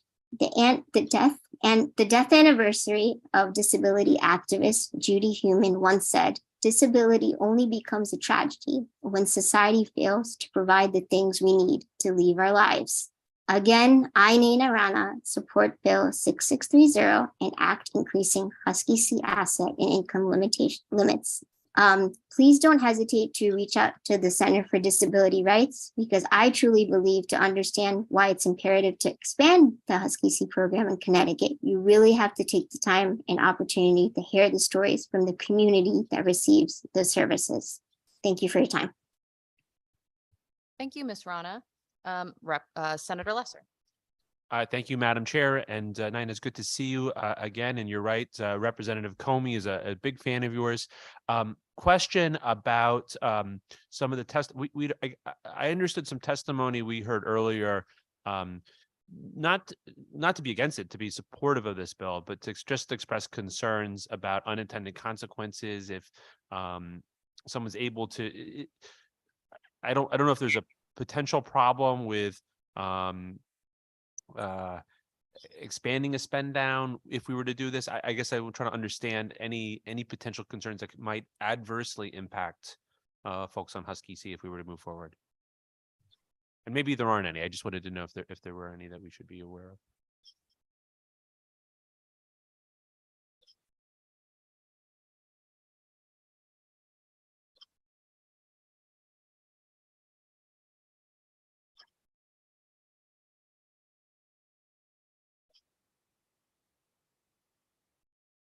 Can I address something quickly? Sure.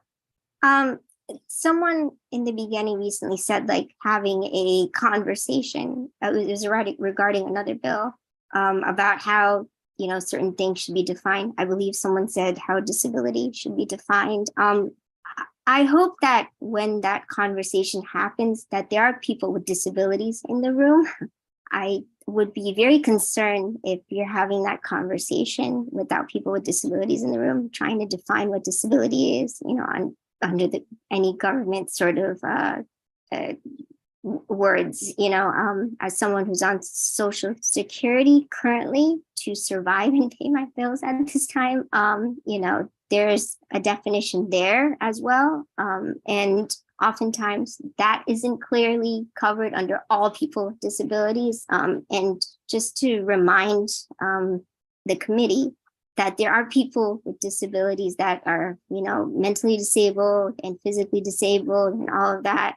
So just make sure there are people in the room, because I would be very much offended as a constituent of Representative Comey and as a resident of Connecticut for over 25 years. So just wanted to say that.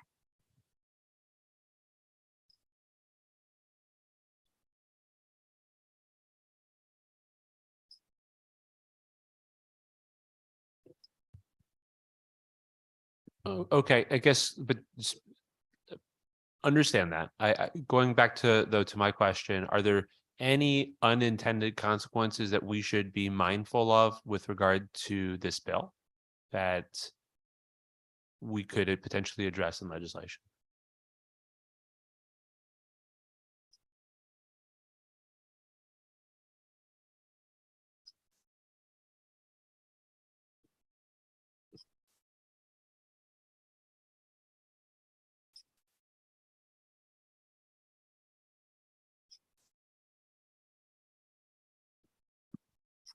Ms. Rana, Yes. did you hear Senator Lesser's question? Oh, I didn't know that was towards me. I don't know what the unintended consequences would be, respectfully. For me, I'm thinking it from the perspective of someone who receives the services. And so I haven't been in a situation with the spend down because I was on the regular Husky C for a short amount of time because I was a child, and then I was I started working at a very young age, and I was quickly put on the Medicaid for the working disabled. So I think talking about the spend down and all of that, I wouldn't be the most appropriate person to answer that question, I guess. But I do have colleagues from the Disability Rights Center that could answer that question very much adequately than me. And they're going to be speaking in a few minutes. So. Okay, we'll look forward to their testimony, and thank you for testifying again. It's good to see you. Okay, thank you. Hang on one second. Representative Comey has her hand raised. Go right ahead. Thank you. Thank you, Nina. I just want to say I appreciate your work that you're doing to highlight the challenges of the disabled and disability community. So thanks for coming out today. It's always a pleasure to see you, and thanks for giving me a shout out a couple of times. I appreciate it, and we'll certainly consider all of your suggestions, especially involving, making sure that that someone with a disability is a part of the conversation regarding defining what that is. So thanks again, and I will certainly reach out to you when and if we have more questions. Okay, thank you so much. Appreciate giving me time. All right. Thank you so much for being here today. Have a great afternoon. Thank you. Next, we'll hear from Lisa Tepper Bates. Good afternoon, Senator Lesser, Representative Gilchrist, and members of the committee. Thank you for allowing me to testify before you today on H. Oh, Lisa, you muted yourself. Hi, I'm sorry. Can you hear me now? Yes, we can. Go right ahead. Thank you. So again, you know me as President and CEO of United Way of Connecticut 2-on-1. And there are three core 2-on-1 services that I'd like to discuss with you today, all of which are separately funded and all of which do require additional resources to best serve Connecticut. 2-on-1 information and referral service, which you've heard about already today, provides connection to a variety of basic needs supports. DSS provides the funding for this 2-on-1 service, and that funding has been flat since 2009. COVID surge staffing did help us to enhance our capacity temporarily, but with the closeout of that funding in September of 2022, the daily number of clients we could serve fell by half, and daytime hold times more than doubled. We are seeking 1.24 million in new funding for 13 additional resource navigators to meet the demand for that service. The next important area is the 211 mental health crisis service. United Way of Connecticut works closely with DEMIS to provide this important service, including for calls to the relatively new 988 exchange. In 2022, our 211 crisis contact specialists handled nearly 147,000 crisis calls. Our staff are qualified in suicide assessment, prevention, and intervention, and can connect to DEMIS mobile crisis teams when needed. And glad to tell you that less than 1% of crisis calls have required escalation to 911. 92% of callers report that their state of crisis is diminished while talking with 211. Connecticut's mental health crisis 988 service ranks in the top 3 in the nation. We are seeing steep increases in crisis contact volume, and it's essential that the resources remain commensurate with that demand. We continue to work closely with DEMIS on projections and resource needs. Finally, our housing crisis service, which has also been discussed today. Since 2014, as you know, the 211 housing crisis team has served as the front door to Connecticut's coordinated homeless assistance system funded by DOH. The volume of calls to this line have ticked very sharply upward, increasing by more than a third since just 2020. Our resources have just not kept up with demand, and this has led to very, very high hold times for callers to this line. To best use that capacity, we have reduced the hours of our line to 8 to 4, 7 days a week for housing crisis. Homeless providers have asked if we can that we restore to 24/7 the housing crisis service. A request for an additional 1.1 million in annual funding for this service is part of the homeless systems support request for the Coalition to End Homelessness. I've included in my written testimony additional information on each of these 3 211 services, and I've heard some of the questions that have come up here and that I'd be glad to answer if you'd like. Thank you to the committee for the opportunity to submit this testimony and to be with you today. Thank you so much, Lisa, for being here. I would ask that, yes, could you answer some of the questions that have been raised? Sure. So one question that's come up, Representative, is what are the hold times? And again, it's complicated because these are different services. So I do want to reassure you that as for the mental health crisis team, we're very, very glad to be not only meeting but exceeding the performance required by federal funders. So we answer those calls in under 15 seconds. Right now, we're answering almost all of those calls in single digits, 7 or 8 seconds. That's really, really important when it comes to someone who is contemplating suicide. And we take that work very seriously.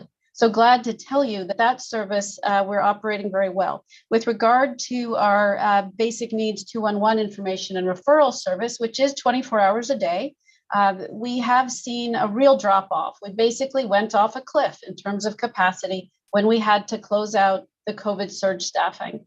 If somebody holds for service right now, during the day, it's about an hour that they'll be waiting, which we think is unacceptable, but it's the best that we can do. We do have a callback option, which folks can choose. The time to answer or to respond rather to the callbacks can be as high as 24 hours right now. And I'd add to that, that while people often think that having a callback function is helpful, and indeed it may be, in all of contact center work, callbacks have notoriously low rates of success in reconnecting with a caller. So less than a third of the time, when we try and reach that person who reached out to us, will we be able to reach them through callback? And you can imagine a single mother might have called us before she went on shift. While she's at work, she simply can't pick up. So we're not going to connect with her effectively. So that's just an example.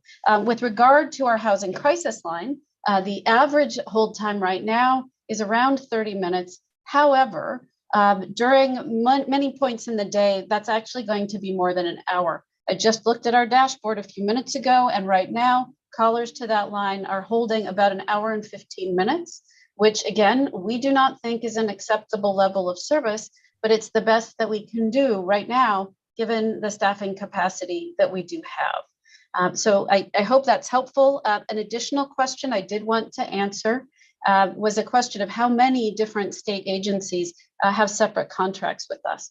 So just important to note, the 3 services I mentioned now are sort of our core services, but there are additional areas of important work that we do through our 2-in-1 team. And in total, we have 7 different state agencies that fund separate 2-in-1 areas of work.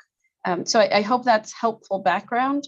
Again, on the housing crisis line, which has received so much attention, just for clarity, we continue to receive 4,500 or so calls per month from Connecticut residents who self-identify as either homeless or at imminent risk. So that volume remains very, very high, worryingly high.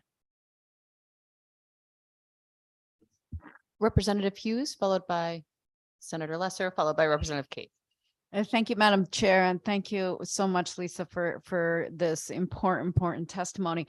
In your, I didn't see written testimony. Maybe you submitted it. Did you give a analysis of what it would take to properly staff the 2-in-1 to get those wait times down within acceptable levels, which I'm not sure what you're defining as acceptable, but say, within 25 minutes, for instance? Do we have numbers on that?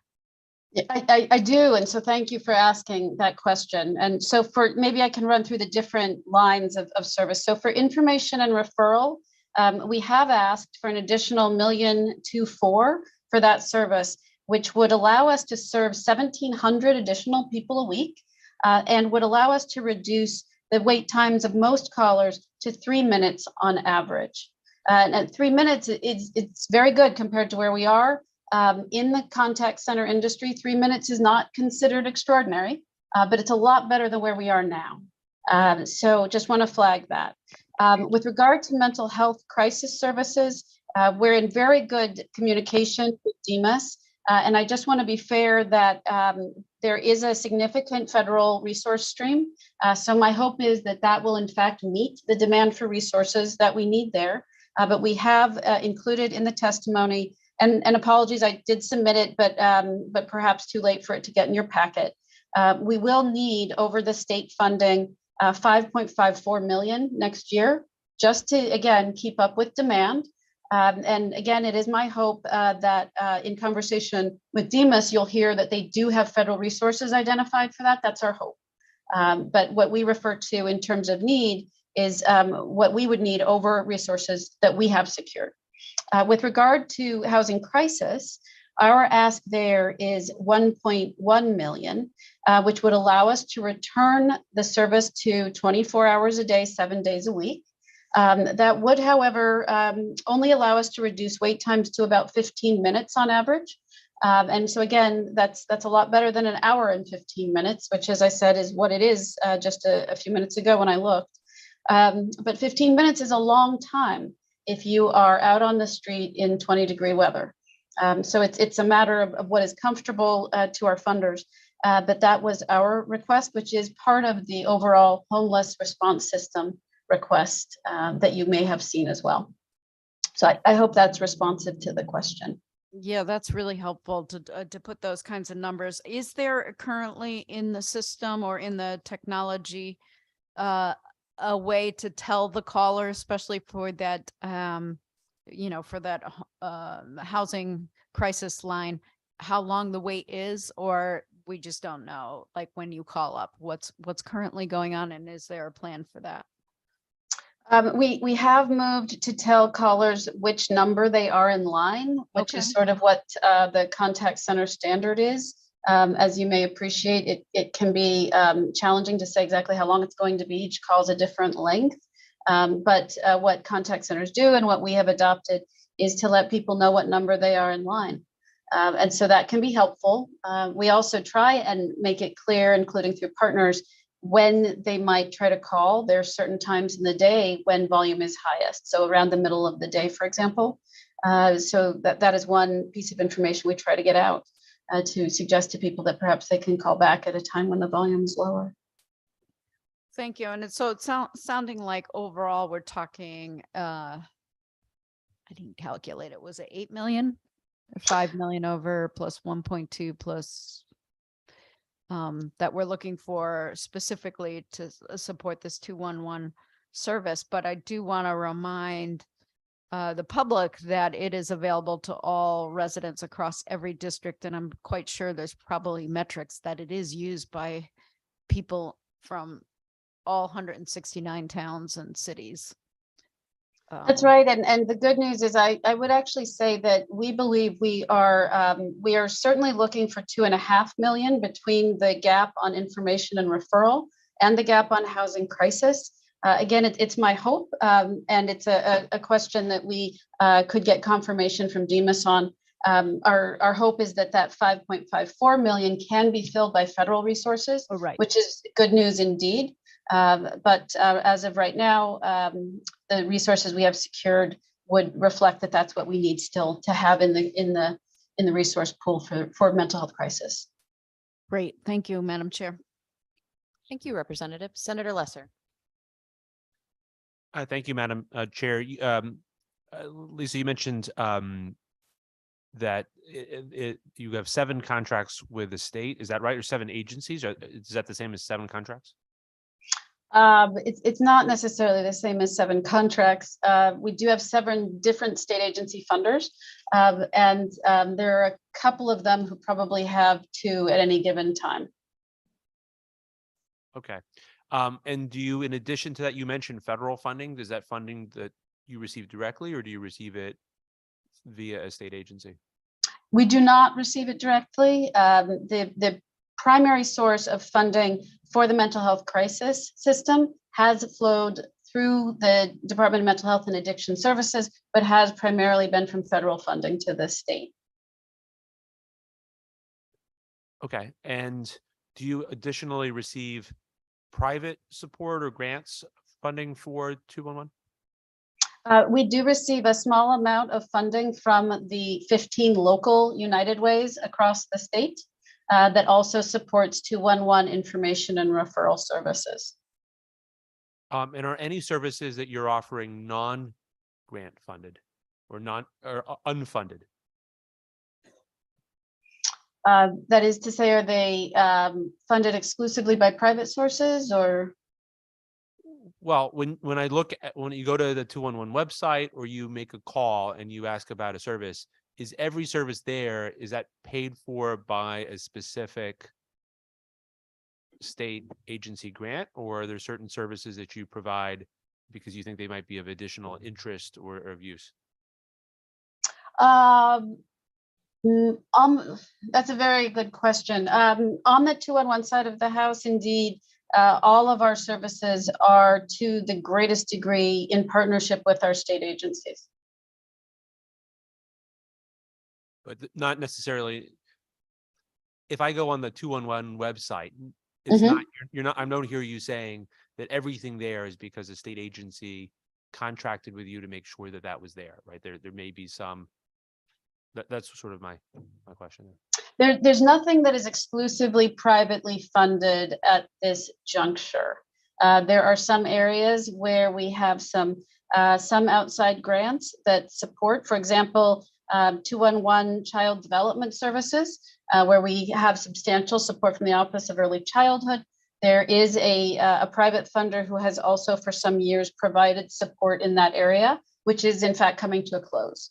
It's a little bit complicated, but as a rule, yes, our services, as 211 has grown over the last 50 years, have in fact become real partnerships with state agencies that I think very early on saw the utility of 211 as a single place to go and to send people. And so they've supported sending funding our direction to build out as a partnership what we can offer.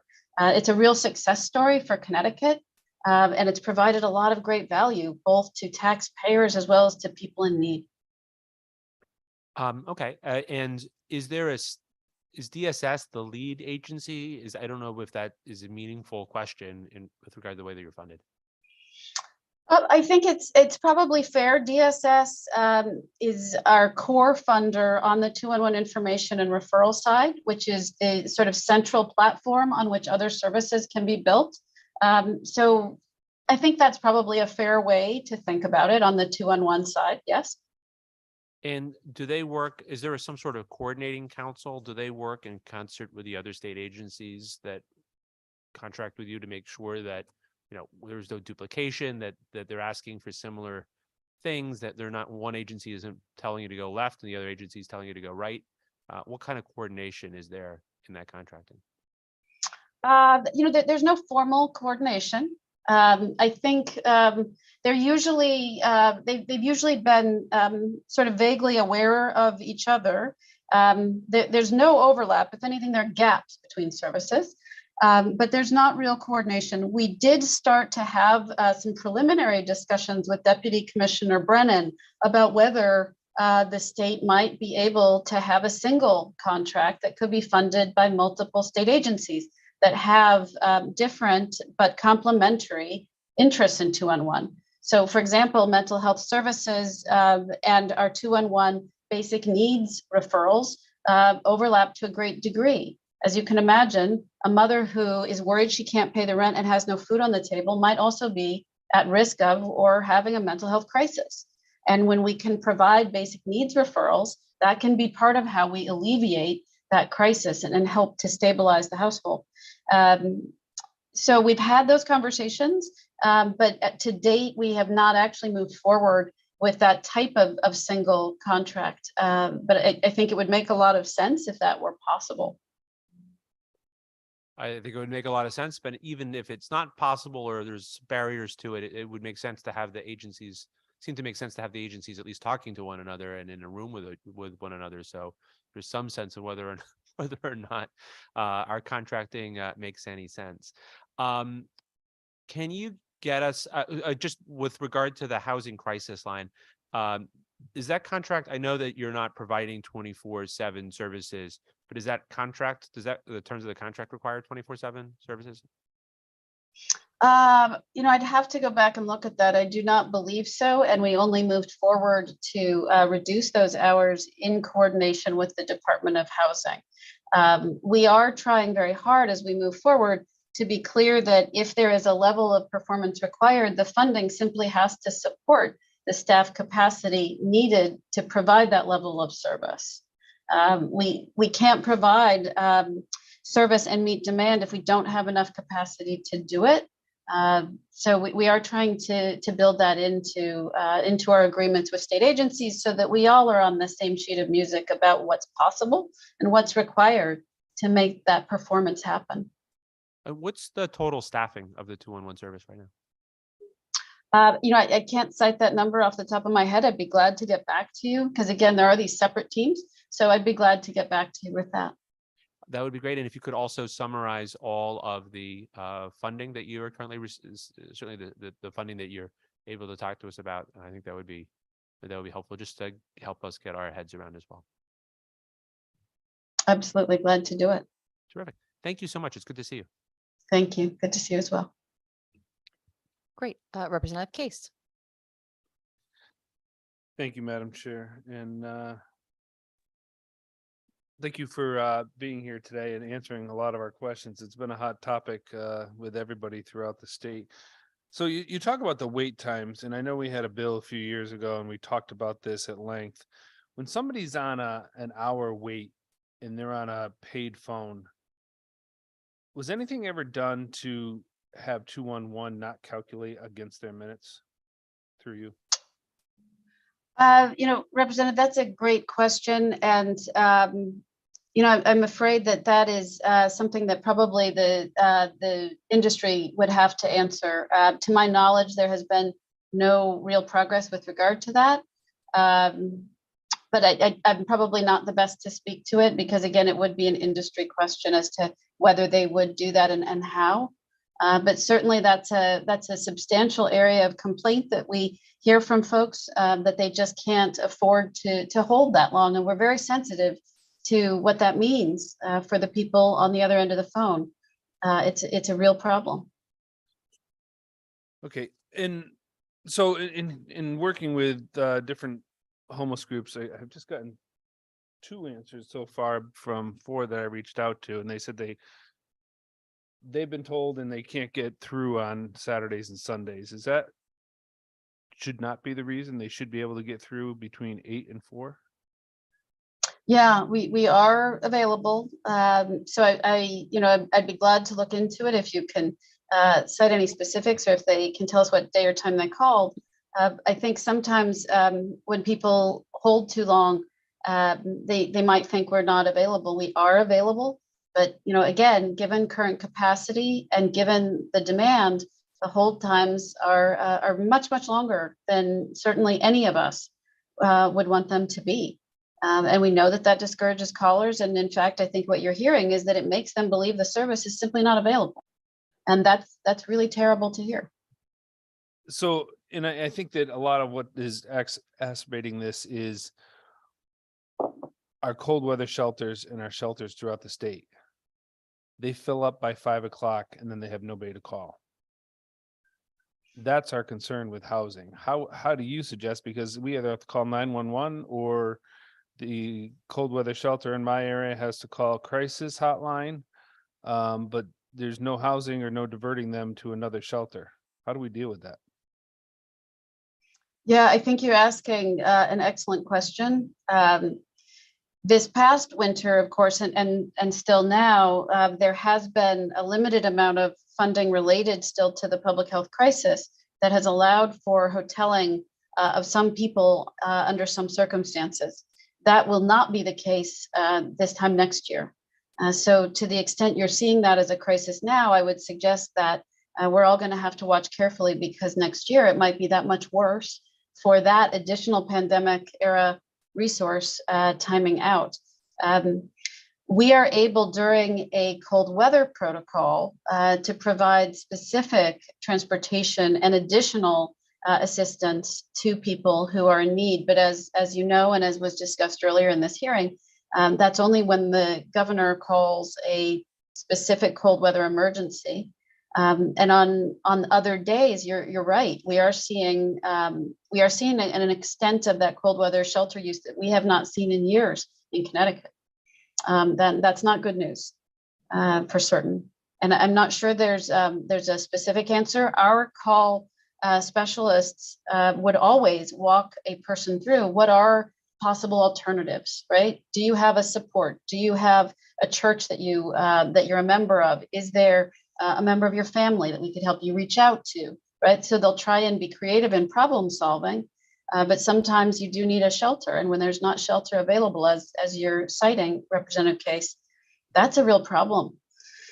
So I'm not sure I have an easy answer, but I can tell you it's much better to at least have someone on the phone to try and solve for that situation and to talk that person through some options than to not have that at all.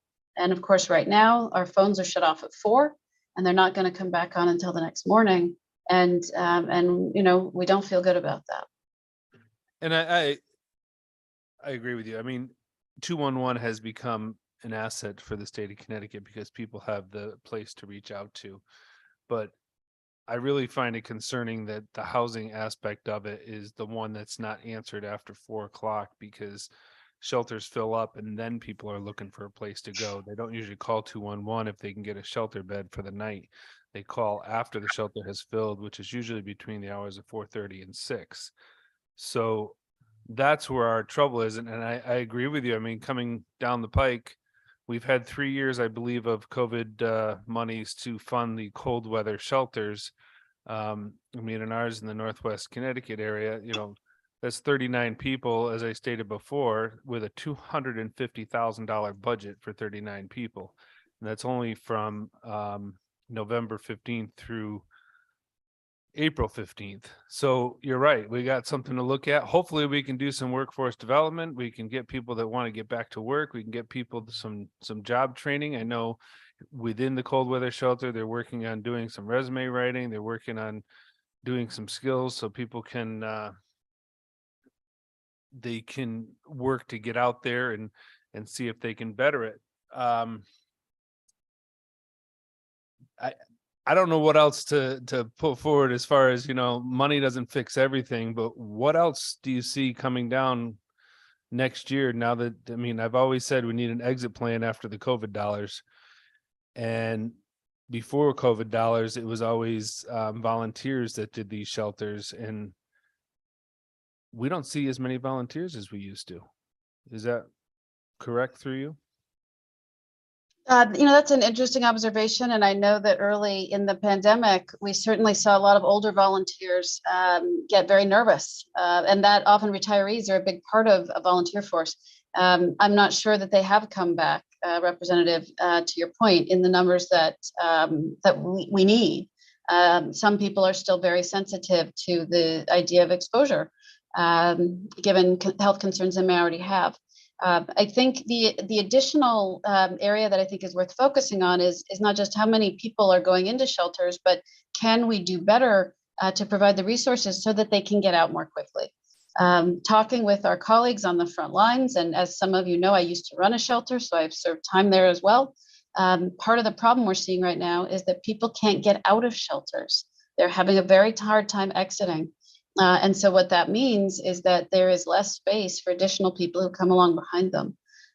So, I hope that there can also be consideration of the entirety of the Coalition to End Homelessness agenda for additional resources across the spectrum. So not necessarily in terms of just more beds, but in terms of resources to help people exit homelessness, get into housing, and stabilize there. And then leave a space behind them for the next person who really needs the shelter bed.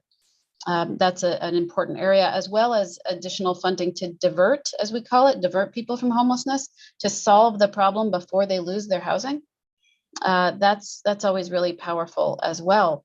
So just a couple of ideas about funding that I know is in the advocacy agenda that you'll hear more about from the homeless advocates, but so important to have a multi-pronged approach to this really important problem. No, and once again, I thank you for everything you do, because I've been one who's been out in the woods, going to the tent cities and working with people to get in to do the CAN network, coordinated access network intakes.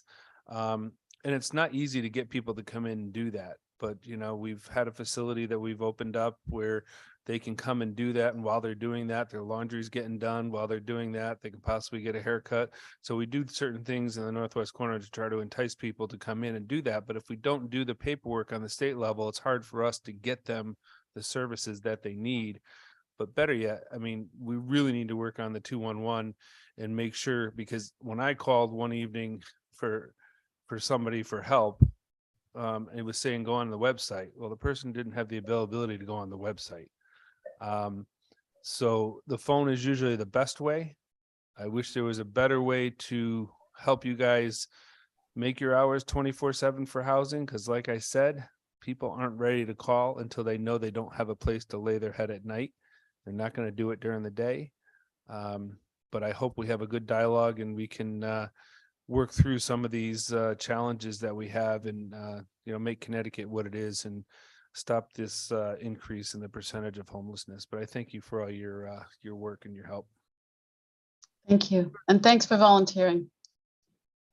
Representative Comey. Thank you so much. And good to see you, Lisa. Senator Lesser's line of questions reminded me of something that I had been thinking about, and sort of some conversations that I've had with my some constituents who had some ideas in how United Way might be able to serve, through the 211 program, serve constituents a little bit better. And regards to the housing, that's Representative Case was just talking about. My animal shelter actually reached out to me and was really concerned about the people that were going to become homeless because they didn't have a place to, a place that would accept dogs or animals or that sort of thing, and how maybe 211 might be a great resource for them to be able to connect with housing, that shelters, those sorts of things, that were able to take their animals so that they didn't have to live in the cars. And that's something that she saw, working at her job on the beat, on the streets every day. So another concern that I was worried about somebody brought up to me was the behavioral health, referrals and that sort of thing. And we've had some conversations in the past regarding, right now your website has the nonprofit agencies that provide mental health services, and part of the concern is that if you have everyone and anyone who's a mental health provider, where do you draw the line, what kind of licensing, all kinds of things that may open up a lot of work for you guys, to sort of flush out some of our resources in the state, and talked a little bit about what it would take to open up maybe to group practices, right, where there may be some more opportunities for opening. My question for you is, what process informs you of your sort of discretion? It sounds like you have a discretion to add things that our state residents might need to know about 3211. So I'm wondering what process informs that for you guys? Yeah, so thanks for that question.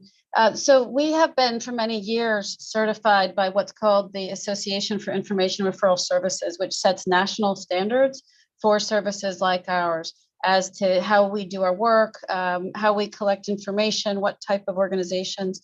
And I'd be glad to share that with you. That information is available on our website, which types of organizations can be services that we refer to, how they can sign up, and how we work with them to keep that information updated.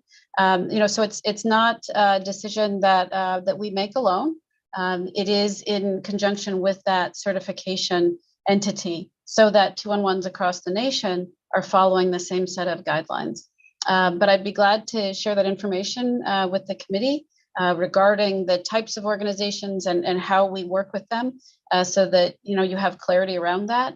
As a rule, as I think we don't provide referrals to private practitioners. That's we're not a licensing entity, and there's a lot that we want to make sure we all want to make sure that anyone who's finding a private practitioner is going to someone who's licensed in the state of Connecticut and current, et cetera. So that's an area that would be, I think, really important to talk probably with. I think DPH is the licensing entity, and perhaps they have that available on their website.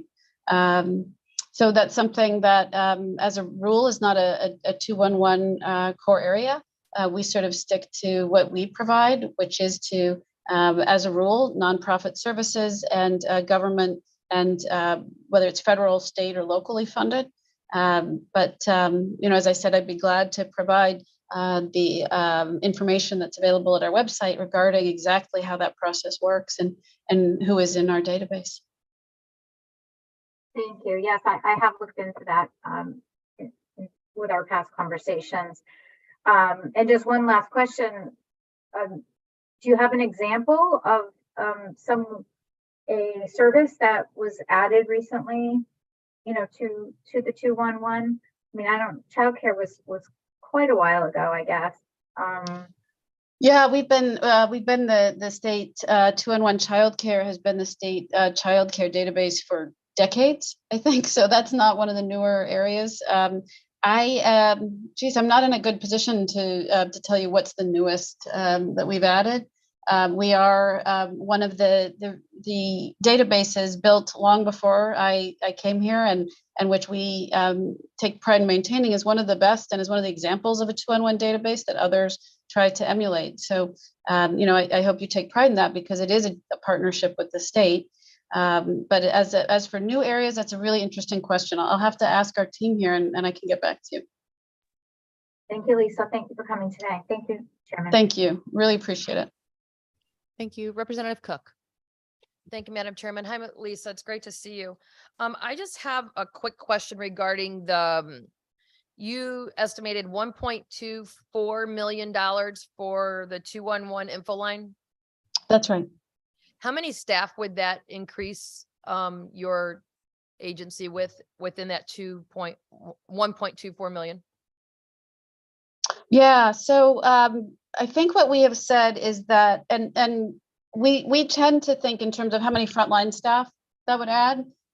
Please remember that behind our frontline staff, we have IT, we have supervision. So there's it's not a total number of staff, but that would allow us to increase our infrastructure and build 13 additional frontline staff, along with the supports that they require through our infrastructure and our supervision structure. And that additional 13 people on the front lines would enable us to serve an additional 1,700 callers a week, as I mentioned. So hopefully that's helpful. So helpful, but still doesn't necessarily solve, I don't think, our problem. So if you're talking about only 13 people on the front line, adding to how many people that you have on the front line right now? So if with the 13, we would have a total team on 211 information and referral, that particular portion, that would bring us to a team of 30 for the 24/7 frontline staff.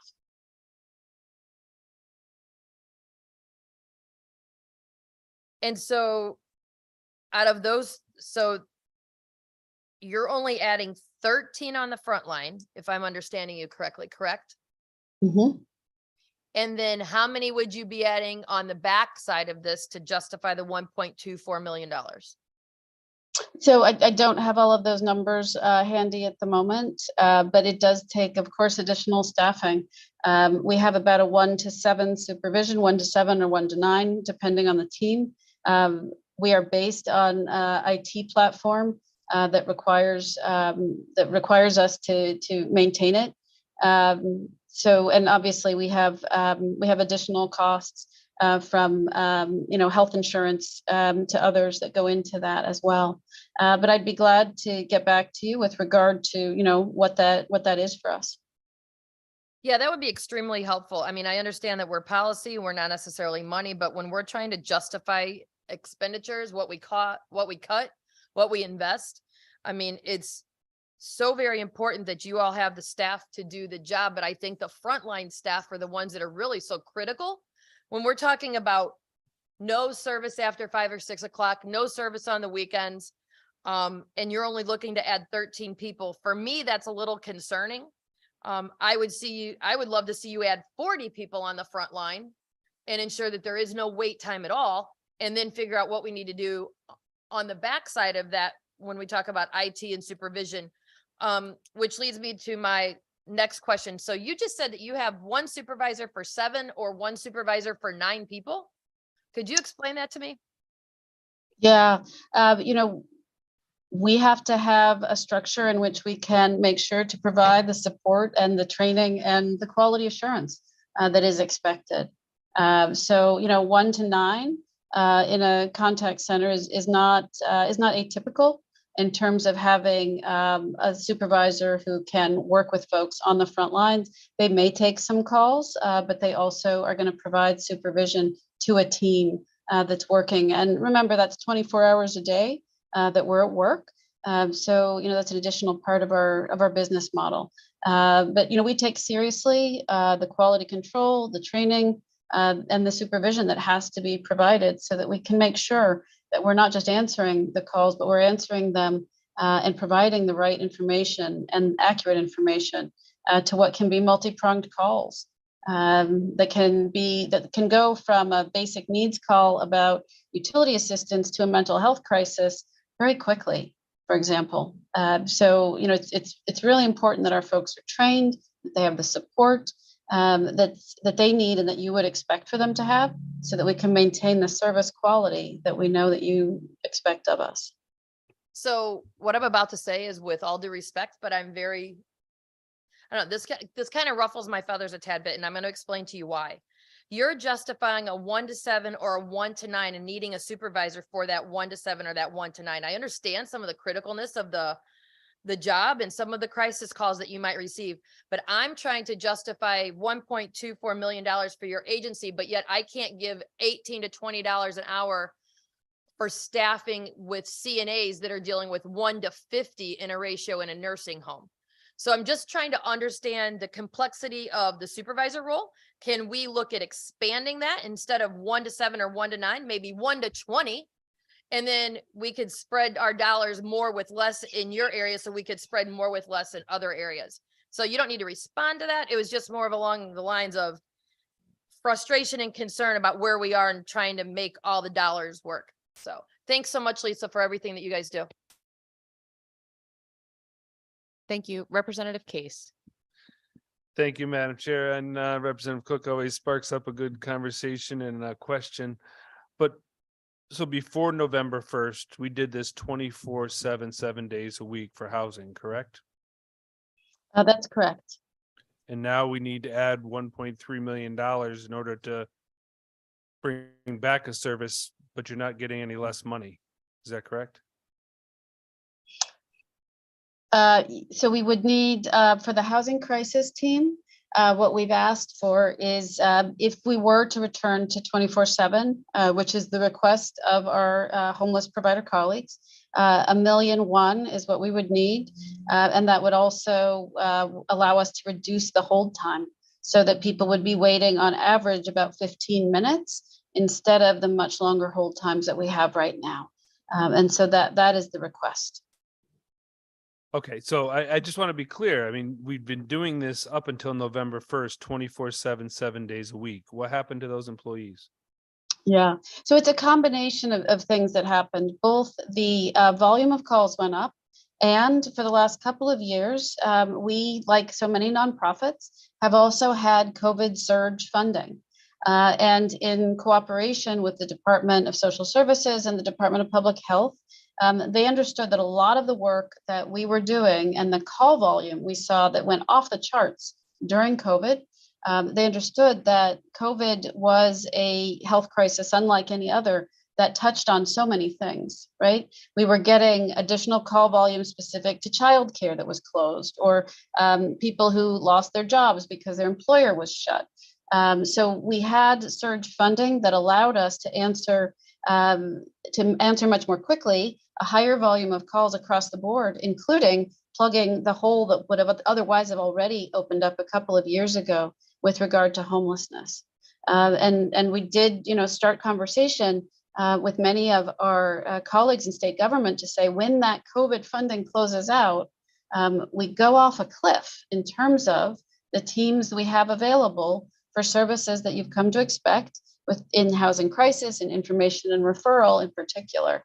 But we just weren't able, working with them, to find a way to fill that hole. So, to answer your question again, it was a combination of the fact that in just the last 3 years since 2020, the volume of housing crisis calls went up by more than a third, and our COVID funding closed out entirely in last September. So it sort of became a perfect storm of demand increasing at the very time those surge resources zeroed out.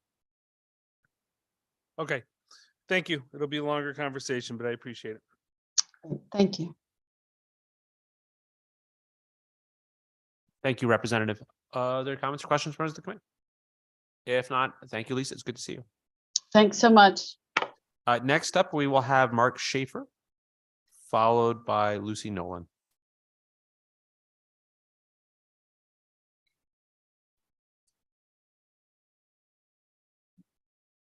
Mark, are you on Zoom? I'm on Zoom. Can you hear me? We can hear you. Can you see me? We can see you too. Terrific. That's a great combination. So good afternoon, Senator Lesser, Representative Gilchrist, Senator Seminara, and Representative Case, and members of the committee. The Connecticut Hospital Association appreciates this opportunity to submit testimony concerning Senate Bill 1176, an act concerning telehealth. CHA supports the intent of the bill, but seeks modifications. SB 1176 recognizes that telehealth uses technology to connect patients, which we've all learned provide access to vital healthcare services and enables access to primary care physicians, specialists, and other providers. We strongly support the provisions in this bill that provide coverage for the full range of telehealth modalities, including audio only, and the provisions that maintain such coverage in Medicaid and the Children's Health Insurance Program to the maximum extent possible under federal law. The bill maintains existing flexibilities with respect to where the patient is located at the time of service, whether at home or in the community or facility-based setting, and where the physician or other practitioner who provides the service is located. Finally, the bill preserves in statute essential provisions to ensure reimbursement on par with the same service if rendered in person. We recommend that reimbursement parity protections, and this is new and I think important to consider, that these protections be extended to an insured's cost share obligations by amending Section 3(4)(b) to include such protections. We offer a suggestion in written testimony that would protect patients from having cost share become a barrier to the use of telehealth. We oppose new provisions in subsection A13, which would extend without restriction and outside of the context of a public health emergency, the ability of practitioners licensed in other states to render telehealth services to Connecticut patients without also having a license to practice in Connecticut. Such flexibilities would jeopardize patient safety and quality because patients seen by such practitioners would not be subject to the extensive protections provided by the Connecticut Department of Public Health and its oversight of state licensure and certification.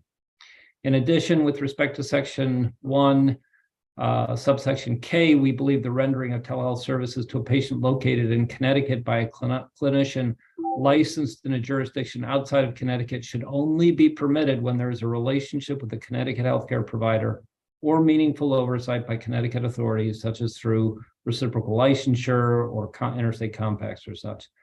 So we believe it's critically important that patients have a locally licensed provider of care who's able to coordinate and ensure continuity of care for the entirety of a patient's care, and recommend the legislation be amended to permit healthcare providers to deliver telehealth services consistent with the scope of the practice of their license to a patient located in Connecticut, only if the rendering provider is engaged with, employed by, or contracted with a Connecticut-based healthcare provider, or engaged with, employed by, or contracted with an affiliate or other entity under the control of a Connecticut-based healthcare provider.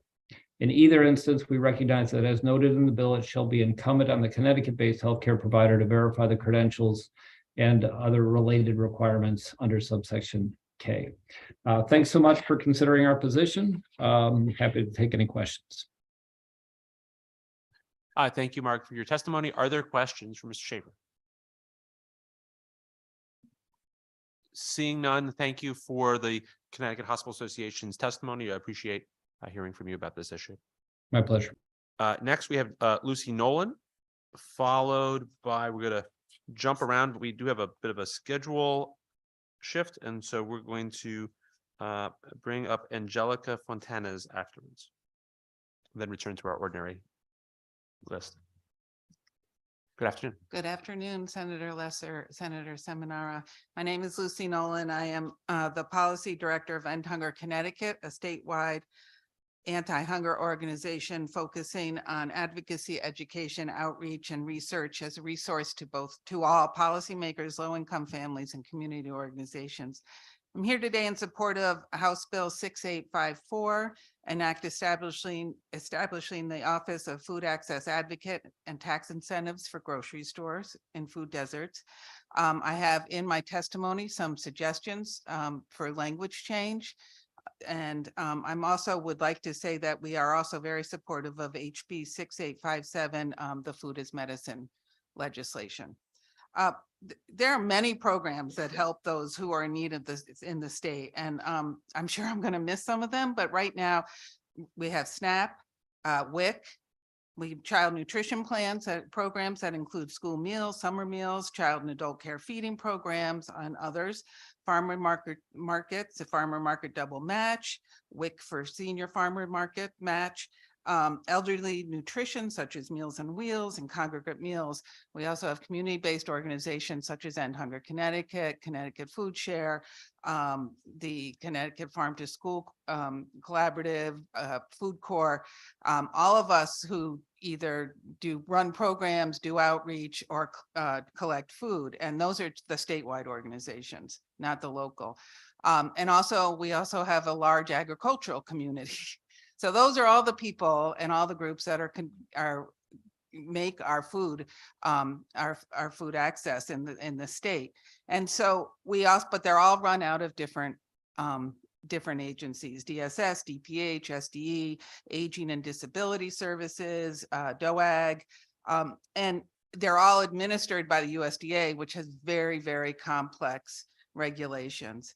So we also work with DCP, DEEP, and transportation on these as well. So while the community-based organizations do work together and work well together, I think it is clear that all of our work out there is a little bit disparate, and we need to have something come together. So I do think that having an advocate, a food access advocate, would be very helpful. I would suggest that it would be out of the Department of Agriculture and not in DSS, because DOAG really is the one who has a good pulse on food in Connecticut, not the programs, but the food. I will say that I, for many years, chaired the Connecticut Food Policy Council, and we administered it out of the End Hunger Connecticut. It is not the proper place for this. And so it's just not set up in that way. And it would need staffing. And then I'd just like to say also that we are, and it's in my testimony, completely supportive of working on food deserts. It's a huge problem in Connecticut, particularly in our larger communities.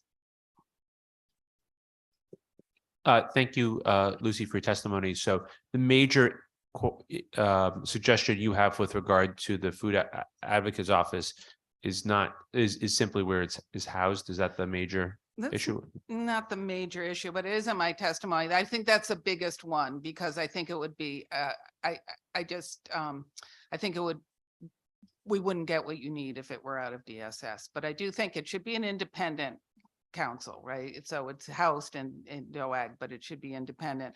I also have a number of things that I think that would be duplicative that's in the testimony that should be removed.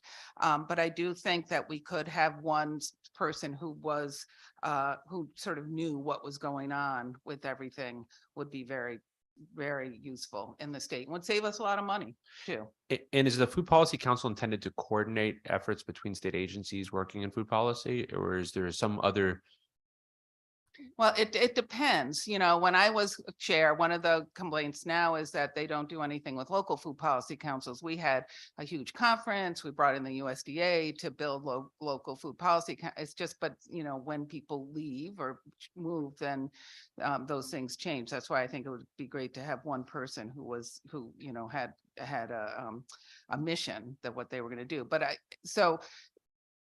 what the Food Policy Council does, it does coordinate between organizations, but sometimes between agencies, but often what it does is it's information sharing as opposed to working. When I first started at End Hunger Connecticut, we built a map working with transportation to do all the farm stands in the state of Connecticut. I mean, that was what the Food Policy Council did, and then throughout there were other issues, but there would be things. I would remember one year when the governor closed down all the highways because of a snowstorm, and the Connecticut Food Association came to the Food Policy Council as members and said, you know, you can't do that because we can't get food to people. So that kind of thing too, there's that kind of information sharing and changing some of the policies. And so that policy was changed, that if it's a food vehicle, a truck that has to come in, then it has to be allowed onto the state highways.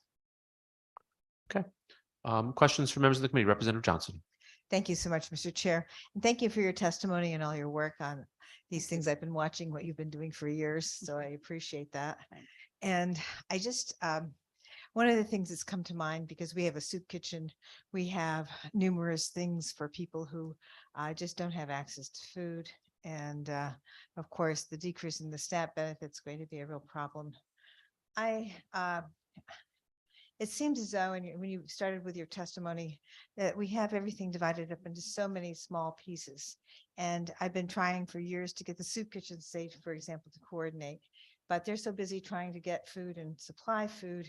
It's very, very hard for them to really organize throughout the state so that we can really have a good handle on the numbers of really, really hungry people who really have enormous needs for food and shelter. We have so many people living on the riverbank. We have, our town just picked up just over the last few months, 8,000 pounds of waste on our riverbank because we have so many people who are homeless and living on the riverbank and going to the soup kitchen. So I just wondered, with all the work that you've done, would there be something that we could do to keep all these things organized so we can have a vision of all the different things in terms of how we can get people together and more focused on how to make sure that food is distributed and get more organized, I'd say, because I think we're chopped up into too many pieces.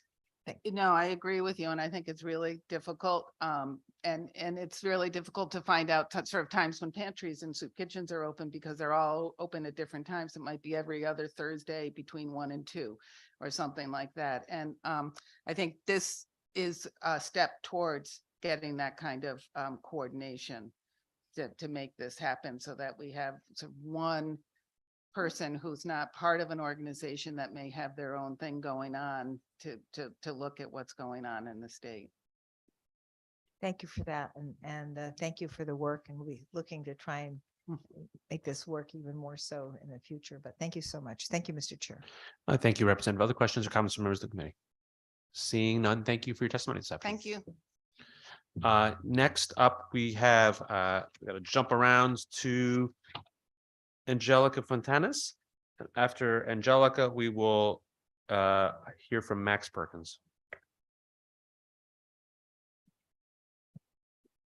All right, good afternoon, members of House Committee, Human Service Committee. My name is Angelica Fontanes. I'm the Director of Social Services for the town of Reading. I'm also a bilingual licensed clinical social worker. I speak both Spanish and English, and I have a small private practice, and I provide services to clients who have Husky and Medicare, and I have been in the field for 22 years. I'm here to support actually 4 bills. The first one is the expansion or the funding of 211. Whenever we have a crisis case in town, we immediately tell the clients, please call 211. But unfortunately, the past year, it has not been an easy system to navigate. I mean, if it has been frustrating for me as the provider, I can imagine someone who suffers from anxiety, depression, and trauma, trying to have the patience and the temperament of waiting for hours for an answer or to get any type of feedback. I will give you some concrete examples. Back in December, I was working with a senior female resident who was evicted due to depression, no substance abuse issues, but a severe depression case. And now she's homeless. I had to host her temporarily in our local motel. It took almost 2 months to get her into a shelter. Luckily, I had private funding to host her in our motel. And I had to also pay for a cab for her to get to the shelter because she had no car, no form of transportation. And we live in a rural area. There is no bus line.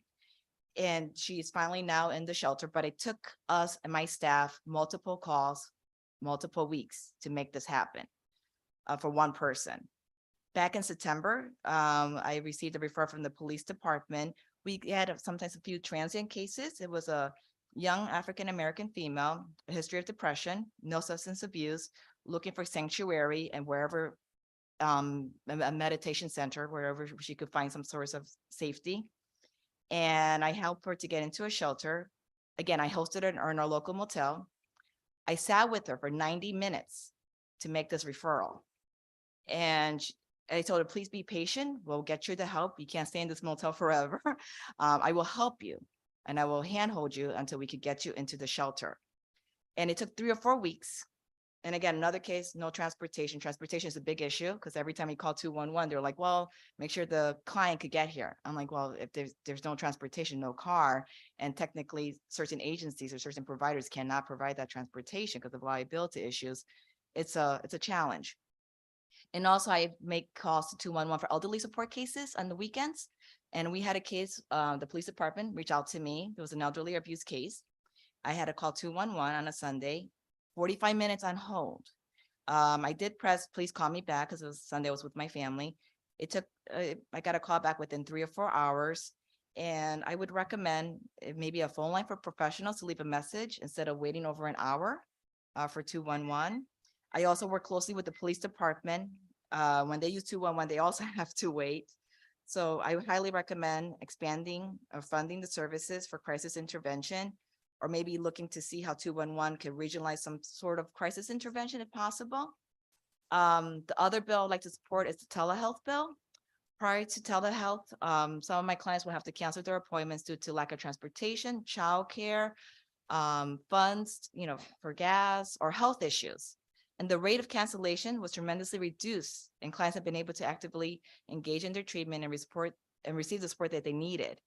And also, if I have a client who's in a crisis, I could just answer their call and get reimbursed at that moment and help the client versus saying, hey, I'm not in the office, give me a call back when we both can meet in the office, which prior to COVID, that's what would have to take place.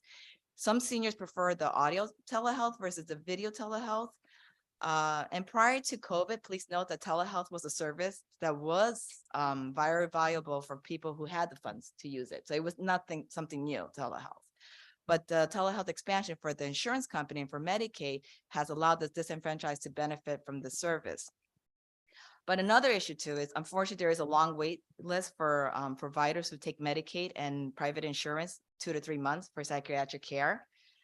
Those who could pay $250 to $350 for a session could get the care within a week or two. And I think some of the gap is Husky pays providers $65 to $75. Can you please summarize? Yeah. Okay. So $65 to $75 a session for the Husky. Private insurance pay $70 to $80. But the same private insurance that's paying the in-network provider that small nominal fee is paying $175 a session for out-of-network provider. So there's not an incentive for providers to be on these panels. The other two things I just wanted to support is the Meals on, okay, yep. Meals on Wheels, the elderly support program. Many of the seniors who use this program, those. That's not a summary. I'm sorry. Okay, no problem. There's the last two things about the nutrition. No, I think we're done. We're way over. Thank you. Thank you very much. Are there questions or comments from members of the committee? Okay. Yeah. Yes, Representative Johnson. Thank you so much, Mr. Chair. All right. I appreciate your remarks. And I just, I'm very focused, of course, on the insurance reimbursement aspects of this, because having one of the things that we have is a problem, I believe, with insurance reimbursement and Medicaid reimbursement and Medicare reimbursement, which still reimburses at a lower rate than it does for everything else. I just wondered if you could speak to those types of reimbursements and the fact that we still have a real problem in terms of accessing mental health care.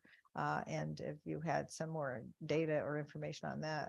Representative Johnson, I have a question for you. So we are the Human Services Committee. Yes. I used to be the chair of the Insurance Committee, but I want to make sure I'm not still there. You reminded me of insurance, Okay. Mr. Chair, but I think that it also fits in with trying to make sure we have access to more mental health care. Thank you, Mr. Chair. Can you, I'm sorry, the first part. Just in terms of access to having more people provide these services, do you have any more comments or data on that? There's a shortage. I mean, my colleagues, everyone has a wait list. The calls keep coming in. I have to turn, I mean, in my private practice, I have to turn people away because I can't take on any other cases. There's a huge shortage. I mean, we recommend and tell people call a therapist, get the help. And when they do make that phone call, it's weeks before they could get anyone in, before they could see anyone. And that's a big gap. Thank you for that. Thank you, Mr. Chair. Thank you, Representative. Other questions or comments from members of the committee? If not, thank you for your testimony. Next, we're going to have Max Perkins, followed by Ed Hawthorne. Thank you. Good afternoon, co-chairs Gilchrist and Lesser, ranking members Seminara and Case, and members of the committee. Thank you for the opportunity to testify before you today. My name is Max Perkins, and I'm the Senior Policy Manager for the Northeast region for Unite Us. I am here today to offer our support for the efforts of the Food as Medicine Task Force to scope an initial bill that would authorize a Medicaid-based Food as Medicine program. We look forward to continuing to work with Representative Foster and the committee on future alterations to the bill. Founded in 2013 by two veterans who served in Afghanistan, Unitas builds coordinated care networks to securely connect health and social care providers in a common ecosystem, enabling bi-directional referrals and communication between once siloed providers. In Connecticut, Unitas manages the United Connecticut Network, which is supported by partner organizations such as the Connecticut Hospital Association, Yale New Haven Health, and Community Health Network of Connecticut, among many other wonderful institutions. It is our company mission to connect health and social care for the purpose of ensuring every individual, no matter who they are or where they live, can access the critical services they need to live happy and healthy lives. Unitas has successfully scaled our networks in 46 states, including through partnerships with state government programs in Rhode Island, North Carolina, Virginia, California, Oregon, and Florida. Unitas also counts as partners numerous local government entities, such as public health agencies, veteran service organizations, child welfare departments, City of Waterbury in Connecticut, and more than 4,000 schools nationwide. To date, our networks have served more than 33 million individuals nationwide and offer more than 2 million different services to those in need. Healthier communities are created by improving the health and of individuals and families. Individual health and well-being can be improved across populations when health and social care work at the same priority level to address unmet needs that are oftentimes the root causes of poor clinical outcomes. Aligning these once siloed and fragmented sectors provides powerful incentives to ensure improved health at lower costs. Food is Medicine projects through Medicaid programs or other avenues of government are wonderful opportunities to begin to integrate health and social care practices. We believe innovative and collaborative health and social care strategies like Food is Medicine programs should clearly communicate to participants on critical issues that often present as barriers to project implementation, such as bi-directional information sharing and referral workflows between health and social care providers, and how to leverage existing community resources and programs without adding new additional burdens to state budgets. We stand ready to assist the task force, this committee, and the Department of Social Services with additional information should there be interest. Lastly, we suggest this committee consider investigating with stakeholders how a statewide coordinated health and social care network supported by a closed loop referral system, as proposed by the Office of Health Strategies 5-year Health Information Technology Plan, could impact some of the issues we've learned about today, such as improving health and well-being, reducing costs, reducing wait times, advancing the state's health equity goals, and increasing service capacity. Thank you for the opportunity to testify today, and I'd be happy to answer any questions that you may have. Thank you very much for your testimony. Are there questions from members of the committee for Mr. Perkins? Seeing none, thank you for being here this afternoon. Next, we're going to hear from Ed Hawthorne, followed by Dakina Pollock-Schaefer.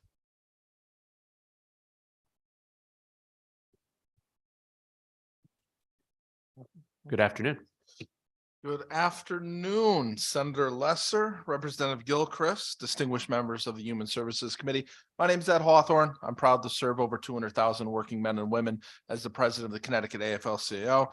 I come before you today regarding two bills, SB 1174 and HB 6854. I filed written testimony on both. I promise I won't read it to you.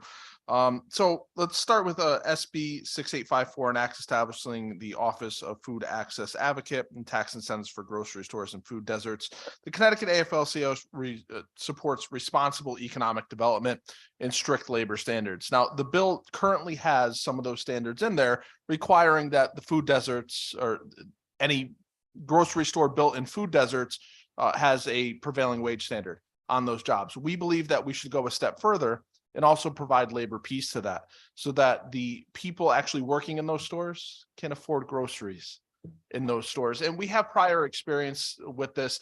And just to clarify, labor peace agreements are an agreement between the ownership or management and the union, basically to almost be neutral, to not, go after one another or not do anything harmful towards one another. It is not forced union membership. It is just telling everyone to get along, stay neutral, and allow a fair opportunity for those workers to have their voice heard at that workplace by joining a union. And we've also, it's found, these agreements are found widely throughout the private sector. And most recently, we did have the cannabis law that passed that included them as well. Moving on to SB 1174, we're talking about long-term care workers here. They include group home workers, home care providers, nursing home workers. We're asking that you pass this legislation to fund them, not just say thank you, but fund them. Raise the wage to $25 an hour by 2025.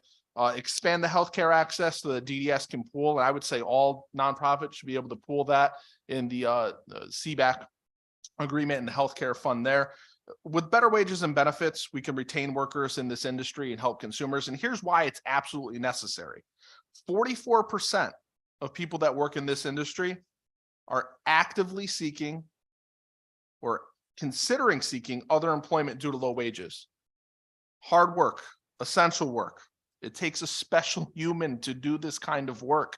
We need to reward this work with pay that is commensurate with the sacrifice they make every day, because they sacrifice part of themselves when they care for these folks. And we need to reward them, not just by saying thank you or hanging a sign, say heroes work here.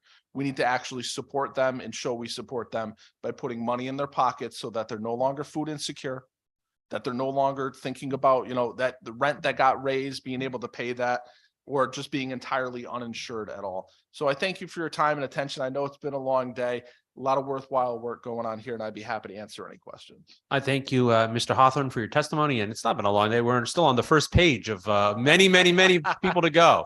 But thank you for your testimony and for your advocacy on behalf of some very hardworking workers out there. Are there questions from members of the committee? If not, thank you. Appreciate your testimony. Thank you all.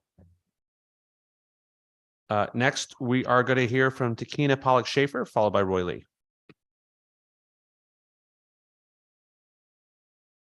No Takina. Is Roy Lee here? Roy's here. Hi, Roy. After Roy, we're going to be hearing from Deb Poland, and after her, Elaine Kolb. Press the button. It's a red button there. You're on. Okay. Good afternoon, senators and members of the committee. My name is Roy Lee. I work at Sound Community Services and I reside in Groton. I'm here today to testify in support of Senate Bill 1174, but with additions. I strongly support increasing funding for nonprofit group home workers in the Department of Developmental Services, and also would ask that this be applied to nonprofits that provide services throughout the Department of Mental Health and Addiction Services. I work at a nonprofit that contracts with DENIS. We are fighting alongside our sisters and brothers in the DDS sector for 25 by 2025, because inflation has eaten up most of the funding increases that we got last year. Wages are not keeping up with rent increases and other expenses that leave many of my colleagues barely surviving. Currently at my agency, there is a major lack of real benefits. There are retirement options. There are few retirement options for us, and that leaves many of my coworkers like me without the security we need as we age. Each week, I can easily work about 10 hours over my 40 hours a week just to make up for our lack of staffing. Within the last 3 months, I've seen several new staff come and go within a record amount of time. We cannot retain staff because those that get hired quickly learn that the pay and benefits are not equal to the hard work that we do, nor can they afford realistically to provide for their families. Thankfully, and realistically, had it not been for my income provided by my VA benefits, I wouldn't be able to rely on outside insurance. But if I needed it, I wouldn't be able to afford it because the premium insurance with the wages I receive now, because they are high. So I rely on the insurance and options and benefits that I can apply and qualify for, as well as paying out of pocket on my own for any additional medical necessities. A vast majority of my colleagues do not have that option. This bill is important because there is no doubt that my sisters and brothers that provide care through DDS agencies are in dire need of increased pay and benefits. Because of that, I am here to testify in support of this bill with the addition of hardworking staff within the DEMIS community as well. I'm asking you guys to look inward and to protect our communities and our residents by passing this bill with those additions. Thank you for your time. Thank you for your testimony and thank you for your service to our country. Are there questions from members of the committee? If not, thank you for being here this afternoon, Roy. Next, we have Deb Poland, followed by Elaine Kolb.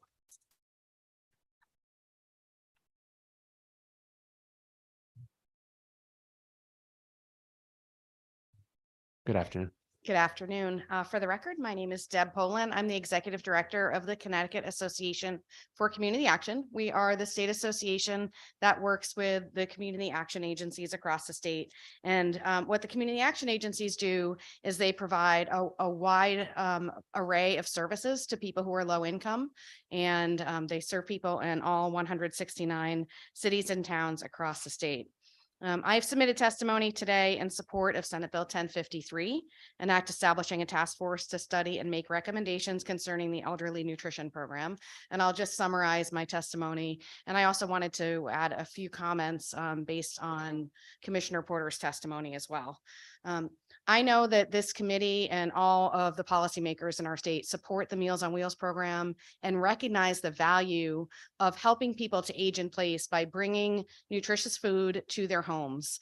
Another valuable aspect of this program is that when the meals are dropped off, it's like a check-in. You know, the person who's bringing the meal gets to speak with the person who's receiving it, ask how they're doing, ask if they have any additional needs.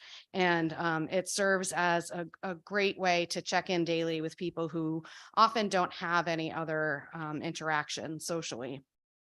The program is growing because our aging population is growing. People are getting older, are living longer, and also because we have made a concerted effort in Connecticut to help people age in their communities instead of going into nursing homes. And part of helping people age in their communities is being able to ensure that they can afford an appropriate place to live and that they can afford to pay for food or have food brought to them. They can pay utilities and all of those things. But unfortunately, the Meals on Wheels program and elderly nutrition has not kept pace as far as the funding that's going towards those programs with the increased need. Moreover, we've seen escalating costs for all of the cost drivers for this program. Three major cost drivers: food has gone way up, labor costs have gone way up, and gasoline went way up. It's kind of down. It's kind of it's on a little bit of a wave, but we know that we need more funding in order to make this program work and to ensure that it can work for today, but also looking ahead to the future to make sure that this program works. I want to address a comment that or discussion that happened with Commissioner Porter, where she indicated that this particular task force isn't needed because we already have some policy committees working on this.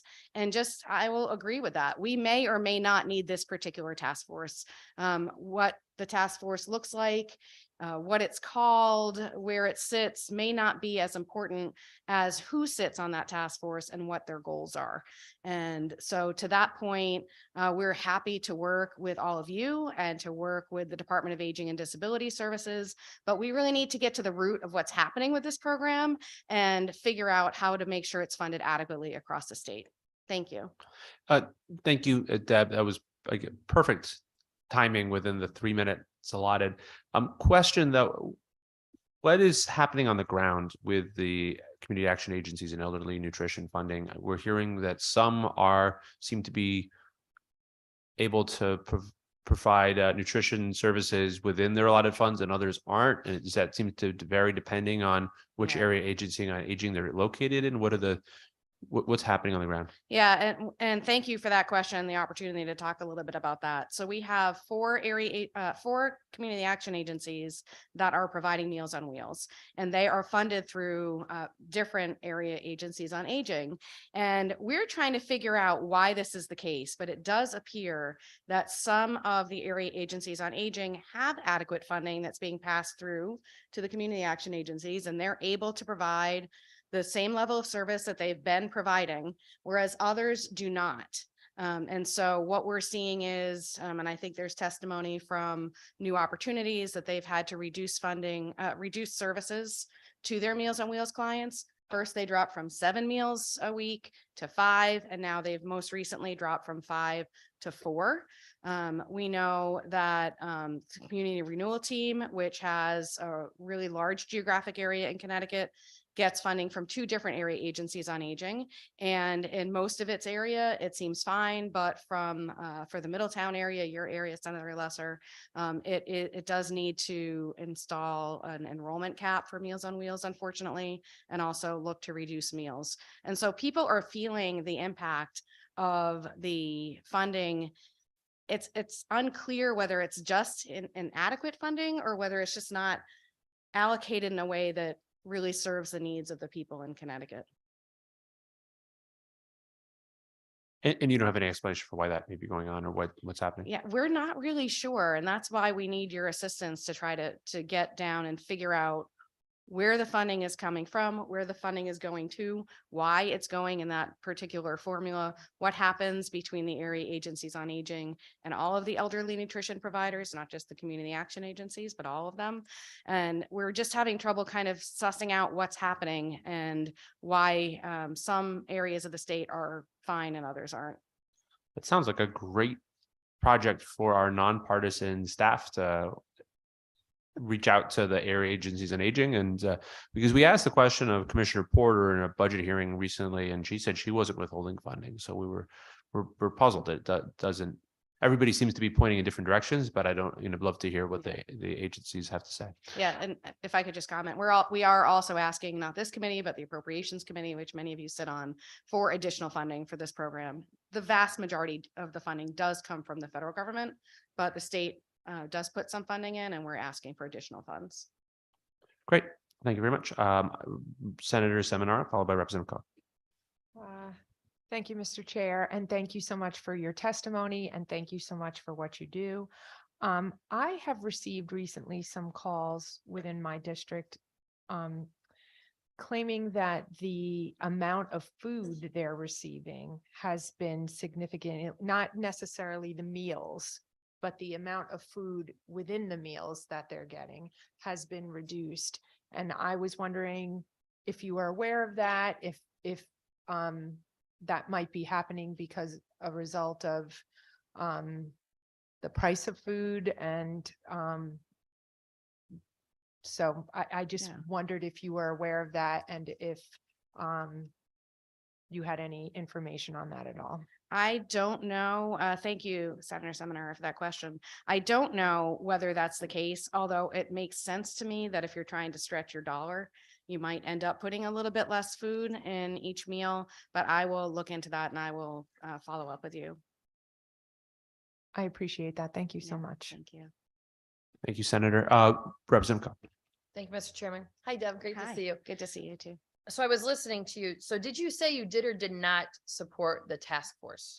We support this task force, but we also are completely willing to work with you, work with the department on a different task force or beefing up an existing task force. Like, we don't really care that much if it's brand new or if it's a reconstructed version of an existing task force. And are you all involved with the stakeholders meetings?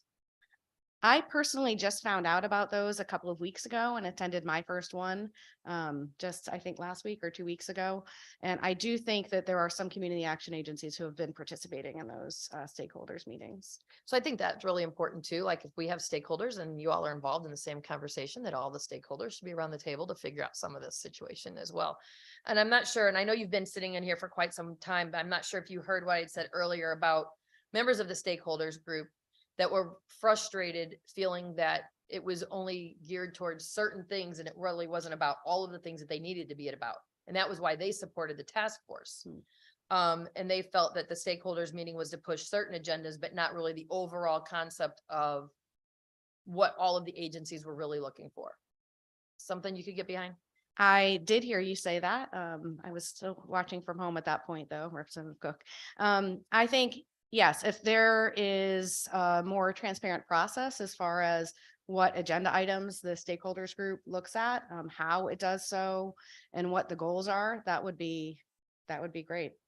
So, and I think the other issue that, and I know the good senator asked you a question about why there was such a disparity between needs. And part of that issue was addressed over the last couple of years. And that is why we did add some things on the Form 5. About really getting some information regarding dollars and cents and where they went and how it was being spent. But the other issue too is when we talk about the northwest corner or the northeast corner, and you are in such sparse rural lands, it's going to take you maybe 45 minutes to get from one person to another person, to where if you're in the corridor on 84, for example, you can get to 15 people in 5 minutes. And so the reimbursements are not given accordingly to location. They're given accordingly to organization. And then some are still not equally distributed accordingly. And so we've been trying to balance that out over the last several years, and there's some very territorial opinions on this. But I do believe that the only thing that we should be worried about when it comes to territory is the folks that we're supposed to be providing meals for. And we must do better with what we are doing. I think the folks on the ground are doing yeoman's work with what they have.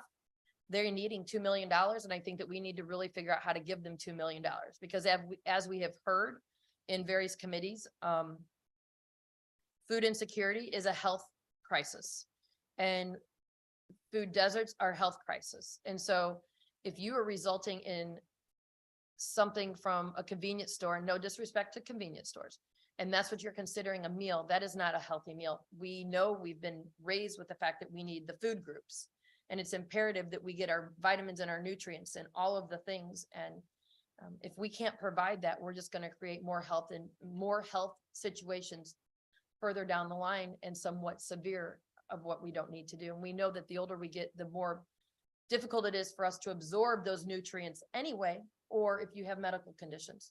So I think that $2 million to offset what could be many, many more millions in health issues and other things is the least that we can do in this situation. So thank you for what you guys do. Yeah, thank you. And just to comment on the rural aspect, I mean, that is absolutely true, that if you think about you're delivering 10 meals, and if you're in maybe the city of Bridgeport or the city of Hartford, you can get those 10 meals delivered usually pretty rapidly. But if you're traveling around the Northeast or the Northwest corner of the state, it could take a while. And we do know that those areas are also food deserts.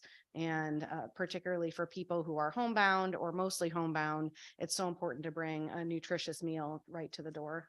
And then in closing, I think it's also important to say that emphasize what you said about dropping off those Meals on Wheels is really a home check, right? And that might be the only contact with somebody that you have for 2 days. And Meals on Wheels used to be able to go to your home every day. And now most of them are doing double or triple meals. And so they only go out twice a week, maybe. And you're putting things in a refrigerator or a freezer. And I'm not saying that those are bad meals, and that's not what I'm saying at all. But, 24 to 48 hours could be a long time if somebody really needs that wellness check. So it's dual purpose. So thank you guys. Thank you. Thank you, Representative. Any other questions for Ms. Poland? Seeing none, you're off the hook. Thank you. Next we have Elaine Kolb. Hello. Hello. Yes. We can Hi. hear you. We can see you. Good. I'm Elaine Kolb, and I live in West Haven. And I have a t-shirt on that says, "My Medicaid Matters." Medicaid is life or death for a lot of us. And I learned something today. It says we got at least 1 million people on Medicaid here in Connecticut. Well, I want to support strongly HB 6630, which will expand Husky C. And I want to encourage everyone who has any authority to do anything to please expand Husky C as far as you can. Now, the thing about the proposal, it's a little frustrating for me personally, is that the cutoff point is going to be 1677. Guess what my income is? 1681. I still won't qualify. I was injured over 45 years ago. And I've gotten the cost of living increase every year that they give it. Problem with that is that some of the things that need to be solved have to be solved on the federal level. And I realize that's not where you're involved in, but I'm just making the point. Because the reason that some of us get bumped up over the cutoff points is because the cutoff points for Medicaid haven't been tied to the cost of living. And so it's been years personally since I've qualified for Medicaid. If you pass 6630, you will literally save people's lives. It will make a huge difference. I also support some of the others that are discussed here, but I would just like to remind people that as human beings, we don't live segmented lives. So I understand the legislative process, and you have to do one bit at a time and try to change this little thing and that. But what we've also heard from so many people today are the numbers of people that are just in desperate circumstances right now on multiple levels. So yes, help 211. Yes, help everybody that is doing anything to try to address basic survival and opportunity issues. And the opportunity side of it is also important because most of the services are collapsing. Elaine, your time has expired. Could you summarize? Yes. There are 500,000 certified disabled folks on waiting lists in the United States of America right now. 500,000. And thousands right here in the state of Connecticut. Some are essential, some are expendable, some are both, and that's the truth. Compassionate inclusion means caring for everyone, elders and disabled, the children and the youth. Everybody needs basic things. Everybody does. Love it. Well, I want to just state for the record, I was going to cut you off, but Senator Seminara really wanted to hear your song. So we, and in the Invite me interest to of, come, I'm available. yeah. And I'm sure you'll perform at weddings, bar mitzvahs, any of that. Any questions for members of the committee? Okay, if not, thank you so much for your testimony. Next up, that was great. But I will cut off more tambourines. That's the next one. The next one we'll have is Kathy Flaherty, followed by Johnny Williams.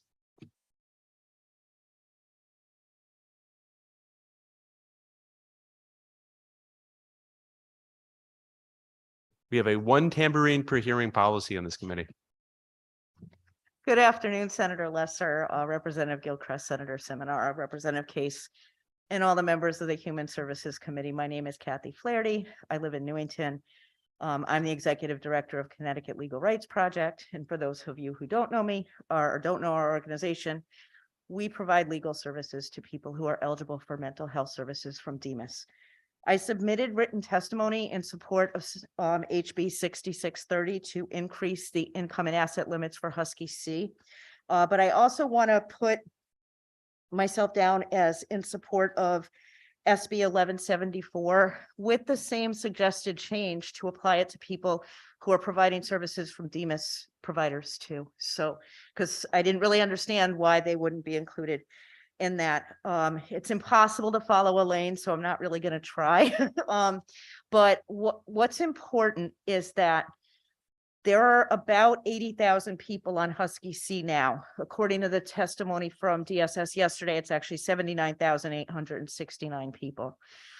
We think that expanding the income from 97% to 138% to match Husky D, increasing the income asset limit, might add another 10% to that total. And you asked before, and I don't know if it was Representative Case or Senator Lesser, are there any potential drawbacks or unintended consequences of this bill? And I will tell you there actually aren't, because it is a very well drafted bill. I heard Elaine say, look, my income is still over the income limit that you're proposing to raise it to by a very small amount. I wouldn't benefit from it. Actually, she would, because you've included language that allows people to spend down to qualify for Husky C. And her spend down will be significantly smaller than the spend down she has now. It took me a super long time to figure out how spend downs even worked. And I still don't understand how they do the math of it.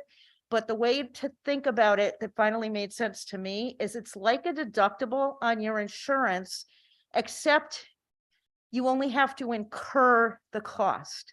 And the thing is, unfortunately, it would literally drive people to emergency rooms to incur a huge healthcare bill that you could apply to your spend down, because that's the only medical service that they actually have to provide you. If you're on a spend down and you try to pick up a prescription at the pharmacist doesn't have to give it to you if you don't have the cash to pay. If you go to an emergency room and you need to be stabilized, they have to provide you that service, and you will incur a huge bill at the most expensive level of care pretty much. And you don't really want to have a system that's organized like that. So I think we need to expand Husky C, because the people who get penalized are people with disabilities who are unable to work, and older people who are on Medicare, and Medicare doesn't cover a whole bunch of things that Medicaid does. You are a pro at this. Question, when was the last time we made a major adjustment to Husky C eligibility? I don't know, but my guess is Sheldon Taubman, who's coming to testify, might know the answer to that question. And I know he will. Like, I just know that I don't know the exact year that it might have been changed. Well, and if he doesn't know off the top of his head, he is He second can't to look it up. Yeah, And I'll text him. I think he's watching. Yeah. Okay, great. Questions or comments from members of the committee? If not, good to see you. Good to see you too. Thanks. Next, we have Johnny Williams, followed by Andres Garcia.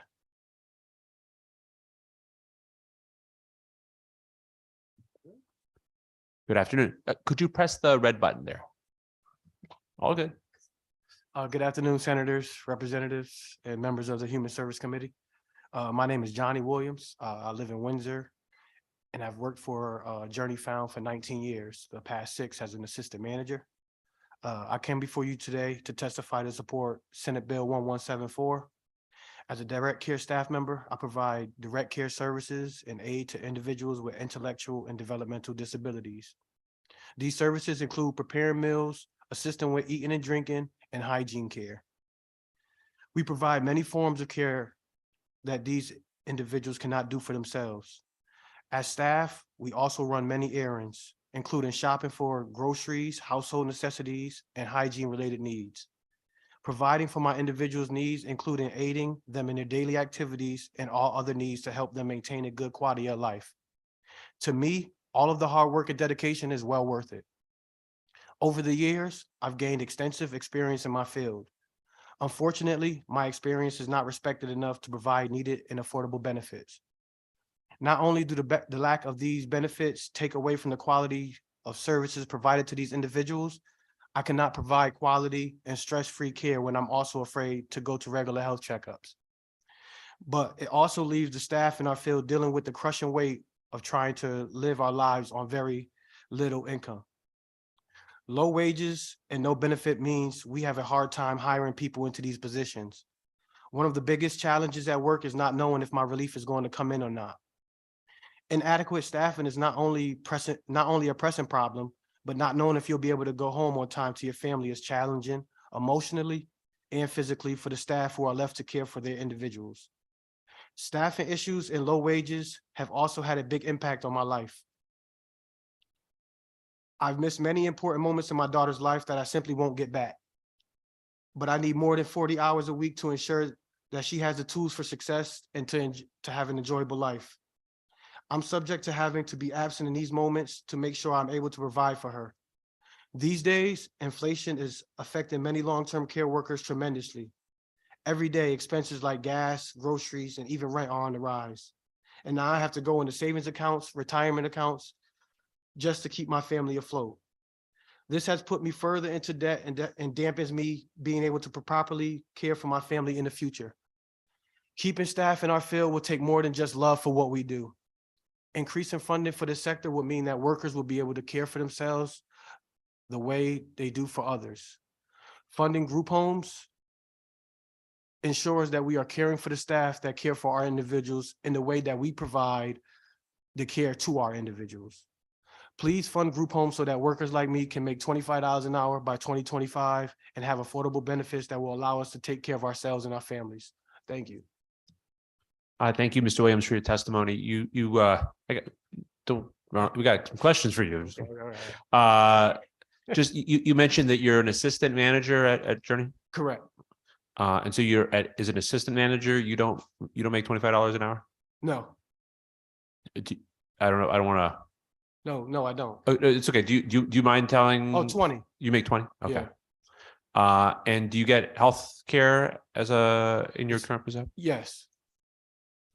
And do you have a deductible? Oh, yeah, we do. Okay. But so our insurance goes by the way we bargain for our insurance with the people with most seniority has a damper on the expenditure out. So me being in the field longer is what drops the health insurance for me. Got it. Okay. And when people don't show up for work, you said you're mandated to stay. Correct. So how often do you what is the shift when that happens? Is it how long is that a few minutes? Is that another full 8-hour shift? Or It varies. I mean, some people can say they're running late and then end up not showing up for the shift, and then you have to be locked in because there's no one else to come in. So what's the longest shift you pulled? 19 hours. Okay. It's a very long shift. Yeah. Thank you. Are there questions or comments from members of the committee? Seeing none, thank you for being here this afternoon. Thank you.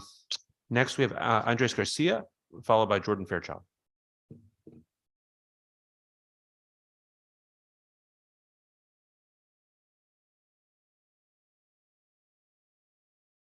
No, Andres.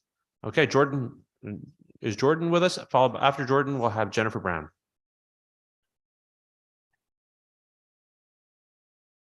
Hello.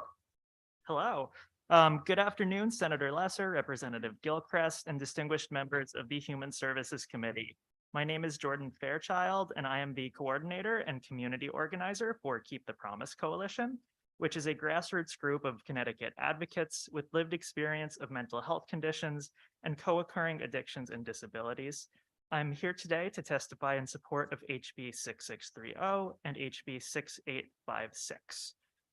First, regarding 6630, Keep the Promise Coalition supports this bill. It would raise the income and asset limits for Husky C, Connecticut's Medicaid program for people who are over 65, blind, or have disabilities.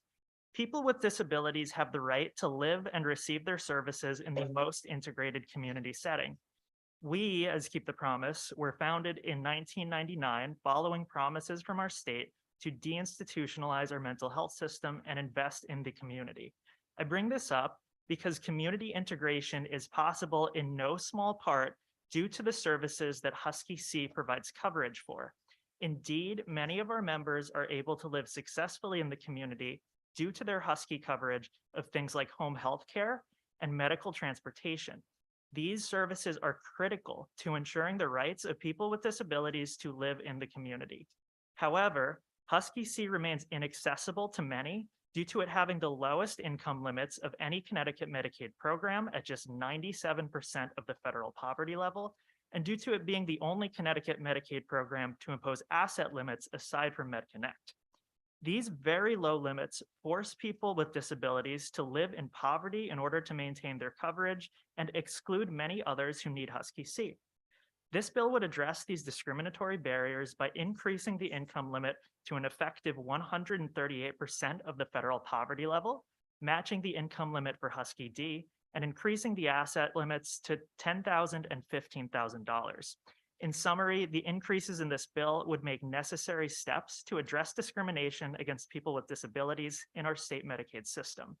Regarding 6856, we also support this bill. 211 is the gateway to the web of services that Connecticut residents rely on during times of crisis. With insufficient funding, that gateway becomes a bottleneck. Multiple of our members have spoken with us about difficulties accessing 211, especially the housing crisis line. There have been a few common themes: not being able to access 211 during the hours that they need to, and when they do get an answer, spending multiple hours on the phone just to very often have the call dropped and have to start from the beginning. If help is unavailable or ineffective, it leads to attrition and will prevent people from accessing the critical services that they immediately need. As we're navigating through multiple crises of housing, homelessness, and mental health, it's critical that the legislature shore up the adequate funding to keep 211 running efficiently, effectively, and 24/7. Thank you for the opportunity to testify. Thank you, Jordan. Are there questions or comments from members of the committee? If not, thank you for your testimony this afternoon. Next, we have Jennifer Brown, followed by Audrey Patterson.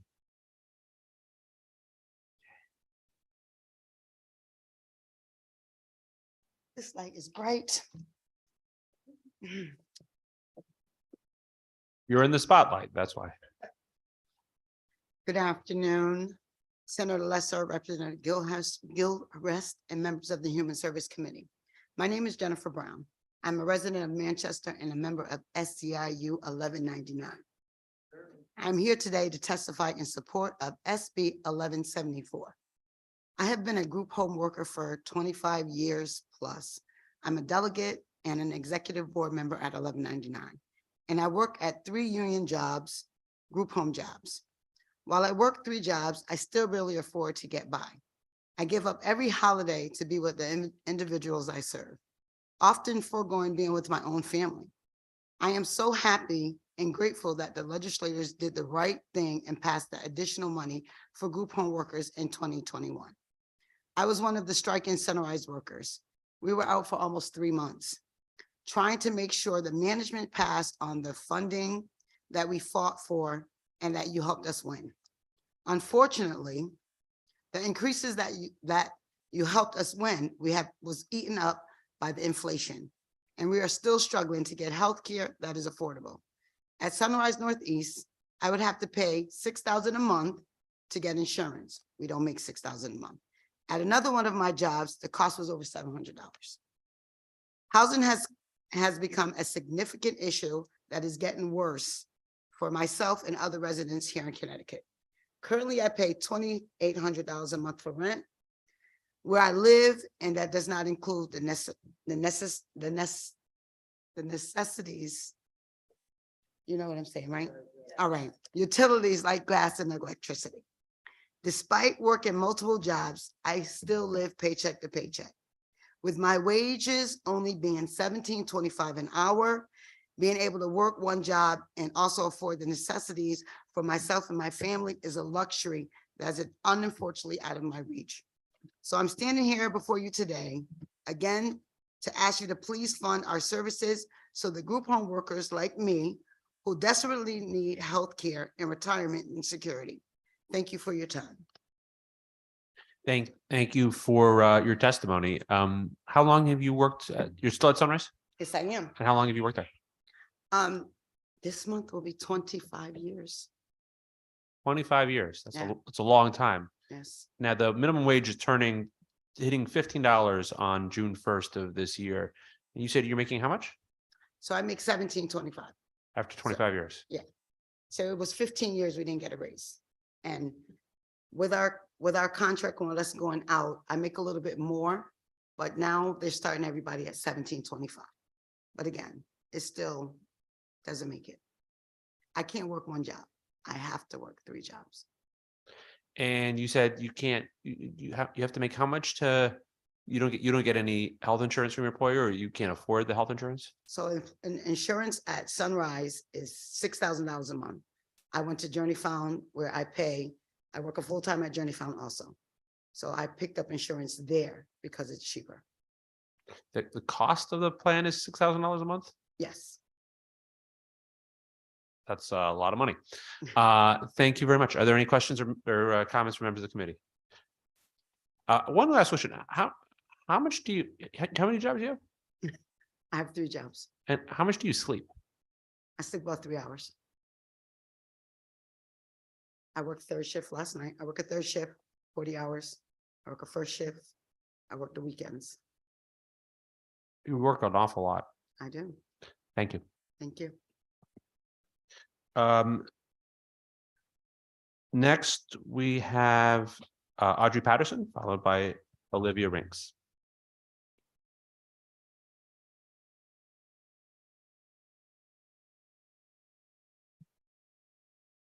Good afternoon.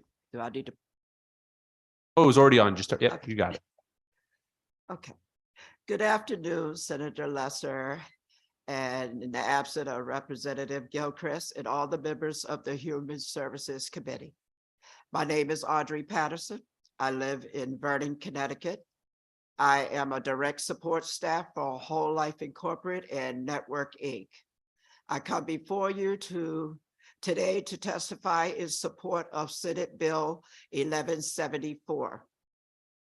I'm going to try to stick to my written statement, but I get tugged by my heart. And when I get tugged by my heart, I follow it. I've been in this field for 33 years, and I have given the best of my professional years to this field. I know that we were told we are not healthcare workers, that we are just group home workers, which I find to be very insulting because I take pride in my job. I know what I do for others, for those that are vulnerable and need our services. It's because of healthcare workers, group home workers, nursing, that provide these services that allow them to have a quality life and to get the things that they need. I provide many services for the people I work with. I do medical services such as vital signs, wound care, CPR, first aid, hospice care, G-tube, med administration, doctor's appointments, and when people are sick, even stricken with COVID. When COVID hit in 2020, I contracted COVID from my job. I got well, went back and had to take care of people with COVID. Now, I have underlying medical conditions that makes me vulnerable, but I didn't let that stop me from going back to my job. I didn't let that stop me from caring for those who had COVID because my heart is in my job. So I am a true human service provider because I believe in what I do and I love what I do.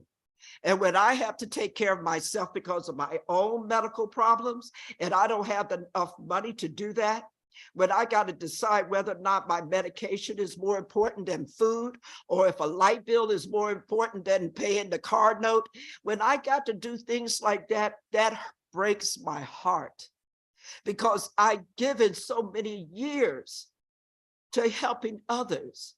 And when I come before people such as yourself and other committees, I'm asking you to appreciate what I do, what my coworkers do.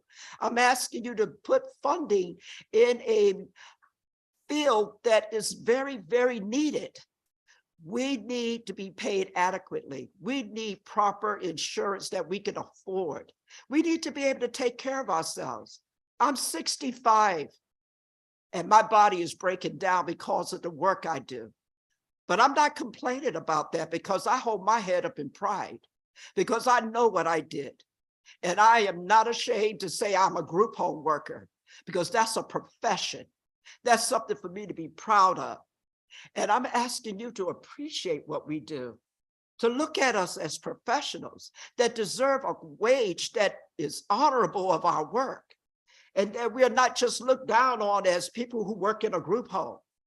We are people who care. We are people that want you to care about us because that's where our money comes from. That's where our wages come from. That's where our benefits come from. So if you don't value us, how are we to live? How are we to take care of ourselves? How are we to take care of our families? When COVID hit, I was deprived of my family. Can you please summarize? I'm asking that today that you please support the Senate Bill 1174 and that people such as myself can have insurance and retire and be able to live after this spill is over. Thank you, Audrey. And it's not lost on me that when COVID hit, this building shut down. We all went home. When we got back, we did things remotely. But for a lot of folks in the state, including group home workers, that wasn't an option. You went to work every day. And I think we owe you a lot of thanks. Are there questions from members of the committee? Yes, Representative Hughes. Hey, thank you, Mr. Chair, and I just wanted to thank you for standing here before us and testifying as a former group home worker myself. I honor this beautiful profession, and it is undervalued, and it is time that we recognize the essential service and professionalism that's required of the work that you do. So I am committed to my colleagues, including you, to making sure that we find a way to provide minimum wages, livable wages, healthcare, retirement. Everyone deserves that, but especially I know that you do. Thank you. Thank you, Representative. Are there comments or questions from members of the committee? If not, thank you for being here this afternoon. Thank you. Next, we have Olivia Rinks, followed by Ali Yorsi, and I apologize if I'm massacring anybody's name. No, Olivia, is Ali on? Ali is on Zoom. Yes, I'm here. Hello, Ali. Hello, thank you. Thank you very much. Senator Lesser, Representative Gilchrist, and members of the Human Services Committee. My name is Ali Giorsi, and I am from Greenwich, Connecticut, the founder of the Food Shed Network and Greenwich Food Alliance. And I am speaking in support of HB 6854, an act concerning the Office of the Food Access Advocate and tax incentives for supermarkets in food deserts. And I ask for your support of in moving this bill forward. 22% of Greenwich residents fall in the ALICE category, yet Feeding America has recently recorded Greenwich food insecurity rate at 7.7%. So slight inconsistency there. And I speak to you today in support of the bill as an advocate for a more just and equitable Connecticut food system.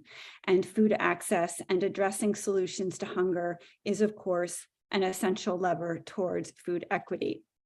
After listening to the discussion with Representative Bohr, I scratched my comments as I don't want to be repetitive, but I will speak to the part of the bill that would build community by supporting community-based initiatives as part of the solution to hunger, such as implementation of self-sustainable food practices where residents can grow their food and/or pick their own food by creating more edible green spaces in neighborhoods, schools, parks, and community centers. In addition to acting as a central information center, it would serve as a much needed hub of communication and the orchestrator of collaboration.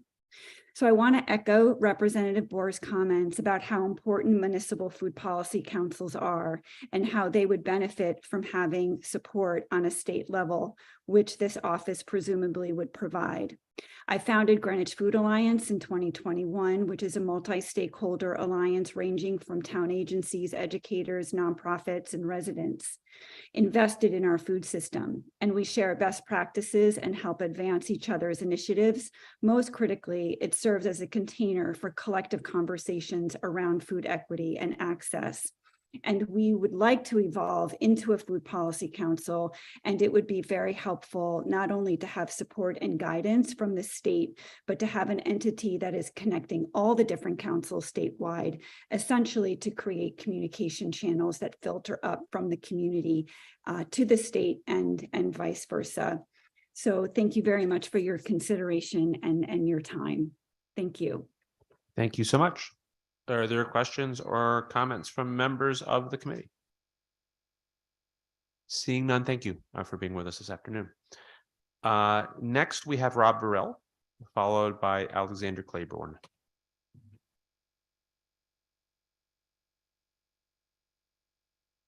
Good afternoon. Good afternoon, Senator Lesser, and to other members of the committee, Senator Hughes, Representative Hughes and Senator Maher. My name is Rob Burrill. I'm president of SCIU 1199. As you know, we represent about 25,000 healthcare workers across the state. And the vast majority of those workers are long-term care workers in group homes, nursing homes, and home care. These are workers who, as you just talked about with Johnny and with Audrey and with others, folks who were on the front line during the pandemic, and continue to really suffer the challenges that are endemic to that part of the workforce in terms of low wages and benefits that are severely inadequate. Senate Bill 1174 would raise wages in this sector to $25 an hour. It would allow for workers in the DDS private sector agencies to pool with the CBAC health plan. We believe that actually would be probably cost neutral, okay, because the state is actually already allocating money to these private sector agencies to provide for healthcare. Oftentimes it's woefully inadequate. We think that the expanded funding pool would be a wonderful thing.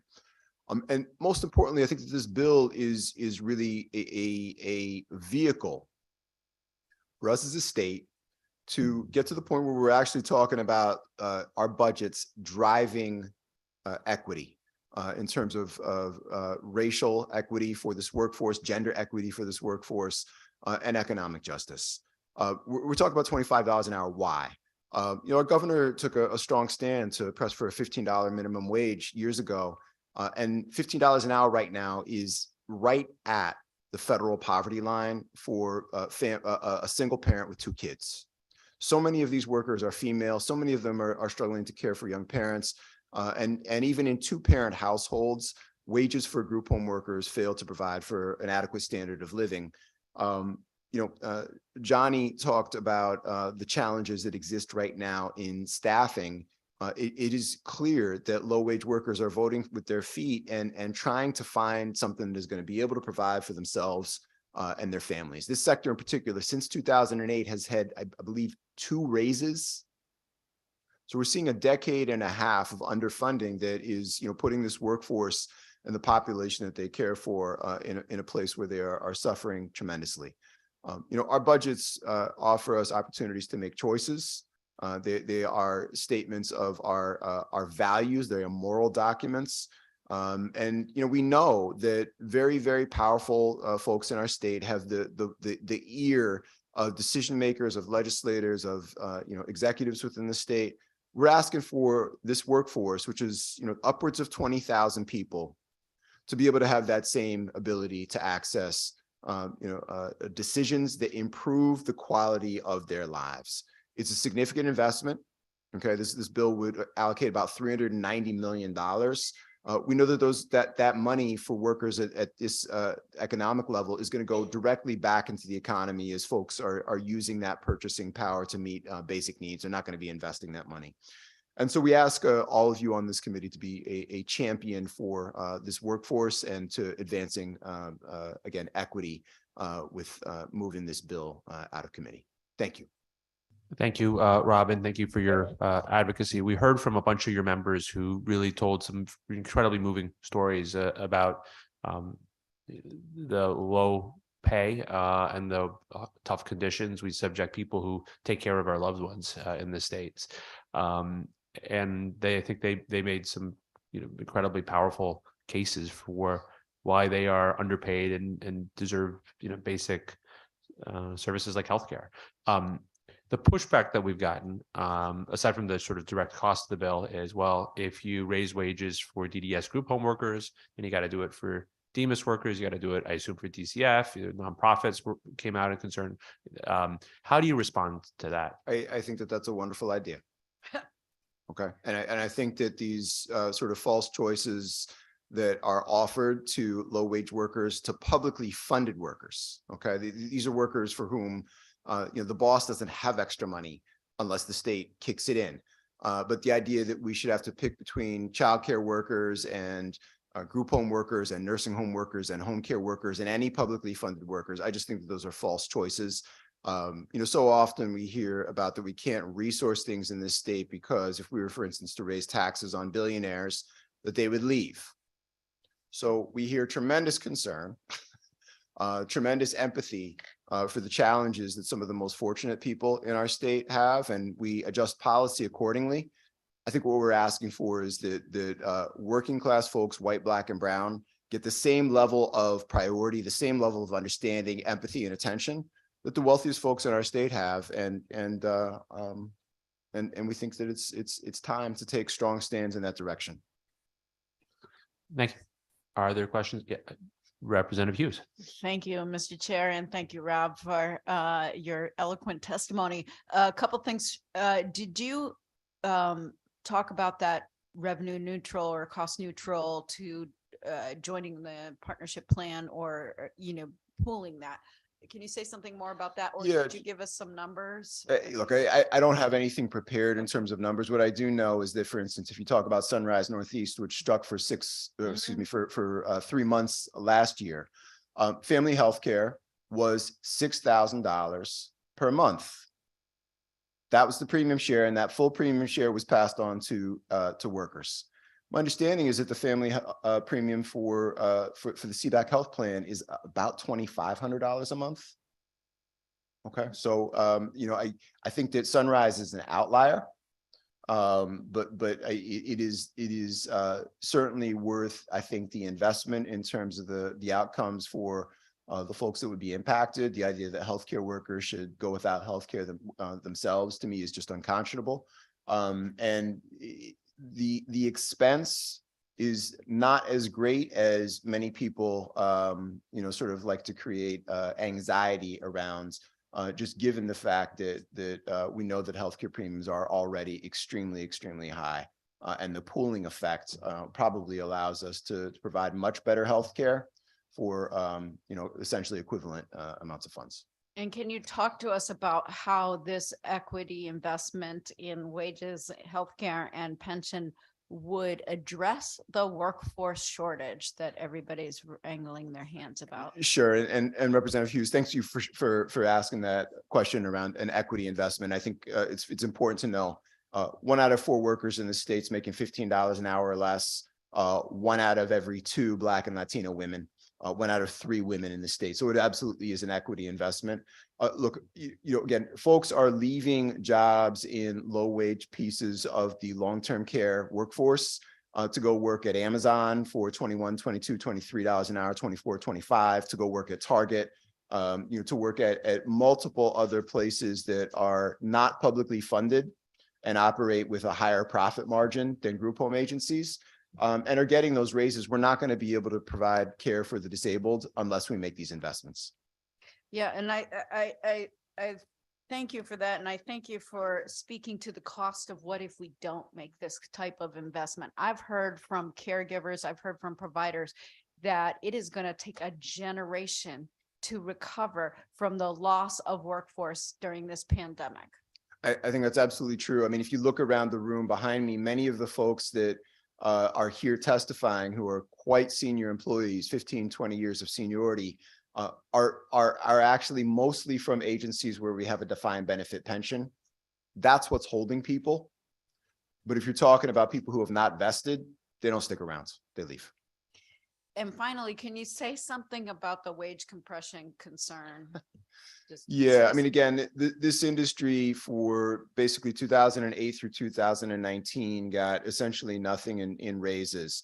The wage rate in 2019 with some funding that was allocated through the legislature went to $14.75. And then in 2021 went to, I believe, $17.50, which was a big allocation, a significant jump, and still leaves people, very, very far down the economic ladder, even in 2021. And of course, what we've seen is that inflation has basically incinerated those wage gains, not just costs of things like food, gasoline, and other sort of, essential items, but a big one that's a driver of the squeeze on working class folks is, as people know, rent increases. New Haven's rent market, for instance, went up by 25% on average last year, the 7th highest increase in the country. Okay, and so people are very much feeling the effects.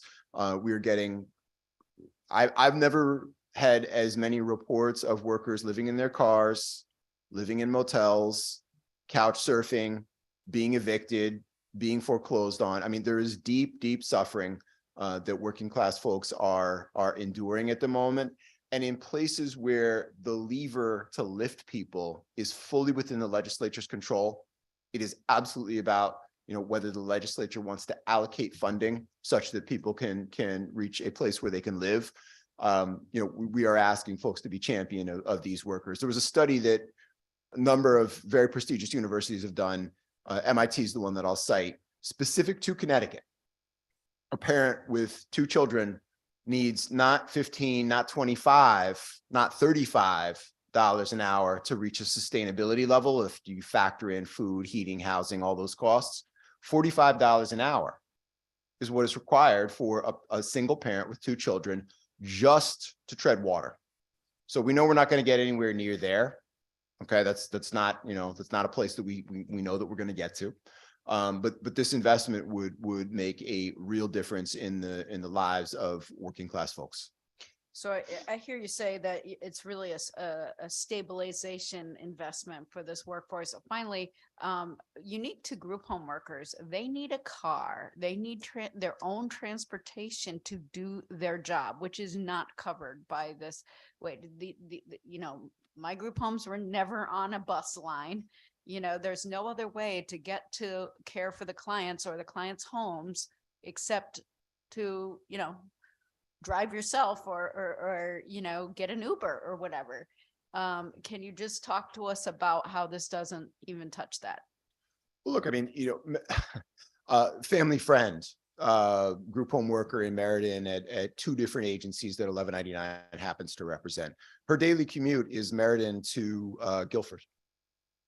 Okay, and she's making $18 an hour with 20 years of seniority. So a gas increase of 25 cents a gallon is catastrophic for workers at these wage levels. That means, as you were hearing folks testify about, that you then are in a position where you don't have a choice about whether you pick up the overtime shifts and spend time, say, with helping your kids with their homework. You have to be working to be able to make sure that you can pay the bills. Thank you, Mr. Chair. Thank you, Representative. Other comments or questions from members of the committee? If not, thank you. Thank you very much. Next, we have Alexander Claiborne, followed by Chloe Bennett. Alexander with us? Good afternoon, guys. Can you hear me? Yes, we can. Excellent. Thank you. It's nice to meet all of you guys. Good afternoon, Senator Lesser and other members of the Human Service Committee. My name is AJ Claiborne, and I'm here today on behalf of the United Food and Commercial Workers International Union. That's UFCW. I'm here on behalf of Local 919 and also Local 371, who both represent over 13,000 members in Connecticut who work in grocery, food service, food processing, healthcare, and the emerging cannabis industry, while we internationally represent nearly 1.3 million workers in the US and Canada. I'm here today to support HB 6854 with an amendment to include a requirement that a business have a labor peace agreement to access the state subsidies therein. And I think Connecticut should require labor peace agreements as a condition of accessing the generous subsidies in this bill to ensure that communities afflicted by food deserts will have access to fresh food and good union jobs. Labor peace agreements protect the interests of business, workers, and consumers and provides an effective regulatory tool for the state, ensuring equity and safety. Labor peace agreements, which I'll shorthand as LPAs, are not illegal or preempted by the National Labor Relations Act. The Supreme Court first established the legality of labor peace agreements in Building Trades Council versus Associated Builders, also known as Boston Harbor, in 1993. In that case, the Supreme Court held that LPAs could be required by a state if the state had a proprietary interest by acting as a market participant. The subsidies in HB 6854 constitute a straightforward proprietary interest, and as such, LPAs, the LPA requirement is completely legal. Other states have required LPAs as part of cannabis legalization. California, New Jersey, New York, and also this very state, Connecticut, all require cannabis operators to sign LPAs as a condition of licensure. Whereas Pennsylvania and Illinois both incentivize operators with a merit-based system that gives points for LPAs. Each of these states face similar questions and arguments about LPAs, and each of these states, their legislators and legislative council all agreed that LPAs are completely consistent and allowable by state and federal law. One thing I want to make clear today is that LPAs are not forced unionization. It's simply an agreement between an employer and a labor organization that outlines obligations for both parties. These agreements help prohibit labor organizations and members from engaging in strikes, boycotts, picketing, and any other interference with the employer's business. And in return, the employer must not interfere with efforts by the labor union to communicate with and attempt to organize and represent the employer's workers.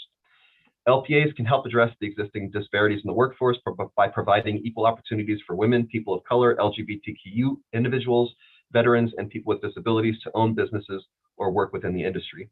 Access to representation helps ensure that a broad range of workers can benefit from the state funding, especially workers from the communities that have been disproportionately impacted by food deserts. Union membership enhances work job satisfaction and leads to higher productivity, higher quality of output, and lower turnover. A study of a labor peace requirement in San Francisco Airport concluded that the requirements dramatically reduced turnover, improved worker morale, and resulted in greater work effort. And that's why many localities also already require labor peace in other industries such as hotels and airports. Please summarize. Sure. In conclusion, I support HB 6854 in its attempt to alleviate the economic and public health challenges food deserts placed in the communities. We hope that the committee will include the labor peace requirement in order to ensure that the jobs are good paying and support family sustaining jobs in the community. Thanks. Thank you. Are there questions or comments from members of the committee? Seeing none, thank you for your testimony this afternoon. Next, we have Chloe Bennett, followed by Nadia Pessoa.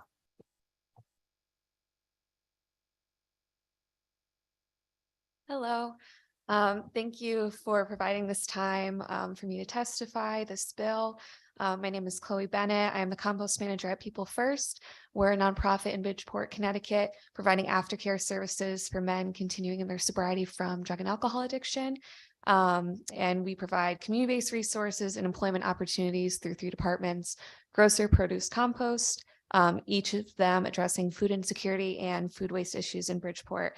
And I forgot to say, I am here to testify for the bill to support the Office of the Food and Access Advocate. My bachelor's degree is in environmental studies and social work from Baylor University. Working in Bridgeport, I have seen firsthand the lack of fresh foods in grocery stores and corner stores, the amount of processed foods that outweighs the quantity of fresh, nutritious foods, how food in inner cities for low-income households is more expensive than in suburbs for higher-income households. I have grocery shopped with the clients that I work with, and I've seen the lack of variety and quality at these stores. The bill provides foundational elements to ensure food access and equity to Connecticut residents. The Office of the Food Access Advocate will ensure current and accurate data concerning food security throughout the state. It will be responsible for unifying leaders within government, nonprofit organizations, schools, grocers, and food banks, and organizing their resources to better weaponize against food insecurity. The position will bring clarity and confidence to the state of Connecticut and its governing bodies in understanding who, where, and why residents are food insecure through statistical analysis and continuous monitoring and updated research for each county. An enemy cannot be effectively dealt with if the size and stature of that enemy is unknown. The Office of the Food Access Advocate establishes a new standard for Connecticut in the fight to end food insecurity, not security. A House bill on sand will not stand when a storm comes. COVID-19 will not be the last storm that our state endures. The position will help Connecticut build itself on a stronger foundation that will allow it to weather other storms that will come our way. And just to kind of add on to that, so I've seen firsthand what the residents in Bridgeport are dealing with. Bridgeport is the second largest population in the state dealing with food insecurity. Bridgeport is over 25% food insecure. So that means every 1 in 4 homes is struggling with food insecurity. Most of those homes are single parent households. They are trying to put food on the table, not just so their kids can eat something, but it's to ensure that their kids are getting quality food and they're being able to focus in school. They're being able to grow and develop well. And these are men that I'm working with. Most of them work with us. They live at sobriety homes, and I want to see them have a healthy and restorative future. And I think part of that is making sure that they can have access to healthy and quality food. Thank you. Are there questions or comments? Yes, Representative Hughes. Thank you for waiting all day. I appreciate your firsthand testimony. Do you have any ideas about scaling up the program for the whole city? I do not, but I have Reggie here who has also been with me, so I know that he could probably He's be. got ideas. I know he's got ideas. Yeah. We'll ask him, but thank you Yes. so much for your firsthand testimony. And I can't imagine how impactful it is for these folks to be actually providing for their families in sobriety. Wow. Thanks. Thank you, Representative Hughes. Are there other comments? If not, thank you for being here today. Thank you. Next, we have Nadia Pessoa, followed by Tanisha Senora. Good afternoon, everyone. Thank you to the committee for allowing me to participate today. My name is Nadia Pessoa. I am the Coordinated Intake Program Manager at United Way 211 in Connecticut. I manage the housing unit. And just to give everyone a background about 211, if you are not already aware, most of you are already aware, but we are a call center and it's a free service for Connecticut residents. We specialize in the health and human services aspect. So we get callers from every single county of Connecticut reaching out to us for information and resources that's in their community. It could be something basic as food assistance, which we all know is a huge issue right now with lack of sufficient food in households right now that are struggling with the increase of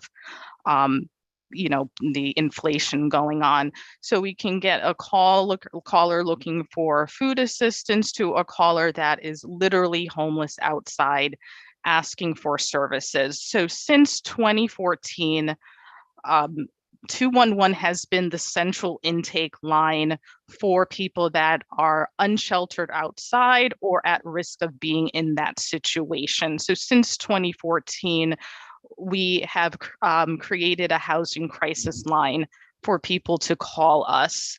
And our contact specialists, the frontline workers, when we answer the phone calls, we do active listening. We build a rapport with callers. We thoroughly assess them. And when we thoroughly assess them, we are finding that people are going through tremendous hardship right now, and they need our help more than ever. Our call volume has increased. In 2022 alone, our team worked with nearly 140,000 callers who told us that they are in fear of becoming homeless or already on the brink of being in that situation. We are an outlet for them. We are their voice when they feel like they are unheard. A lot of times they call different agencies and maybe they can't get someone on the phone, or they're getting a roadblock and they're just frustrated, and they call us and they're venting to us and they rely on us to help them in any way capacity we can.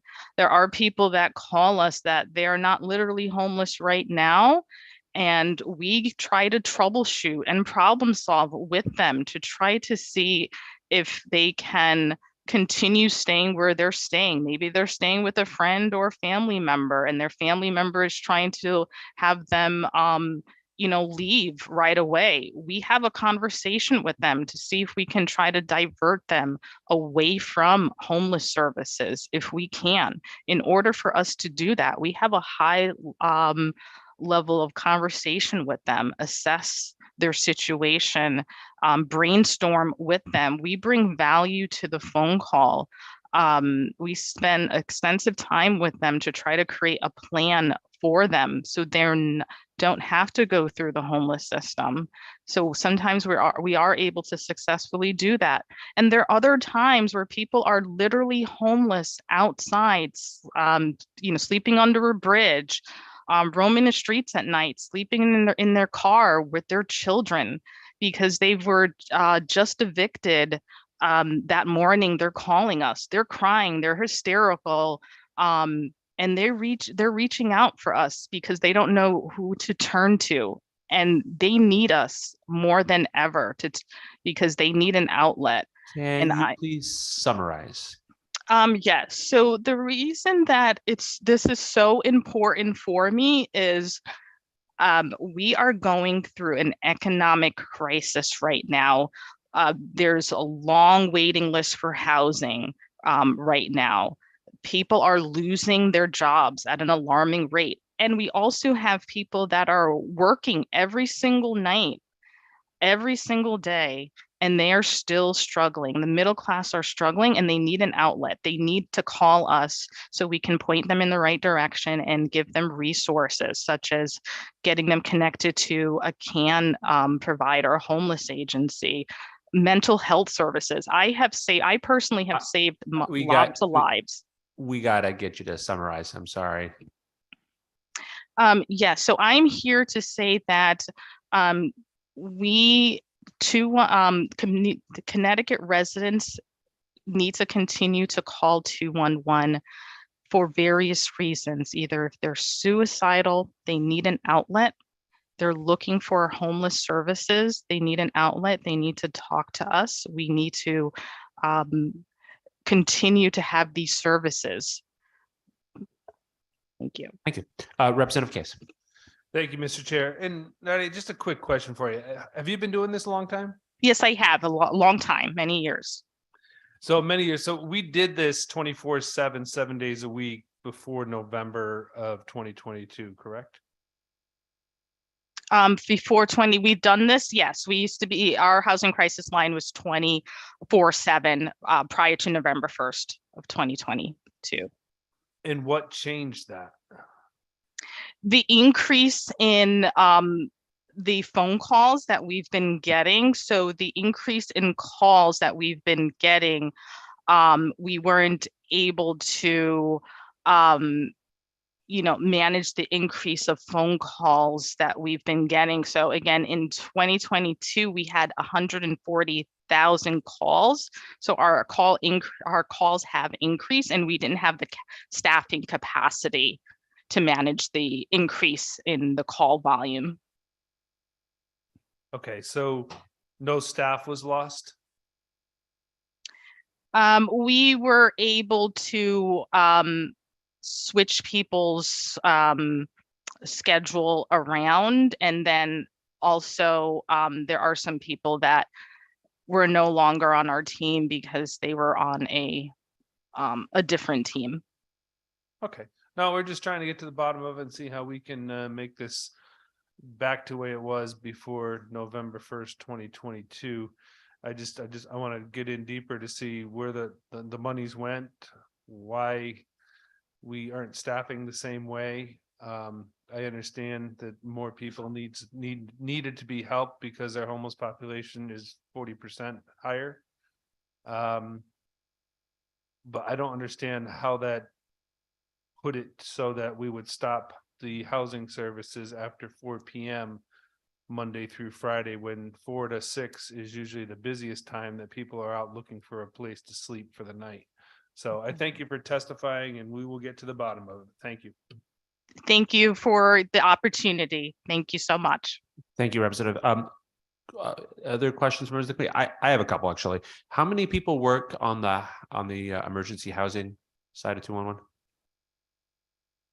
How many people are working right now, or right now? I'm sorry, can you repeat that again? I was talking about in general. I don't know how many people are clocked in at 4:45, but it's apparently zero. But how many people work there in general on that particular side of 211? Well, right now we can, it could be like a seven total on a particular 7 total. You get something like 4,000 calls a month? I would have to, all those specific questions regarding that, I would defer to Lisa, our CEO, regarding those questions. Okay. And you have a bunch of we heard a bunch today from folks about the requirements to meet in person, or to have the ability to to drive to a location. Are those obviously one issue is the just shortage of housing and the shortage of folks in the call center. But can you talk about how much time you spend on those requirements, or is that a big burden on 211? Yes, so we spend time on the calls trying to figure out exactly what their presenting need is, because sometimes there's a lot of different needs on one phone call. So if someone is literally homeless outside, we do have different hubs. So that's a location where we can schedule that person possibly a same day appointment, as long as they called us before the cutoff. So we schedule same day in-person appointments. A lot of times we're able to do that. If they're not able to get to an in-person appointment, we can schedule them a callback where the homeless agency, that hub, can call them on the phone as well. And the purpose of the in-person appointment is just to verify that they are in fact actually homeless? It gives it a more personal experience for the caller. I mean, sometimes there's callers that live close by, so it's a more personable experience for the caller. Some callers also don't have a phone to receive a call back, so it gives callers an option where they can go in person if they don't have a phone as well. But if you call and you're seeking emergency housing, my understanding is that you need to have you have to have an in-person meeting before you're able to have housing. Is that correct? Well, it's required for that person that's unsheltered or at risk of being in that situation to be set up with a homeless appointment if they haven't had one within 60 days. So yeah, that's the first step. Calling 211, because we're the front door. We do the intakes if they haven't had an intake before, and then we set them up for an appointment. So yes, they would have to have an appointment first. And they can't get housing until they have that appointment? It's required, yes, to have the appointment first. Okay. It seems like that's a lot of administrative burden on you to set up all of those appointments when there are folks just waiting to get housing, but I'm sure there's a reason for it. Yes, there's always a reason behind it. Absolutely. So we do the first initial assessment, and then when we schedule them the appointment, the person that's completed the appointment will assess them as well to see if they can be diverted or what the plan is for that particular person before they talk about, housing. Okay. I don't know if this was done by 211 or Department of Housing or where this plan came up, but I don't know. It seems bad if someone is unhoused. Maybe that we should focus on that and then figure that stuff out. Nadia, thank you for being with us here today. If no other comments are from members of the committee, I want to thank you for your testimony and go on to our next testifier, Tanisha Signore, followed by Tani Barrett. Hi, good afternoon. My name is Tanisha Signore. Thank you for hearing my testimony today. I'm a Master of Social Work student at Southern Connecticut State University. I'm set to graduate this May. I have a focus in community practice, and I'm interning with the Social Welfare Action Alliance. I'm testifying today on behalf of myself and Connecticut SWAT in support of HB 6854, an act establishing the Office of the Food Access Advocate and tax incentives for grocery stores and food deserts.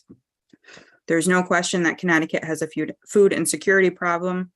As you guys have heard already today, that upwards of 17% of Connecticut residents claim they do not have enough money to buy food. This translates to roughly 490,000 people, 131,000 which are children. As social workers and other workers of human services, it's very easy for us to align ourselves with a bill like this. You can see why food insecurity would be an issue that's very important to us.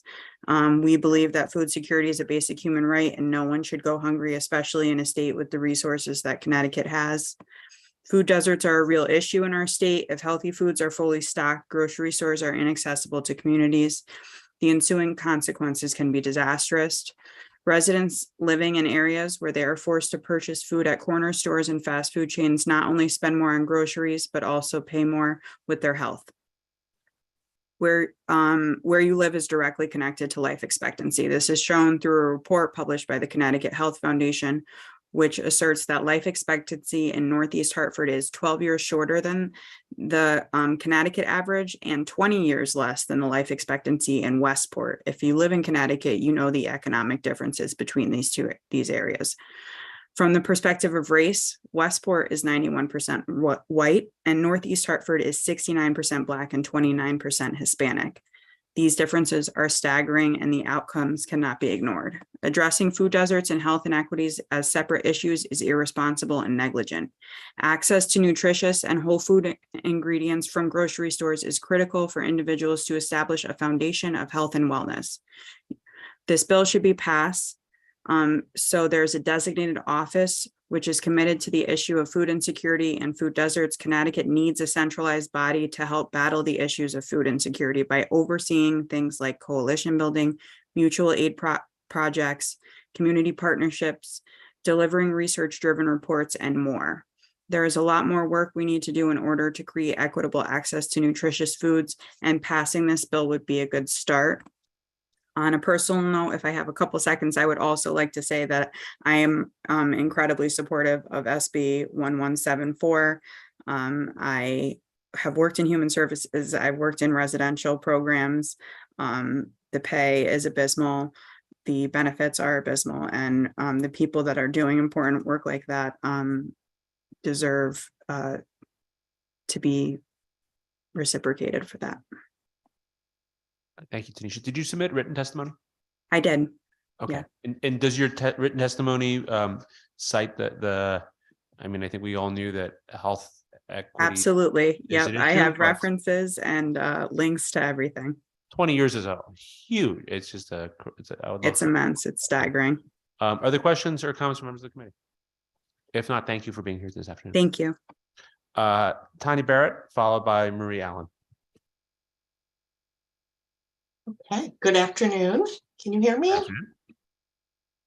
Great. So, dear Senator Lesser, Representative Gilchrist, Senator Seminar, Representative Case, and the members of the Human Services Committee, my name is Tanya Barrett, and I'm the Senior Vice President of the 211 Health and Human Service Division at United Way of Connecticut. I've been with the agency for 25 years, and I live in West Hartford. So I want to thank you for the opportunity to testify. 211, as you know, is a program of the United Way of Connecticut.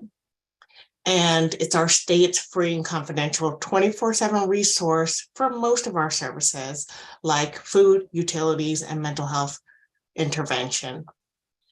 We're finding that our crisis calls are actually increasing significantly. 15 years ago, when I was doing this work, crisis calls were 3% of our call volume. Today, they're 42% of our call volume and a 16% increase over FY21.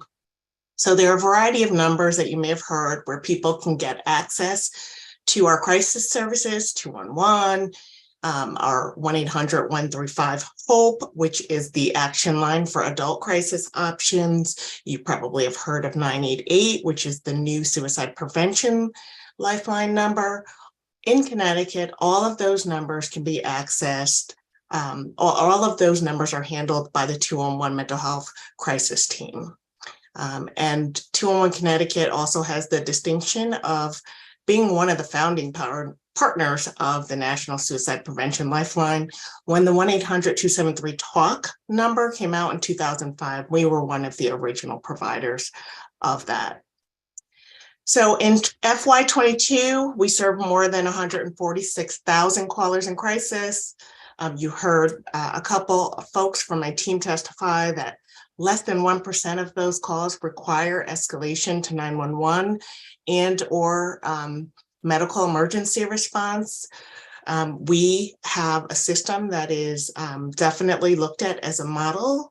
Our services, especially the integration of the mobile crisis services for youth and adults, is something that other states are very interested in replicating.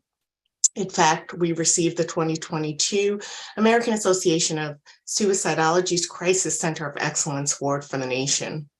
We work closely with DEMAS and DCF, and I'm happy to report that in February, our responsiveness was 98% of our calls were answered within 5 seconds, our 988 calls. To maintain this strong performance, we would need to make sure that we're staying on top of looking at the demand and making sure that the resources match the demand. And I'm happy, so I wanted to thank the committee and hope that the committee will help us to continue to balance the demand and the resources. And if you do have other questions on the housing, I'm also happy to answer any of those. Oh, okay, great. Thank you. Are there questions from members of the committee? I would love, did you hear the questions we just asked of your colleague about the housing part? I did. So which ones are you, so I heard some questions about, what has happened to the line in terms of why did we go from 24/7 to Monday, basically 7 days a week, 8 to 4. And that is because, it's interesting. So call centers, the highest period of volume is typically 10 to 2, regardless of the line of business. That it's just there's standard queuing theory that goes into this. And our call volume also plays out. So 10 to 2, the most of the calls come in to a call center. And you'll probably hear that repeated throughout many different centers. So what happened was that after COVID, we had a big surge staff for COVID. When COVID ended, that funding went away and we lost all of that additional staff, leaving us only with our DOH funded staff, which is 7 staff. Since then, we've gotten some funding for our cold weather. And so there's 5 staff that can help with cold weather so that we're 24/7. And some temporary funding, which will end the end of this fiscal year. That brings us to our current number of 21. Our volume is still the same, up over 4,000 calls per month. The wait time prior to the reduction in hours, still about 30-35 minutes. But the longest calls were 3 hours or more. And that's just a function of having to spread staff over a 24/7 period. So what we did is we said, let's condense the staff into the period where the most calls come in and handle as many of those calls as possible. We're still serving the same number of calls. I have 4,000 because we're still resourced at the same level, but we're handling all of those and people are waiting 30 minutes still on average, but the longest waits are no longer 3.5 hours. The longest waits are about an hour and a half. And so it's really just, how you want to, how to slice and dice it. Ideally, we agree with you all. We'd like to be 24/7 as well, but we also want to provide the best service possible that we can. And so that's why we're always looking and readjusting and shifting to serve as many people as possible. Okay, and I know Senator Seminar has a question. I've got a few. I'll let her go first, and then I got a whole bunch. Okay, thank you, Mr. Chair, and thank you for your testimony. I just want to make sure I understood you correctly. Did you say you are up from 7 staff to now 21 staff? So we did provide written testimony, and what it is that we've received, so we have 7 funded staff for DOH for FY23. That staff was supplemented with 5 staff for cold weather and another 5 positions, which would have been for a year, that we actually were able to have 10 staff for 6 months instead. So that totals 21 But again, at the end of June, it goes back to 7. And so that's what we are trying to avoid. Even at 21, that was not enough to provide 24/7 coverage, right? So we had submitted the staffing request for 26 staff, which is the funding that we're requesting, which would cover the 24/7 period. So when you were providing these services, my understanding was that you were providing 24/7 back in November of 22. Is that correct? That ended November 1st of 22. Correct. It ended. So what, at that point, how many staff people did you have? We had roughly the same 21 because we had COVID staff that was bolstering our staffing resources. That went away. And then we were able to request and receive other short time funding. And so none of that is baked in or guaranteed. And at the end of June, we face another cliff, and that's what we're trying to avoid. Understandable. And so, but you now are testifying that you don't want to return to 21, you want to return to 26, or you want to go up to 26. Is that correct? So, there are questions of resources. If you want us to be 24/7, it requires 26 staff. If you're fine with the current status of 8 to 4, 7 days a week, then we would ask that you fund the 21. But we believe, like we've heard many people testify today, that the ideal is to go back to 24/7. But again, I leave that in your hands because I understand it's a matter of resources. Are you under contract to be 24/7? The decision to be 8 to 4 was developed in collaboration with DOH and a consultant that they brought on to determine what would be the best course of action given what we were facing. Okay, and was it DOH who also suggested that you go from 21 to 27 staff? So 26 is the number that we're requesting to go back to 24/7. And that number has been corroborated by their external consultant who looked at this. So the additional staff, I understand, has been, and is that because you've gotten additional calls? You've faced additional calls since November of 2022? Yeah, calls continue to exceed the capacity. Okay, all right, well, thank you. And are increasing, so yes. Okay, thank you so much for answering my questions. You're welcome. And thank you, Mr. Chair. Thank you, Senator. And thank you for those answers as well. One question sort of dovetailing what I'd asked your colleague. Is there anything that we can do on to reduce the administrative complexity of providing the emergency housing services? I asked a bunch of questions about the in-person meeting requirement. What could we do to sort of make things work a little bit easier given the volume and your staffing shortages? Yeah, so just to be clear, so 211 serves as the front door to the coordinated access network. But in fact, most of the calls that come into us are not passed on to the coordinated access network. The coordinated access network is for people who are literally homeless or at risk of being literally homeless.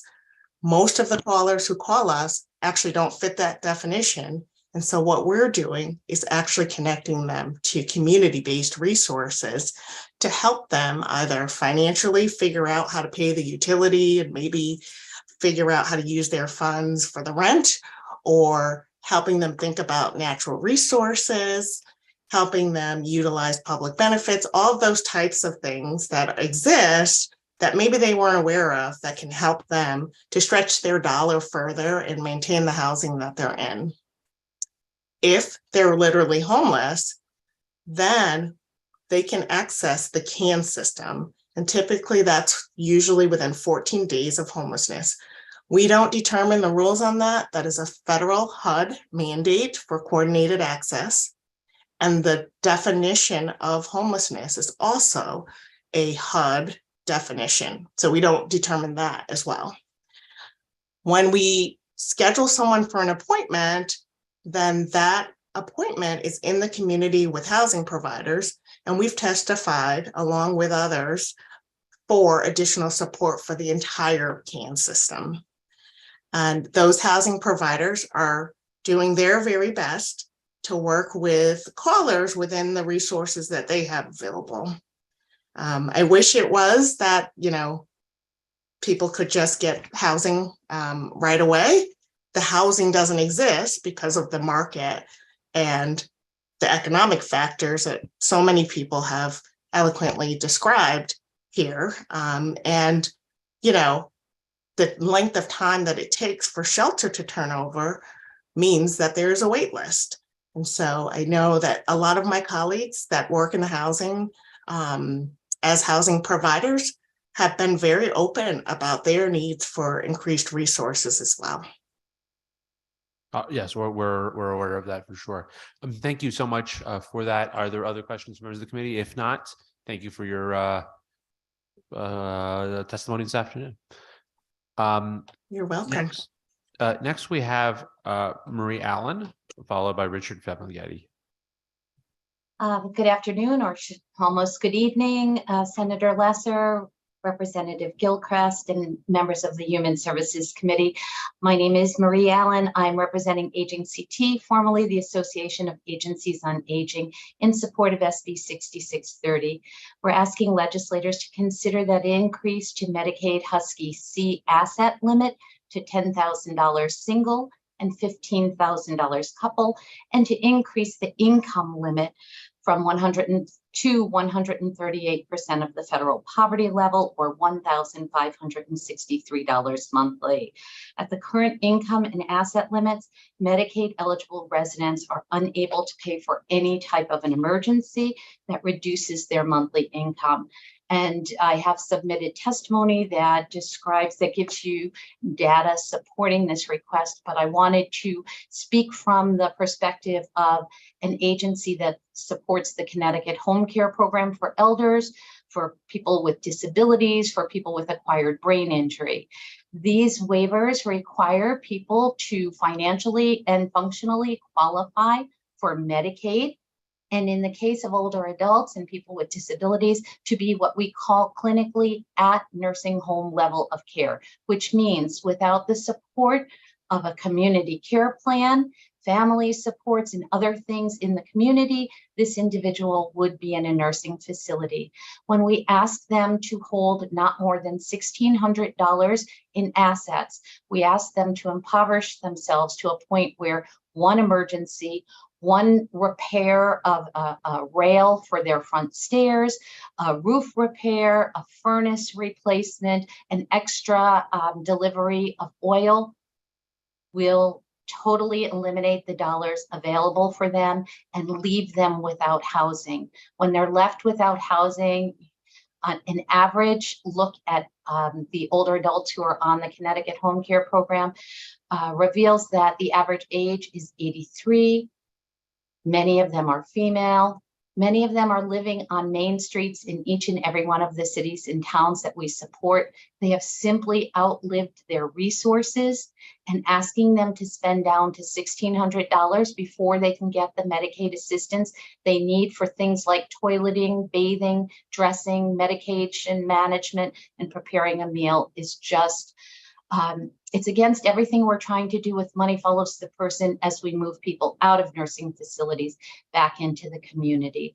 $10,000 in an asset limit is not great for Connecticut, but it's a huge move from the 1970s when we made $1,600 the asset maximum.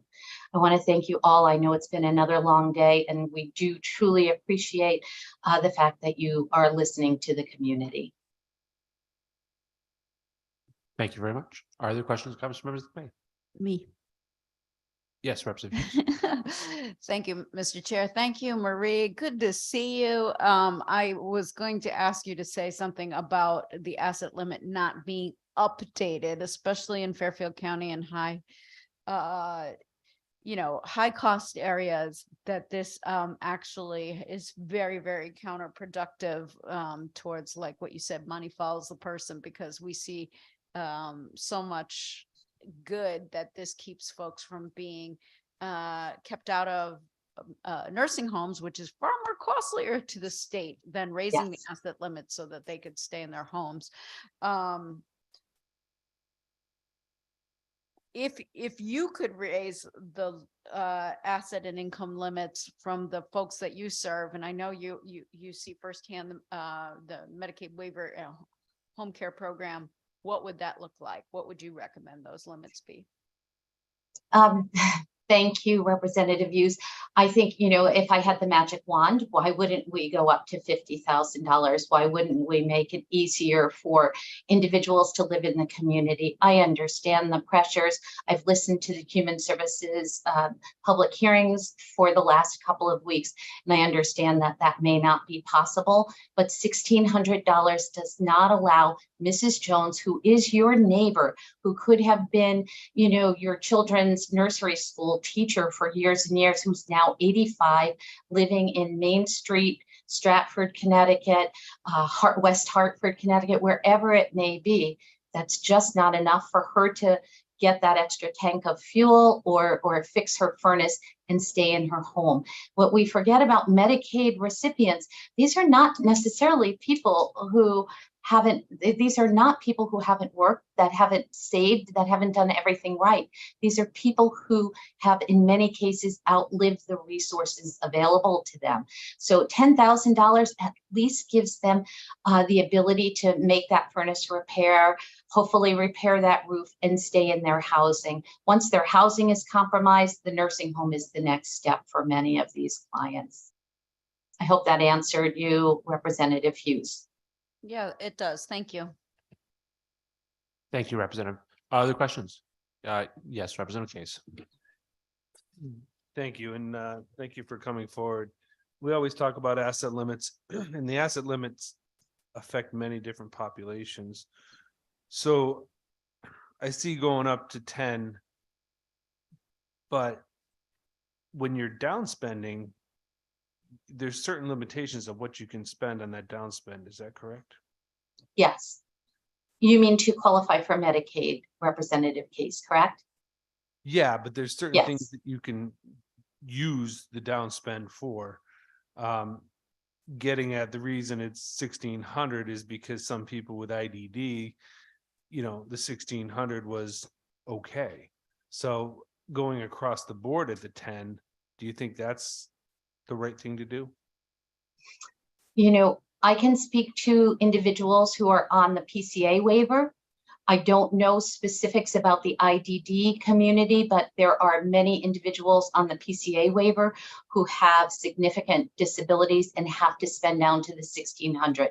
I spoke to a gentleman yesterday in Bridgeport, Connecticut, who said, Marie, every time I try and save for a used car so I can get back and forth to dialysis, Medicaid keeps kicking me off because I go over the $1,600 in savings. So, I don't want to speak to a specific population that I'm not familiar with, but people with disabilities who are between 18 and 64 years of age, who are not yet on the elder waiver, who have significant disabilities and receive these Medicaid waiver services, 1,600 is not an appropriate amount for them as well. So what if you have somebody who's at 1,600 waiver right now, but still makes too much money? Because the issue with the IDD is SSI, SSDI, SSD, SSI all go into this. And it depends in the IDD world of, in my case, it depends on who the parent was. And that's how they set the rate. And if you had too much in savings, your SSD and SSI would go down. Is that correct? Again, I don't know the ID world. That's not the world that I operate in. Elders and PCA waiver for persons with disabilities. What I will tell you is that the asset limit, if you are an 85-year-old woman who has worked all her life, lost her husband, and is living in a 1,200 square foot home on Main Street, $1,600 doesn't cut it.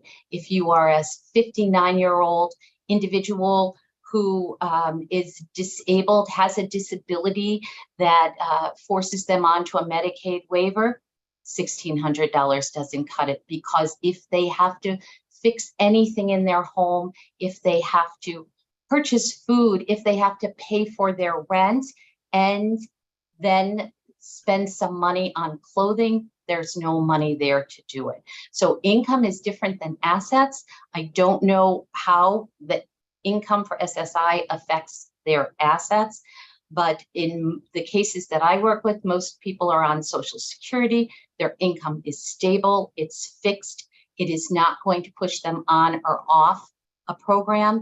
The assets, if they had a little bit of savings, they could better prepare for those emergencies that come to any person living, whether they're on Medicaid or not. So I think you're, and I agree, but income turns into asset.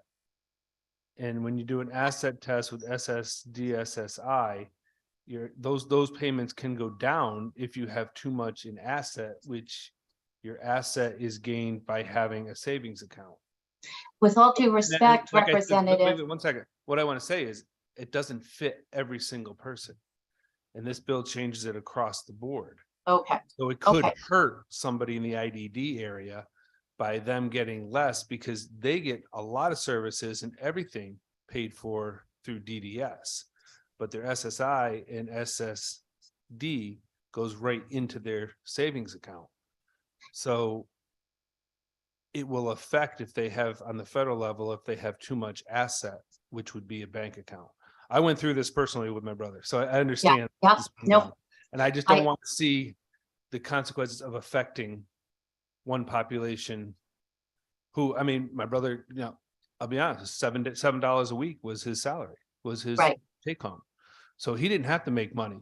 His money was made with SSD and SSI, but we had to downspend that because you couldn't have a savings account if you wanted to continue to get those benefits from the federal government. So there's just a lot of intricacies on what we have to look at. And honestly, we all in the human services area don't want anybody to lose. And that's what we want to make sure, that we're doing the right thing with all populations. Sure. And I think Sheldon Tubman is going to be coming on later and he can get into the details. But I will say that income only becomes asset if you have anything left over after you pay your bills at the end of the month.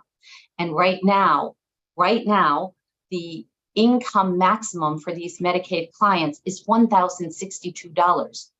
The market rentals in any of our urban areas is well over $1,500. So their income is never becoming their asset. It will not happen. There's no money left over at the end of the month for it to affect the assets. And I'm sure Sheldon will talk a little bit more intelligibly about SSI, but on the clients that are on PCA, the acquired brain injury, and the elder waiver, which is, close to 20,000 residents of Connecticut who are able to stay in their home and forego nursing home placement, there is no income becoming assets. Right, but there is the population that could have it, because if somebody's in a CHH home that's paid for by DDS, but they're collecting these other benefits through the federal government, those are assets. So what I'm getting at is one shoe doesn't fit all, and we need to Absolutely. And I hope we can look at that, because the shoe that's not fitting is forcing people into nursing homes. And I agree with you. I just want to make sure that somebody in the IDD population doesn't lose benefits because it wasn't thoroughly thought all the way through because of the federal income that some get. But thank you. Thank you. Thank you, Representative. Any other questions from members of the committee? If not, thank you for being here this afternoon. Okay, next we have Richard Famiglietti, followed by Dan Madole. Hello, good evening, everybody. Good evening, Richard. Thank you for letting me testify today. I'm here to testify in support of Bill 6630 to increase the Husky income and asset limits.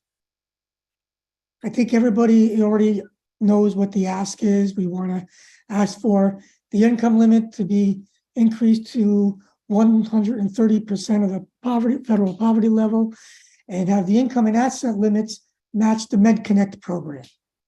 I also heard a lot of questions regarding if this was going to be harmful to other groups and things due to the increase of the asset limit.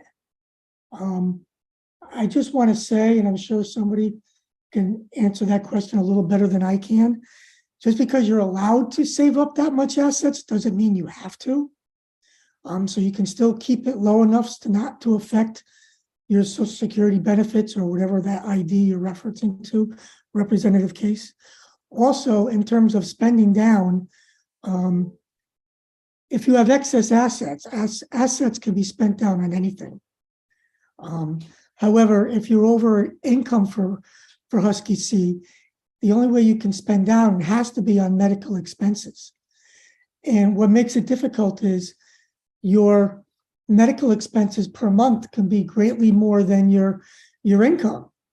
And try to budget that per month when you got to meet a deductible, especially when you have to buy over-the-counter medicine. I've played that game, as Kathy Flaherty had mentioned.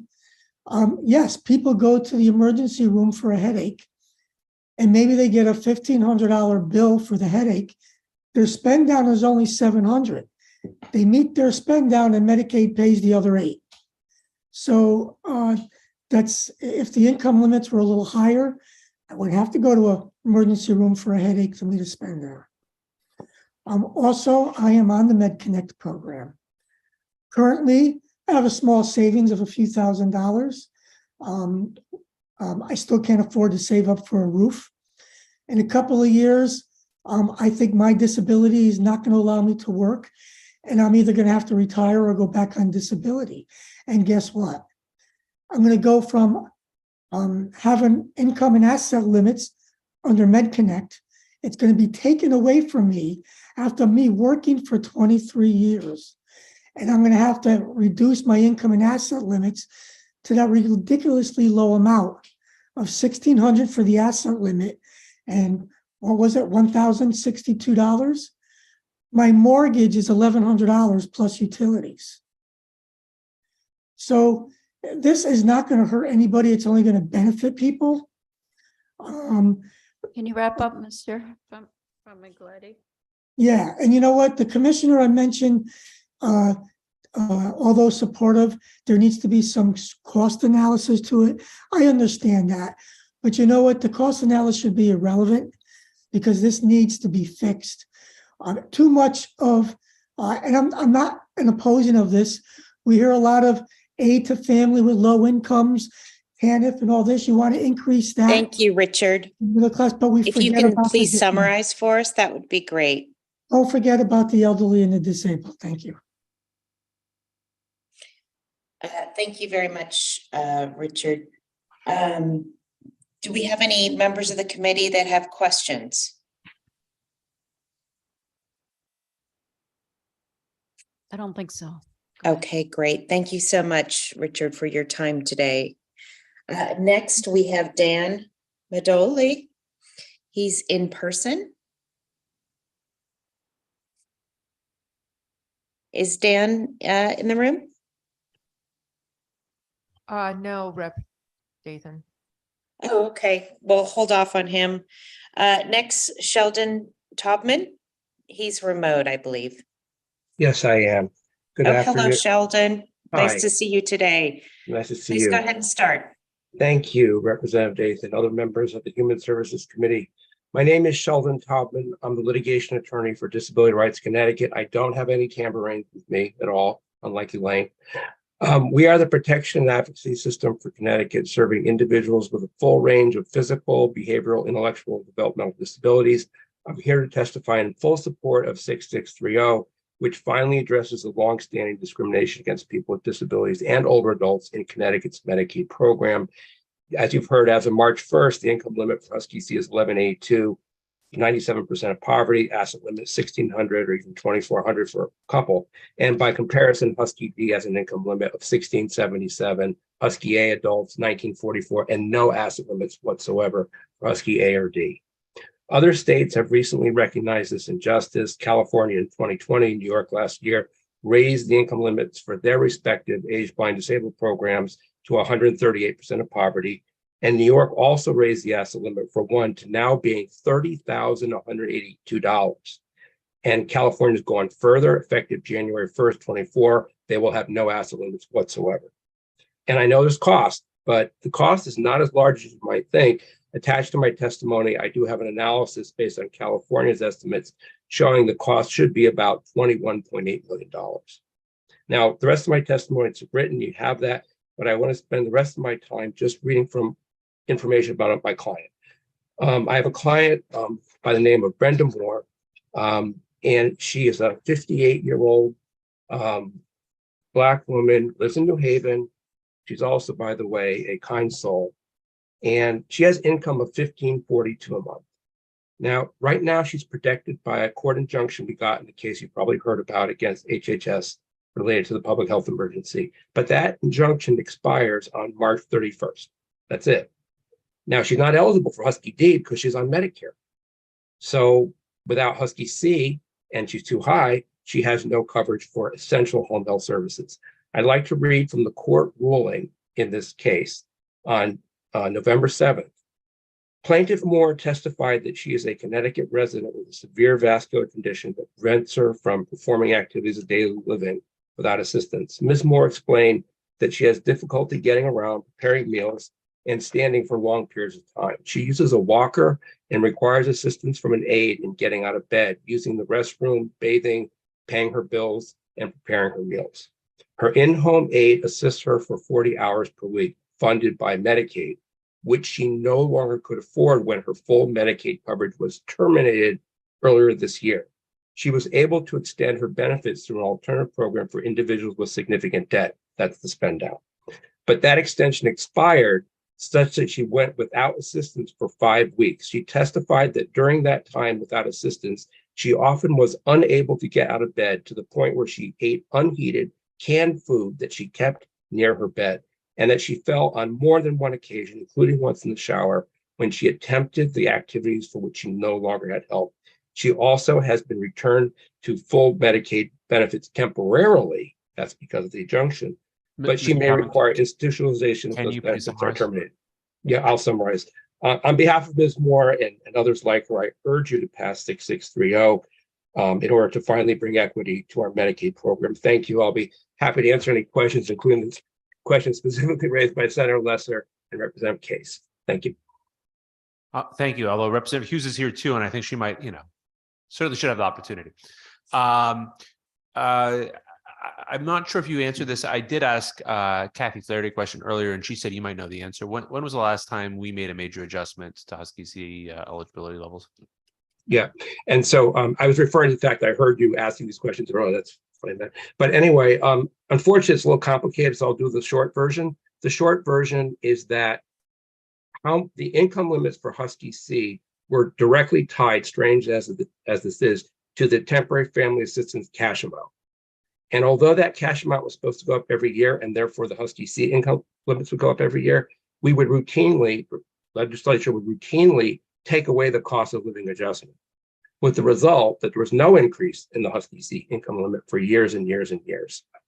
The only significant change was last year when finally the calculation was done separate from the TFA payment amount.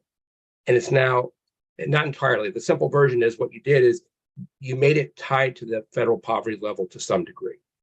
And the result is we're now at 97%. It did go up somewhat last year related to that adjustment, but still we're obviously far below Husky A or Husky D income limits. Okay, thank you very much. Other questions from members of the committee? If not, thank you for being here this afternoon. Thank you. Next, we have Melanie Wild Lane, followed by Laura Falcon.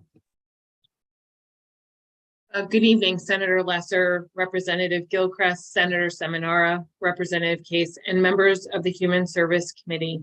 My name is Melanie Wild Lane. I'm the Executive Director of the Connecticut Association of School-Based Health Centers. We're a statewide organization that oversees 132 fully comprehensive school-based health centers that offer both medical and mental health services, and about 150 expanded school health sites that offer single services.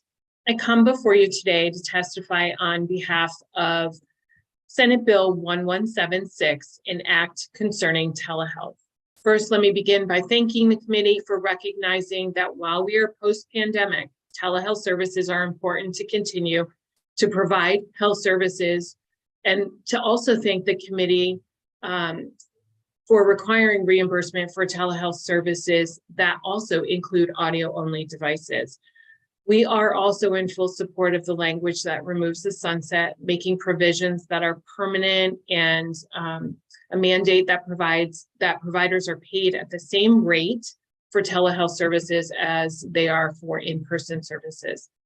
While I respectfully acknowledge that the intent of part of this bill is to also expand our workforce and access to providers, it is the concern of the association that the bill allows out-of-state providers to provide service in Connecticut with no provisions for oversight from a facility, a Connecticut licensed practitioner, or the Connecticut Department of Public Health.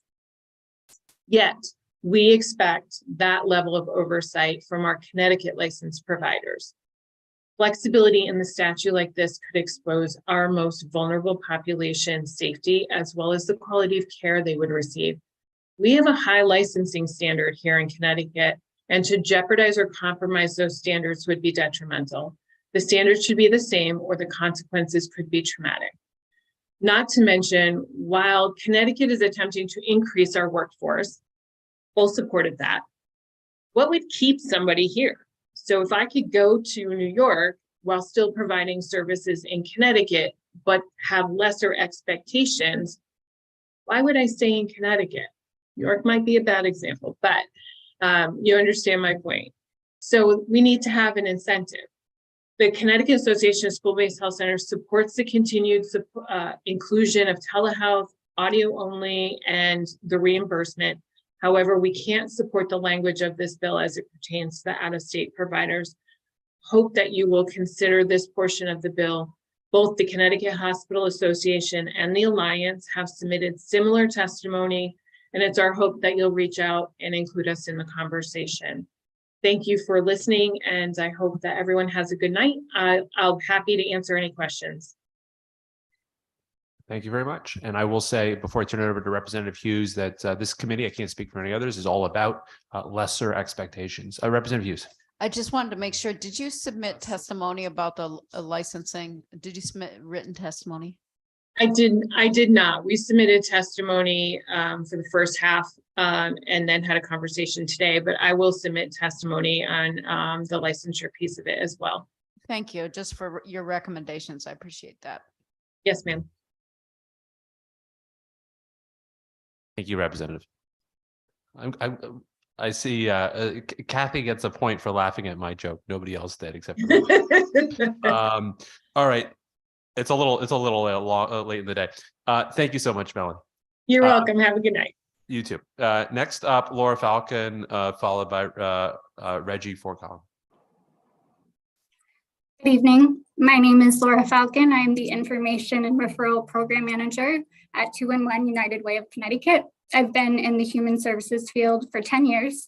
I'm providing testimony in support of House Bill 6856, an act concerning the 2-in-1 info line system.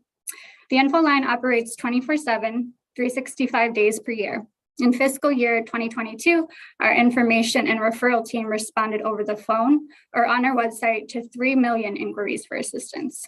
The primary needs range from rent payment assistance, heat emergencies, job finding assistance, utility assistance, health and COVID information, to name a few. I'd like to share with you why this service matters to me. In January of this year, a mother had contacted me and needed services for herself and her baby. She sounded completely exhausted, defeated. Her baby was upset and crying because he hadn't had his morning meal. She was overwhelmed with all the barriers in her way. 2-in-1 was able to help her find a diaper bank, help her secure food and hygiene supplies as well. She was hopeful and relieved 2-in-1 connected her with the resources for her child to secure a long-term plan as well. I was fortunate she called in because I believe no one should have to worry about feeding or taking care of their family. Basic needs should not be an obstacle in the world we live in today. When basic needs are not addressed, they can escalate into crisis situations. I've heard this countless times on the phone and from the 2-in-1 team. When people like this mother call 2-in-1, I can connect them with all the resources available to them with only one call, and sometimes it's a matter of life or death. As many have testified today, food emergencies and insecurities are on the rise. These calls are becoming common and alarming. My team at 2-in-1 is here to support a proper quality of life like everyone deserves. The work we do is a labor of love, and it would be an honor to continue to help Connecticut residents with the issues they face daily. Thank you for the opportunity to speak on this matter. Thank you for your testimony, Representative Case. Thank you, Mr. Chair. A quick question. So with the agency, is everybody working out of a call center? Yes, I manage the call center. So is a call center, everybody's answering the phone in the building? Correct, or they could be working remote. So they can be working from home? Correct. Is that a choice or is that part of the deal these days? That's an option that our agency offers. What percentage of people do work at home? I don't have those numbers for you, unfortunately. I can get back to you. Okay, thank you. You're welcome. Thank you. Any other questions or comments from members of the committee? Seeing none, thank you for being here tonight. Thank you. Next up, we have Reginald Ford Collin, followed by Jason Jakubowski. And Reggie, you've been here all day, so thank you. Oh, anytime. This chair's comfortable. All right. Chairman, Chairman Lesser, Chairwoman Gilchrist, Ranking Member Seminara, Ranking Member Case, and members of the Human Service Committee, I appreciate the opportunity to be here in support of HB 6854. My name is Reginald St. Ford Collin. I'm the founder of Fridgeport, a series of 24/7 community refrigerators around Connecticut that feeds upwards of 1,500 people a week. We have 3 locations: Bridgeport, New Haven, and Hartford. I also am part of the group that wrote, SB 5146 that created a task force that created this. I also lead a coalition, about 40 group members, called Food Access Advocate for CT, which include food banks, sustainable groups, food rescue organizations, et cetera, et cetera. I want to give some context, but everyone talks so good, gave a lot of numbers. Some numbers that were missed were Black populations of food insecurity jumped from 16 to 25% in 2021 to 2022, Latino from 21% to 34%, and families with at least one kid at home from 12% to 23%. So that's what food insecurity looks like. We just gave a blanket number, but there's been considerable jumps for people in marginalized areas. I want to highlight some of the more important points that this spills out. First, it creates and monitors public data and creates a centralized database where everyone could reach to. As it stands, if you have 13 questions, you have to go to 13 different places. I had a comrade in a meeting last week. United Way said, there was a meeting in Greenwich, United Way said food insecurity was 20%. Food Rescue US said food insecurity was 10%, both accredited things. But who are you to believe? Like, what side do you take? This would create something and make a rhyme and reason of stuff. We need grounding, we need hard grounding. I also am very supportive of number 5, sections 5, 7, 8, 14, 18, and 22, which facilitate efforts between industry leaders, research organizations, universities, food rescue organizations, supermarkets, and pretty much anyone who tosses food. We don't need to reinvent the wheel, but the wheel used to be stone and now it's carbon fiber. You can make it better. So that's what we're doing. This is coordinating everyone to make it better, lighter, more efficient. As I already said all that cool stuff. Centralized in place at all the food stuff. Yeah. So I want to stress the fact that this should be an office and not an individual, something akin to the Connecticut State Office of Healthcare Advocate. It doesn't really have to be the end point, but it should be the start point. Right now, like I said, the Department of Consumer Protection, Department of Agriculture, Agriculture Experiment Station, Department of Public Health, Department of Social Services, who you have to talk to if you want to have a conversation about food. What else? Oh yeah, I want also to support the homies. I'm also here supportive of the Supermarket Food and Deserts Initiative. There's 67 food deserts in Connecticut, making it the 4th in the nation. Let me jump to the cool quote. It's come from Carrie Hone, Executive Vice President of UFCW. When we are using public dollars for public good, we should make sure that we are getting the most out of these dollars. Could I just finish that? This is my last sentence. If a developer is doing good to receive tax money to build, we should make sure that the jobs being created in the construction operation of the developments are sustainable ones. I just want to say last line. There was a study by the Economic Roundtable that surveyed people who worked at supermarkets. 75% of supermarket workers cannot afford healthy food, run out of food before the end of the month, skip meals, go hungry, and aren't able to give their children food or other essentials. If we do something, we shouldn't add to the problem. That's all me. Great, thank you. Thank you for your testimony. We got a couple people have questions, and Oh, I do know. too. I'm ready. I'm sure you are. So, one, just in your professional work, have you had any interactions with the Connecticut Food Policy Council, which is supposed to be coordinating all the folks? You said you're talking about how hard it is to know who to call, and I'm on the Bridgeport Food Policy Council. I've been on it for 2 years. I didn't know the state policy council existed for 14 months. Then I know that from the task force. So yeah. And then as I was back here, I knew that was going to come up. So I looked it up. The first thing number gives is from 2019, which says that food insecurity is 420,000. So then you scroll down a little bit. The next is a thing from 2015. So I'm not sure what the Food Policy Council does, because I also checked the minute meetings. They met 9 times in the last 24 months. So maybe they did stuff more, but it's not meeting. So again, I can't find it. Last one said March 2022. So to get to the point is I started ranting and forgot the question, but I hope I gleaned over it, answered through that. And if we put somebody there or put somebody in the Department of Ag to take phone calls and to just coordinate, would that be enough? But you want a full office. Okay. You want a full office. Yes. Just to answer your question. I don't want to no, there's no, I'd say there's no confidence, but there's less than that. There's negative confidence because again, I looked it up, March 2022. That's COVID. That's like the last 2 years I met 9 times during COVID as well for meetings. So, and the website, like I said, again, doesn't have updated numbers. Last year they had a grant, $10,000 over 18 months. That was 2 years of work. It wasn't on their CT Food Policy Council website the whole time. So there's 2 sites. One's one of this. It doesn't show that. So no. So we got some pushback from folks who were saying, and I think we maybe hear some in a few minutes from some folks saying, if we have extra funding, if we have funding available, we should be putting into programs that directly serve people. The problem that Connecticut has is that we just don't provide enough funding for nutrition, and we're 49th in the country because we don't provide that funding. What do you say to that? Well, luckily enough, I had time to read the public testimonies, and I read all 44. Well, I skimmed through 44 of them, and I saw that you're specifically talking about CT Food Share, the biggest food bank in Connecticut. And I recognize why they say it. Well, I'm not sure what you're going to say about that. Yeah, they wouldn't want something that makes the world more efficient and all that, because some of it might undercut what they're doing. But the work shouldn't be to keep a nonprofit going. The work should be to keep food and to defeat hunger. So from that standpoint, sure, whatever you said is sound good. And I read all the things. No one else said that. Again, I read all 44 of them. There's 42 people, or 42 agreed with this. One was DSS, who said that Policy Council was good. And as I mentioned, they haven't been there since March 22, and the others CT Food Share. So yes, I understand 0.5% said something, but my kickback is does not the 99% that I just mentioned, including the coalition that wrote this and the people who have public hearing not matter just as much. I understand they're a big voice in the room, but it's a big state and they're not the only voice. Great, thank you very much. Representative Case. Thank you, Mr. Chair, and thank you for sticking around. Anytime. I love this. Sure what Bridgeport was, so I looked it up just now, and there's a big refrigerator right on the. I got it right here. So. Nice. I think it's a great idea. And, living in the northwest corner, we don't have access for people who need food to actually get there. There's no transportation.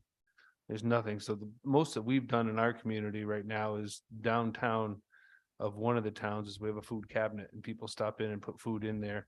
And, it's under camera, but it's a local business that did that so people can do it anonymously and go pick up some food. I think this is a great asset that you guys have here, because when you look at the desert areas, come to the northwest corner where if you live in one of the areas, myself to go grocery shopping, it's a 25-minute drive. So yeah, I'm I'm a small town boy, so I don't know much about it. I'm just from little Bridgeport, but I have seen a map of it. And I know like the whole Putnam is literally red. I know what you're talking about because in just the day after Christmas, I forgot which group did it, but they put an article on the Connecticut Insider showing a map of physically what it looks like. And it looked like from Bridgeport and the whole Northwest, they looked exactly the same. So I understand what you're saying. And maybe we could work together and I could put a fridge right in front of your house. No, I just wanted to commend Good you. I'm hit, looking at this and this is awesome. And thank you for what you do. And thank you for sticking around and opening up our eyes to what's going on.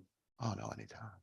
Representative Hughes. Thank you, Mr. Chair, and thank you, Reggie, for your thorough testimony and reading all the other testimony.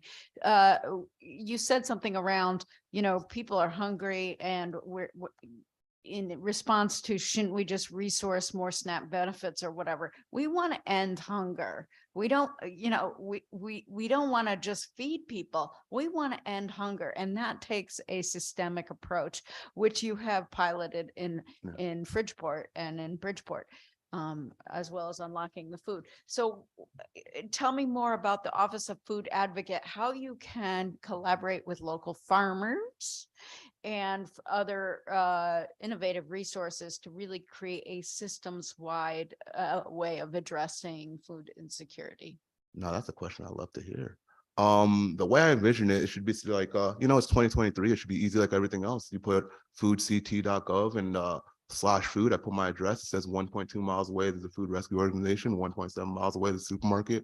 If I'm in this area, it says that I have SNAP benefits, I have universal meals. But also if I'm a farmer and I move, let's say I get a property in Waterbury and all I know how to do is farm, and I go to foodct.gov/farm, it says, all right, here's how you set up, go from just a hobby farmer to a real farmer. Here's the places that take the food. If you're a BIPOC farmer, here's the ones that take BIPOC farmer. If you have excess, you go that. But again, put an address in a foodct, a drop-down menu like every other service on Connecticut.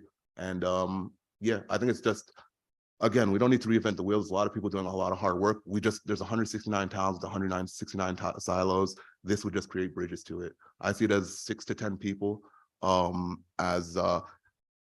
to 10 people doing this work who do all this information. Again, it's not like they're not doing anything. Most of the work is just collaborating. It's coordination and collaborating information. Like we said, there's pockets everywhere just to put it in one bucket. And yeah. Again, I ranted a little bit, but I think I talked a little about the farm. So you're sort of creating an app for this, a statewide app, which do you think it would encourage more people to resource food sharing, food rescuing, tax credits for grocery stores, that kind of thing? I wasn't thinking an app, but that's a genius idea. I'm about to write that down. But I was thinking, I think of an app, but I also think I'm first generation Haitian American. So there's a part about 211 because internet's cool and all. I use it all the time. I was using it back there, but my mom uses the phone. So if it doesn't get to her through the phone, it's not really that amazing. So the thought wasn't really an app. I literally just thought a drop down. So I don't think it has to be something extensive of an app. It could just be something. The point is to make it accessible to everyone. And having an app means you have a smartphone. And that's not what I asked. What I'm saying is something accessible. Sure. So it's a website that's easy. Sure. But again, I keep talking too much and losing myself. What was the question?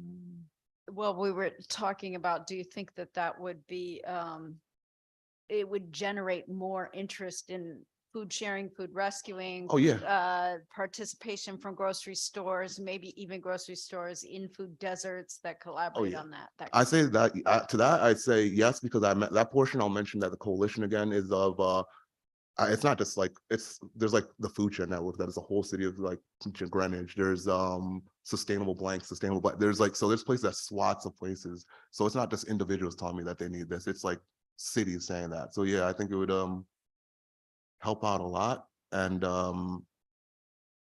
yeah, I know our town is doing a grower row with the food rescue to have local backyard farmers just grow an extra row and then bring it to the the current system is like, what you know, if you're on the listservs, the Facebook groups, the Instagram groups, follow your representative. Happy to walk around to the right room, be on a task force, be in a working group, be maybe on the Food Policy Council. There's like 9 different ways you kind of get the information, instead of like the normal way people get on information is go to Google or go online or go to their, your ct.cg, like go to your website, your government. So yeah. or part of 211. Yeah, part 209. All right, thank you. Thank you, Representative. Any other questions? If not, thank you for your testimony this afternoon. Next, we have Jason Jakubowski, followed by Emily Sabo. Thank you, Senator, and members of the committee. I'm sorry I can't be there in person. I'm here in the great city of Boston. We are meeting with the USDA regional office, trying to get some more TFAP food and government commodity into Connecticut. I'm Jason Jakubowski, President and CEO of Connecticut Food Share. We're the official Feeding America food bank serving all 169 towns here in the state of Connecticut. Happy to testify in House Bill 6854. As the title suggests, there's basically two parts to this bill. Sections 1, 2, and 3 concern the establishment of the Office of the Food Access Advocate. Sections 4, 5, and 6 concern tax incentive for grocery stores and food deserts. To start, Connecticut Food Share fully supports sections 4, 5, and 6, offering incentives to establishing grocery stores in areas identified as food deserts will not only increase access to fresh food, but it will also create jobs and pathways to food security for households in both rural and urban areas of our state. Sections 1, 2, and 3 are significantly more complicated, though, so much so that the committee may even want to ultimately divide the question. The Office of the Food Access Advocate is well-intentioned, but as it's written in House Bill 6854, we cannot in good conscience support the creation and funding of a new government bureaucracy at a time when direct service needs are so high. The office, as currently envisioned and written in the law, would cost millions of dollars. The New Jersey equivalent of this office costs more than $1 million. The Nevada equivalent of this office costs more than $2 million. And at this time, especially given inflation and the recent expiration of COVID-era SNAP benefits, that would be better spent on the much-needed direct services that existing state agencies, municipalities, and private sector entities are already providing. Connecticut Food Share works in partnership with a network of more than 650 independently operated food pantries, meal programs, shelters, and mobile food pantries around the state. We work with numerous state agencies, End Hunger Connecticut, the Connecticut Food Association, United Way 211. We already work with those entities to enroll people in SWAP, to assist the pantries getting food, linking farmers to pantries, and conducting and publishing research. Before funding a new government bureaucracy, we strongly suggest the state explore the following direct service options. More funding for the Department of Agriculture for the extremely successful Farm to Neighbors LFPA program. Funding for a permanent free school meals for all program. Funding to expand SNAP outreach. Funding for 211 to offer faster response times. Funding for supplemental WIC. Funding the nutrition assistance line item under DSS for the CT NAP program that specifically requires food banks to purchase food from Connecticut vendors, and funding for SNAP doubling program that increases the buying power at local farmers markets. These are all programs that directly provide food to people in need here in Connecticut, and this is where we need to focus our government investment. We are open to many other different ways of configuring this particular need in state government. I certainly agree with some of the other commenters, including Commissioner Barton Reeves, that one approach would certainly be to enhance and strengthen the existing Connecticut Food Policy Council under DOAG. I think the Food Policy Council took a couple of hits today. They're volunteers doing their best job for the state of Connecticut. Representative Boer is right in that they are volunteers. Jason, so, you're on a roll right now, but we are over time. So I can't see. I'm sorry. I can't see the timer. Can you please summarize? Yeah, no, absolutely. Anyway, my point would be you could take the existing Food Policy Council, and one, fill the vacant appointments, and two, that's where I would assign staff within the Department of Agriculture to do many of the things positioned in this bill. Thank you for your time. Happy to take any questions, Senator. Are there questions or comments from members of the committee? Yes, Representative Case. Thank you. And, you know, we can't have enough people out there trying to stock the shelves. And I think for the most part, everybody's trying to work together. And I believe you're working with one of the groups in my areas with new opportunities with the aquaponics and their lettuce growing. Is that correct? Absolutely. They're fantastic, and they have very fresh lettuce. They allow us to give fresh lettuce to the pantries over there in that area. Yeah, so, and we have Friendly Hands Food Bank. And I just want to stress, because I know Reggie's here and other people are here, but we all have to work together. And Yep. we have to make sure that everybody has, what they need and what they can get. And it's been some very difficult, trying times. And being in nonprofits for years, it's not as easy as it was in the past to get donations. Is that correct? Absolutely agree, Representative. So I guess it's just a comment that the more we can work together, the more we can get food to people, the better off we are. So thank you very much for chiming in tonight. Thank you, Representative. Thank you very much, Representative. Other questions from members of the committee? If not, thank you very much for being here this afternoon. Thank you, Senator. Next, we have Emily Sabo, followed by Mark Anthony Galucci.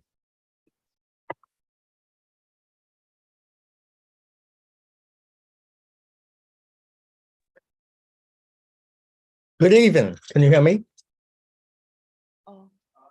I think you got one more to go. I think we hear from Emily first. Oh, okay.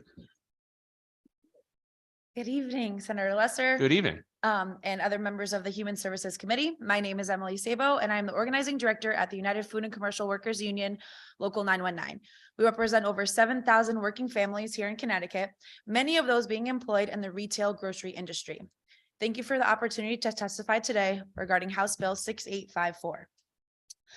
The UFCW actively supports food access and food safety by advocating for the responsible investment of public dollars to incentivize food retail establishments to be built in food deserts. We applaud the committee for bringing forward this issue, but we do want to bring forward another important component of this bill, the people who will be building and working in these new food retail establishments. We want to make sure that if a developer is going to receive tax money to build, the jobs being created in the construction and operation of those developments are family sustaining jobs. Right now, the bill partially does that by requiring retailers to pay prevailing wages to the workers on the construction or renovation of these new buildings. However, we believe that House Bill 6864 should also require grocery store owners receiving these tax incentives to enter into labor peace agreements to ensure that the workers can form a union of their choosing in a neutral environment. Now, I know you heard from my colleague AJ earlier about what labor peace agreements are and that they are being used in this state and other states in the cannabis industry and other industries. So I'll save the time with my testimony there, but I would like to share my story about how a unionized grocery store does create family sustaining jobs. My mom and dad have worked at Stop and Shop for the past 40 years to support our family. Their union job was the reason they had a career after high school. Their union job was the reason they could buy a house and raise 4 kids. Their union job was the reason why we had good health insurance and braces. Their union job was the reason we went to Disney World every other year. And their union job is the reason why they will one day retire with a well-deserved pension. While it is extremely important to build grocery establishments and food deserts to give those residents access to healthy food, it is equally important to make sure that the people living in these communities also have access to a good union job and all the benefits that come with it. So we urge the committee to add the proposed substitute language that is included in my written testimony before passing this bill. And thank you for the opportunity to be here today. Thank you very much. Are there questions or comments? Yes, Representative Hughes. Thank you so much for waiting all day to testify on behalf of basically the workforce. Do you have anything to add to the other testimony that we've been hearing about the Office of Food Advocate and how the workforce might play a role in that? I just think that it's important to always make sure that we are creating family sustaining jobs here in Connecticut, no matter what the job is. If it's wherever you are in the food industry, whether you're bagging the groceries or you're up at the top, you should be able to bring home a living wage for your family. And feed your family. That's right. Thank you. Thank you very much. Thank you for being here this afternoon. Thanks. Next, we have Mark Anthony Galucci, followed by Chanel Chase. Good evening, distinguished members of the committee. My name is Mark Anthony Galucci, and I'm the Chief Advocate and also the CEO of Center for Disability Rights, one of Connecticut's 5 centers for independent living. I'm here testifying strongly in favor of 6630. Can I start out first by expressing my very grave disappointment in this committee to learn today that you have a limit of 1 tambourine per hearing. It's in the rules. I didn't make it up. We amend the limit of 1 tambourine. Any second, Okay. any second. I will I submitted second written that. testimony, so I'm not going to rehash that, but I want you to know that as chief advocate, I have counseled hundreds of people in the long-term care options, and we do have a many files a person transition team at our center. And I will tell you, based upon my experience, that scores and scores of people have experienced these limits as barriers to getting out of a nursing home, and also things which cause them to go to a nursing home once they give up trying to live in the community. And I'm just going to share the one story, which is also my written testimony. I have a consumer, elderly lady, who went to a nursing home for short-term rehab, and like a lot of elderly ladies, 2 weeks wasn't enough. She got her Medicaid or Medicare notice saying, you know, we're not going to pay. And so the nursing home coerced her to switch over to long-term care. And so when she applied for that, of course, they forced her to disperse, get rid of any of her assets. So she did that. And then the worst happened. They said to her, because she was over asset for a period of time, she had a bill owed to them of several thousands of dollars, and they were trying to force her to give up every last penny she had, about $1,600, to pay the bill. And they also tried to force her to turn over a Social Security check to them as Representative Payee. Thank God she did not do that. So now she's penniless. She didn't have an apartment to go to because, by the way, they also didn't tell her that she had a right to divert her income to maintain her apartment in the community. So now she's fully recovered, but she's stuck in a nursing home because she doesn't have any money to move out. So she's referred to Money Files a Person, and they tell her, well, you don't qualify for Money Files a Person because you're $200 a month over the income asset. So you have to do a pooled trust. But she couldn't do a pooled trust because she had no money to pay an attorney or the $1,050 fee for Plan of Connecticut for the trust. So she's been stuck there now for 3 years. She's probably going to die there. And this is just not only a ridiculous situation, but it's very, very tragic.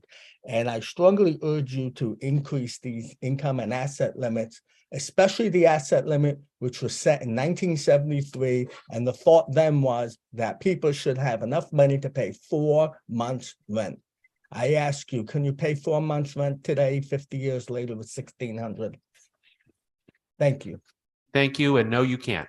Representative Hughes. Thank you, Mr. Chair. Thank you, Mark, so much. I hate to say that I have heard your story happening way too much of folks being basically coerced, pressured into going into long-term care, and then those facilities taking their money and enforcing and them being stuck. I've heard that it's not incidental, it's not a one-off, it seems to be a pattern, a predatory pattern that is extremely disturbing. So thank you for bringing to this committee another way to protect vulnerable people that fall into need by protecting those asset limits so that they can then qualify for Money Follows the Person and some other programs that allow people to stay in their homes. Thank you. Right. And can I say you're absolutely right about that? But if she had, for example, if we had a $10,000 limit now, when this happened with her rather, then she would have had enough money to either save her apartment or even to go find a new apartment, put a security deposit down, put a first month rent down, move herself out. So that's why this asset limit definitely needs to change. And do you think 10,000 is enough for 4 months rent now? In some parts of Connecticut, $10,000 is enough. You know, if you're not living extravagantly, you can certainly afford an apartment that, say, costs like $1,500 a month or $1,600 a month. I don't think you'd be living in Greenwich or Westport at that rate. You know, but there are certainly places where you can get an apartment and be able to have enough to move out of a nursing home and be able to, pay that first month rent and that security deposit and not have to wait around for someone else to help you move out of a nursing home. Yeah, and thank you for. It's very contrary to the state of Connecticut's policy to rebalance long-term care. What created a huge obstacle for people who are even under money files a person who want to move out. And we need to remove that obstacle to be consistent with the state's rebalancing efforts. Thank you. And the other thing that you sort of touched on, but not really, but is a lot of this comes with storage costs that weren't factored in. It's not just about rent, but the incredible disruption to people who go into a long-term care facility and lose their home, and their belongings and starting over, and how to preserve that from happening, which means paying some of their rent so that they don't lose their home. Right. And as you know, the personal allowance is $70 a month. You can't find a storage place anymore for $70 a month. And I also want to point out that a lot of people, we can understand that they want to at least hold on to their cell phone so they can communicate with people and have that independence and make your doctor's appointments or whatever. It's really important. It's impossible to use the phone in a nursing home. And cell phones alone eat up their personal allowance. So it's really important for people to have those assets, to keep their cell phone, pay their storage, for the ladies to get their hair done, et cetera, et cetera. Thank you. Thank you, Mr. Chair. Representative Case. Thank you, Mr. Chair, and thank you, Mark Anthony, for coming forward. And I can't remember how many years you've been coming to us, and I just wanted to thank you. But you have the one tamarine. Do you still have the golden eggs? I still have the goose and the golden egg. Yes, I do. She came back to Connecticut. She left the state for a while because she was very disappointed that you weren't supporting Centers for Independent Living enough. So she gave up, but she's willing to come and lay some more golden eggs for all of us. Okay, well, I just want to thank you. That's how much of an impact you make on a lot of us who have been here for years, because those golden eggs were here all the time. But thank you, Mr. Chair.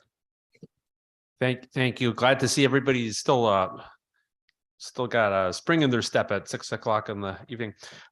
Next up, we've got Chanel Chase, followed by Karen Healy, followed by Alicia Washington,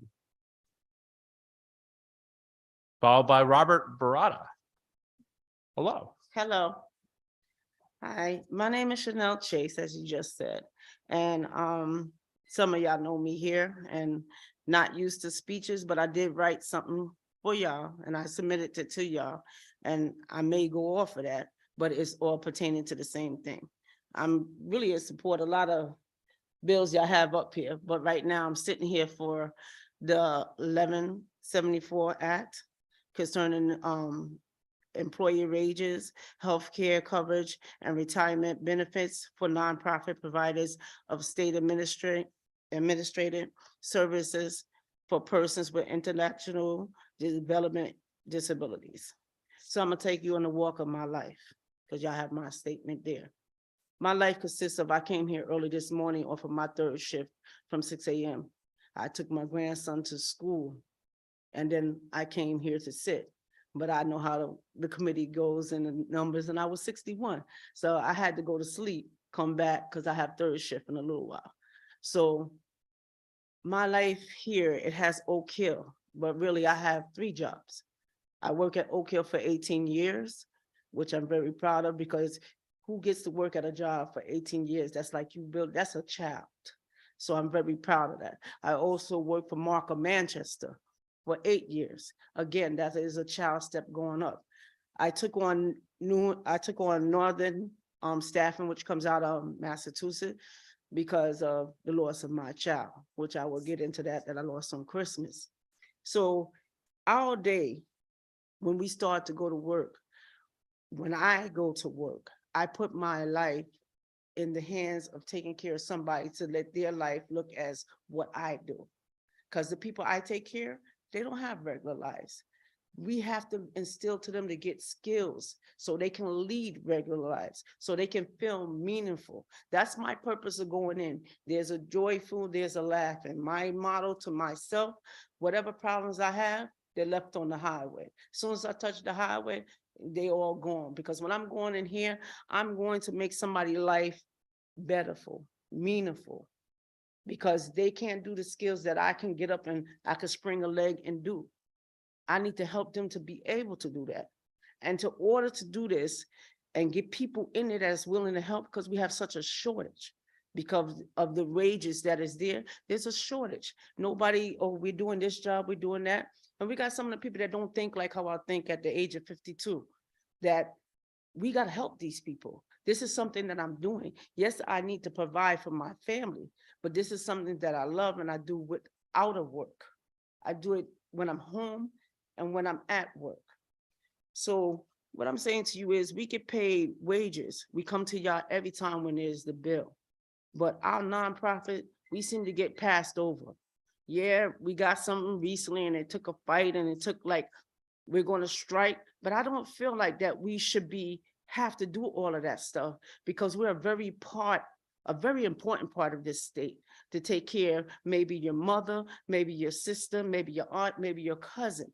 That's what we provide a service for them. And I feel that we need to be included because there's retirement when we get older. As I said, I'm 52. I'm soon going to hit that mark. I may not be able to work these three jobs and then keep it moving like how I do now at a certain age. I'm going to need to retire. I'm going to need something to have to fall on to take care. I have 12 grandkids. I'm going to need to have something to fall back on that to take care of them when I'm sitting there laying down or sitting there, or let me watch something. I don't even think I'm gonna retire. I think I'm gonna go back as sub, but at the end of the day, I need something to fall back on. And right now I don't have it. I really don't have it. The bills are high, food is high, gas is high. It is not a place where that somebody can survive and say, I'm going to go 9 to 5 to work. You have to have a second job. So with healthcare, I have so much healthcare that I didn't have before, you know, and mainly because I lost my son. I have seen so many pill bottles. So now I know what people go through when they got to pay for their prescriptions. I know what they got to go through when they got to go to the doctor. I have bills coming in that I didn't have. My credit went down because of bills that your medical go on your credit now, because it went on my credit report because you couldn't pay it. You know, I have so much different things now that we can be helped with from y'all to think about us because we're important. At the end of the day, there is somebody that needs to take care of the population that I take care of. I do assistant teaching for the kids to teach the kids that need this learning. I'm also a group home worker at Oak Hills. So assistant teaching at Oak Hill and a group home worker. Mark is group home. Norton is staffing for group homes, different agencies. That's how I work. So I don't think a person should have to wait 2 jobs to survive. As I said, the third one, that's my choice because I can't stay in the house right now. But I don't think nobody should have to get up and do 2 jobs. I don't see anybody, if everybody has 2 jobs here, to go ahead and go and work and do this. No. And then one last thing I'm gonna say to you. I'm sitting here for all parents. I work so much between those 2 jobs. My son, I carry him with me. On the back of my car, you may see down the road when you see Long Live Decky, that's his mother. You understand? Because he was 22. Him and his friend in Hartford lost in a car accident. He left me with 7 grandkids, so I got to be the dad for that role. But I worked so much that where I sit down every day and say, could I have that time to do this with Decky? Could I have the time to do that? Could I did this? What could I have done to have more time? And every group home I work at is so, I'm gonna give you an instant. I did the life insurance and we did a Zoom and my son is a character and the lady remembered him. So now when she's talking about her husband, because she called for that payment on December 23rd and I'm going to my aunt funeral, I said, oh, we getting ready to work on the funeral. Tomorrow's Christmas Eve, tomorrow's Christmas. Don't worry, call Monday to get the payment from me. Nobody could have told me that. His friends was going to call me at 4 something in the morning and tell me my child was gone. my child was gone. So I had to bury him. I made the ends went into my life and the retirement, took out that money to bury my son, and I made it what it was with his friends.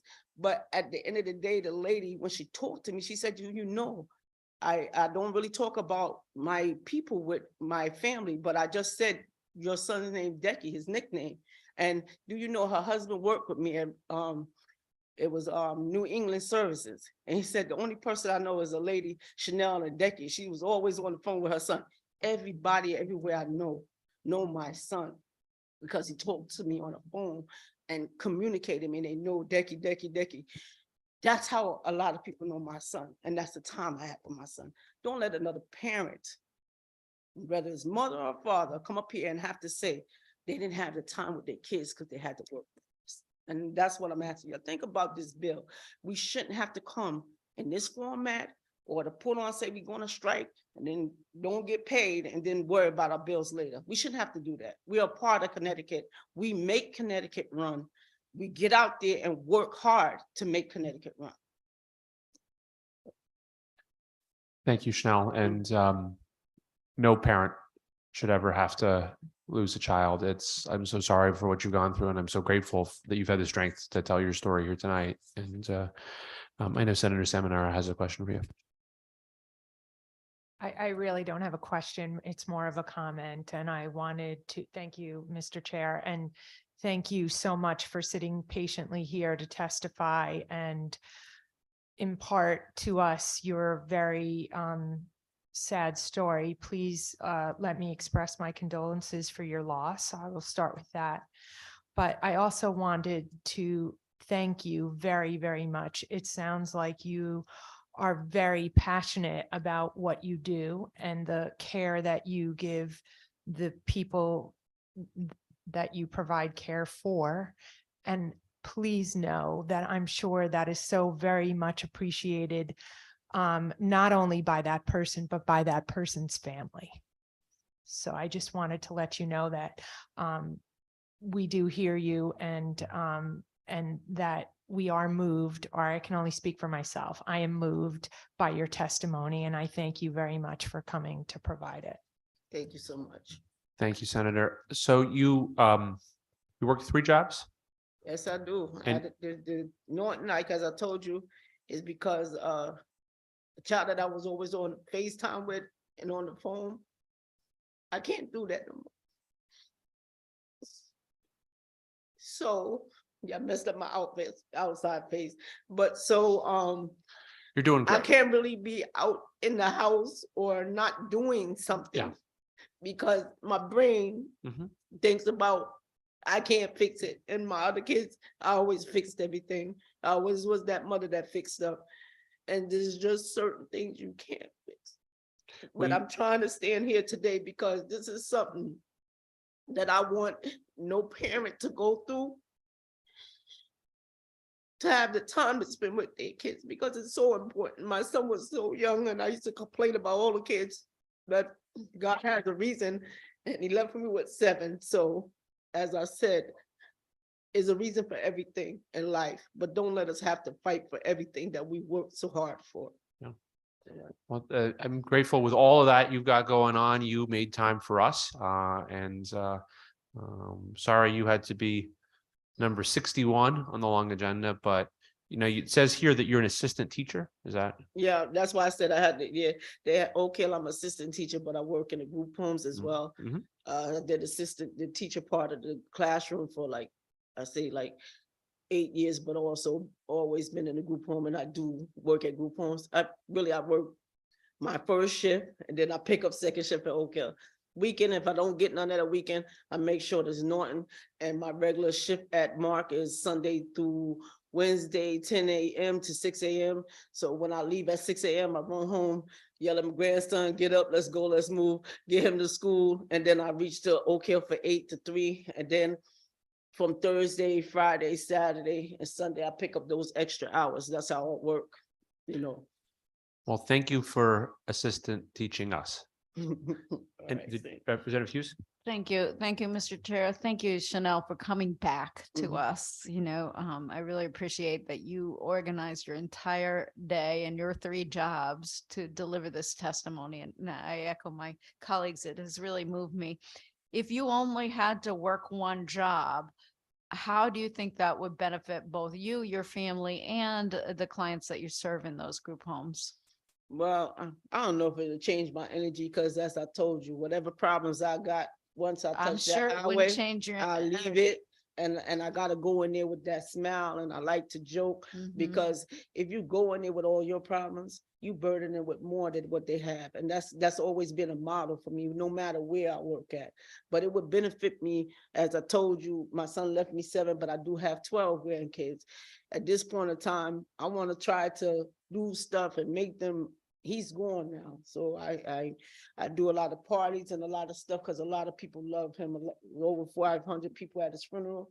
So at the end of the day, I have to make sure they provide, and they all young. The oldest is only 7, and I said there's 7 kids, so I got them twos, and the last one that was born 5 days after he passed, that never got to see him, is just made 2 years old. So like, I have to provide for them and make them live a life and remember him. And as for my older grands, I got one that lived with me. I need to see him getting in college, I have a lot of stuff to do, and I need time to do that. I appreciate that. It sounds like you would like the choice to work only one job with adequate health care, retirement, and a livable wage to support yourself and your big family, and then spend time with them. Yeah, because my retirement, I already went into that, unfortunately, for the life insurance for my son, because I had to put him to rest the proper way. My condolences, and thank you for being with us. Thank you so much. Thank you. Thank you. All right. And if you want to talk about prescription drugs, we got a hearing on that on Thursday. So come back. I'll be here. Okay. All right. Karen Healy, followed by Alicia Washington.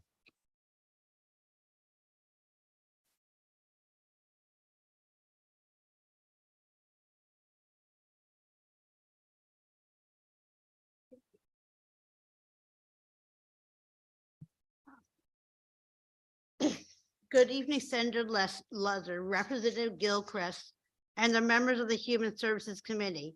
My name is Karen Healy, and I live in Hartford. I'm a person in recovery from mental illness. I spent 24 years of my life in psychiatric hospital between Hudson River Valley Hospital, New York, Cedar Crest, and CVH in Connecticut. I am now living successfully in the community. I've been out of CVH for almost 8.5 years now. I've never seen it back. Community, I am a member of the Keep the Promise Coalition, a member of Disability Right Connecticut, and PAMI Council, the Connecticut Council of Developmental Disabilities. I was chosen to be a part of these advocacy committees because of my story and my lived experience, which I used to help people. I am here to testify on HB 6630, an act of increasing Husky C asset and income limits. Right now, I'm on MedConnect, the Medicaid program for working for people with disabilities. Before that, I was on Husky C. This is our both health insurances programs for people with disabilities. Husky C has a very low income and asset limits. This means the past, when I have lost my job and working disabled status, I have gotten put on a Medicaid spend down to keep my Huskies coverage. But because of the limits are so low, sometimes when this happens, I'm not able to meet my spend down to qualify for Husky C. One time I was on it, this happened, I got billed over $1,300 for my nursing agency to come in to do my weekly med port. It's $135 a week, and they were coming in to do my med port. The system basically makes you rack up big medical bills just to keep your coverage, and it can't do that. If you lose coverage for things like home health care, transportation, dental, vision, and hearing, that's not right. If income asset limits of Husky C weren't so low, I would have to worry so much about losing my insurance if I lose my job and working disabled status. please pass HB 6630 and increase the Husky C income assets limits to help ensure important health coverage for people with disabilities. People with disabilities are human as anyone, and just because I have a mental health condition doesn't mean that I'm any different than anybody else. Everyone deserves the opportunity to live a good life in the community and the health coverage that we need to thrive. Thank you for having me the opportunity to testify. Again, my name is Karen Healy. And I'm a very good advocate. This is my third testimony already. I did the one about the ECT, DSS, and now this one. A year ago, I was in the miniseries for mental health that Connecticut did on NBC. And I'm a good report with Matt Ritter. One good report. So I don't know if anyone has any questions for me or not tonight. Well, thank you very much for being here, and you are a very good advocate, and it's impressive to see you lobbying for a bill that wouldn't directly benefit you if you're on the MedConnect program. So thank you for that. That's really important, and I know you don't live in my district anymore, but that's okay. Any questions for members of the committee? If not, thank you for being here. All right, thank you. Next up, Alicia Washington, followed by Robert Barada, and then we're done. Is Alicia here? No, Alicia. Is Robert here? Going once, going twice. If not, I'd like to adjourn the March 7th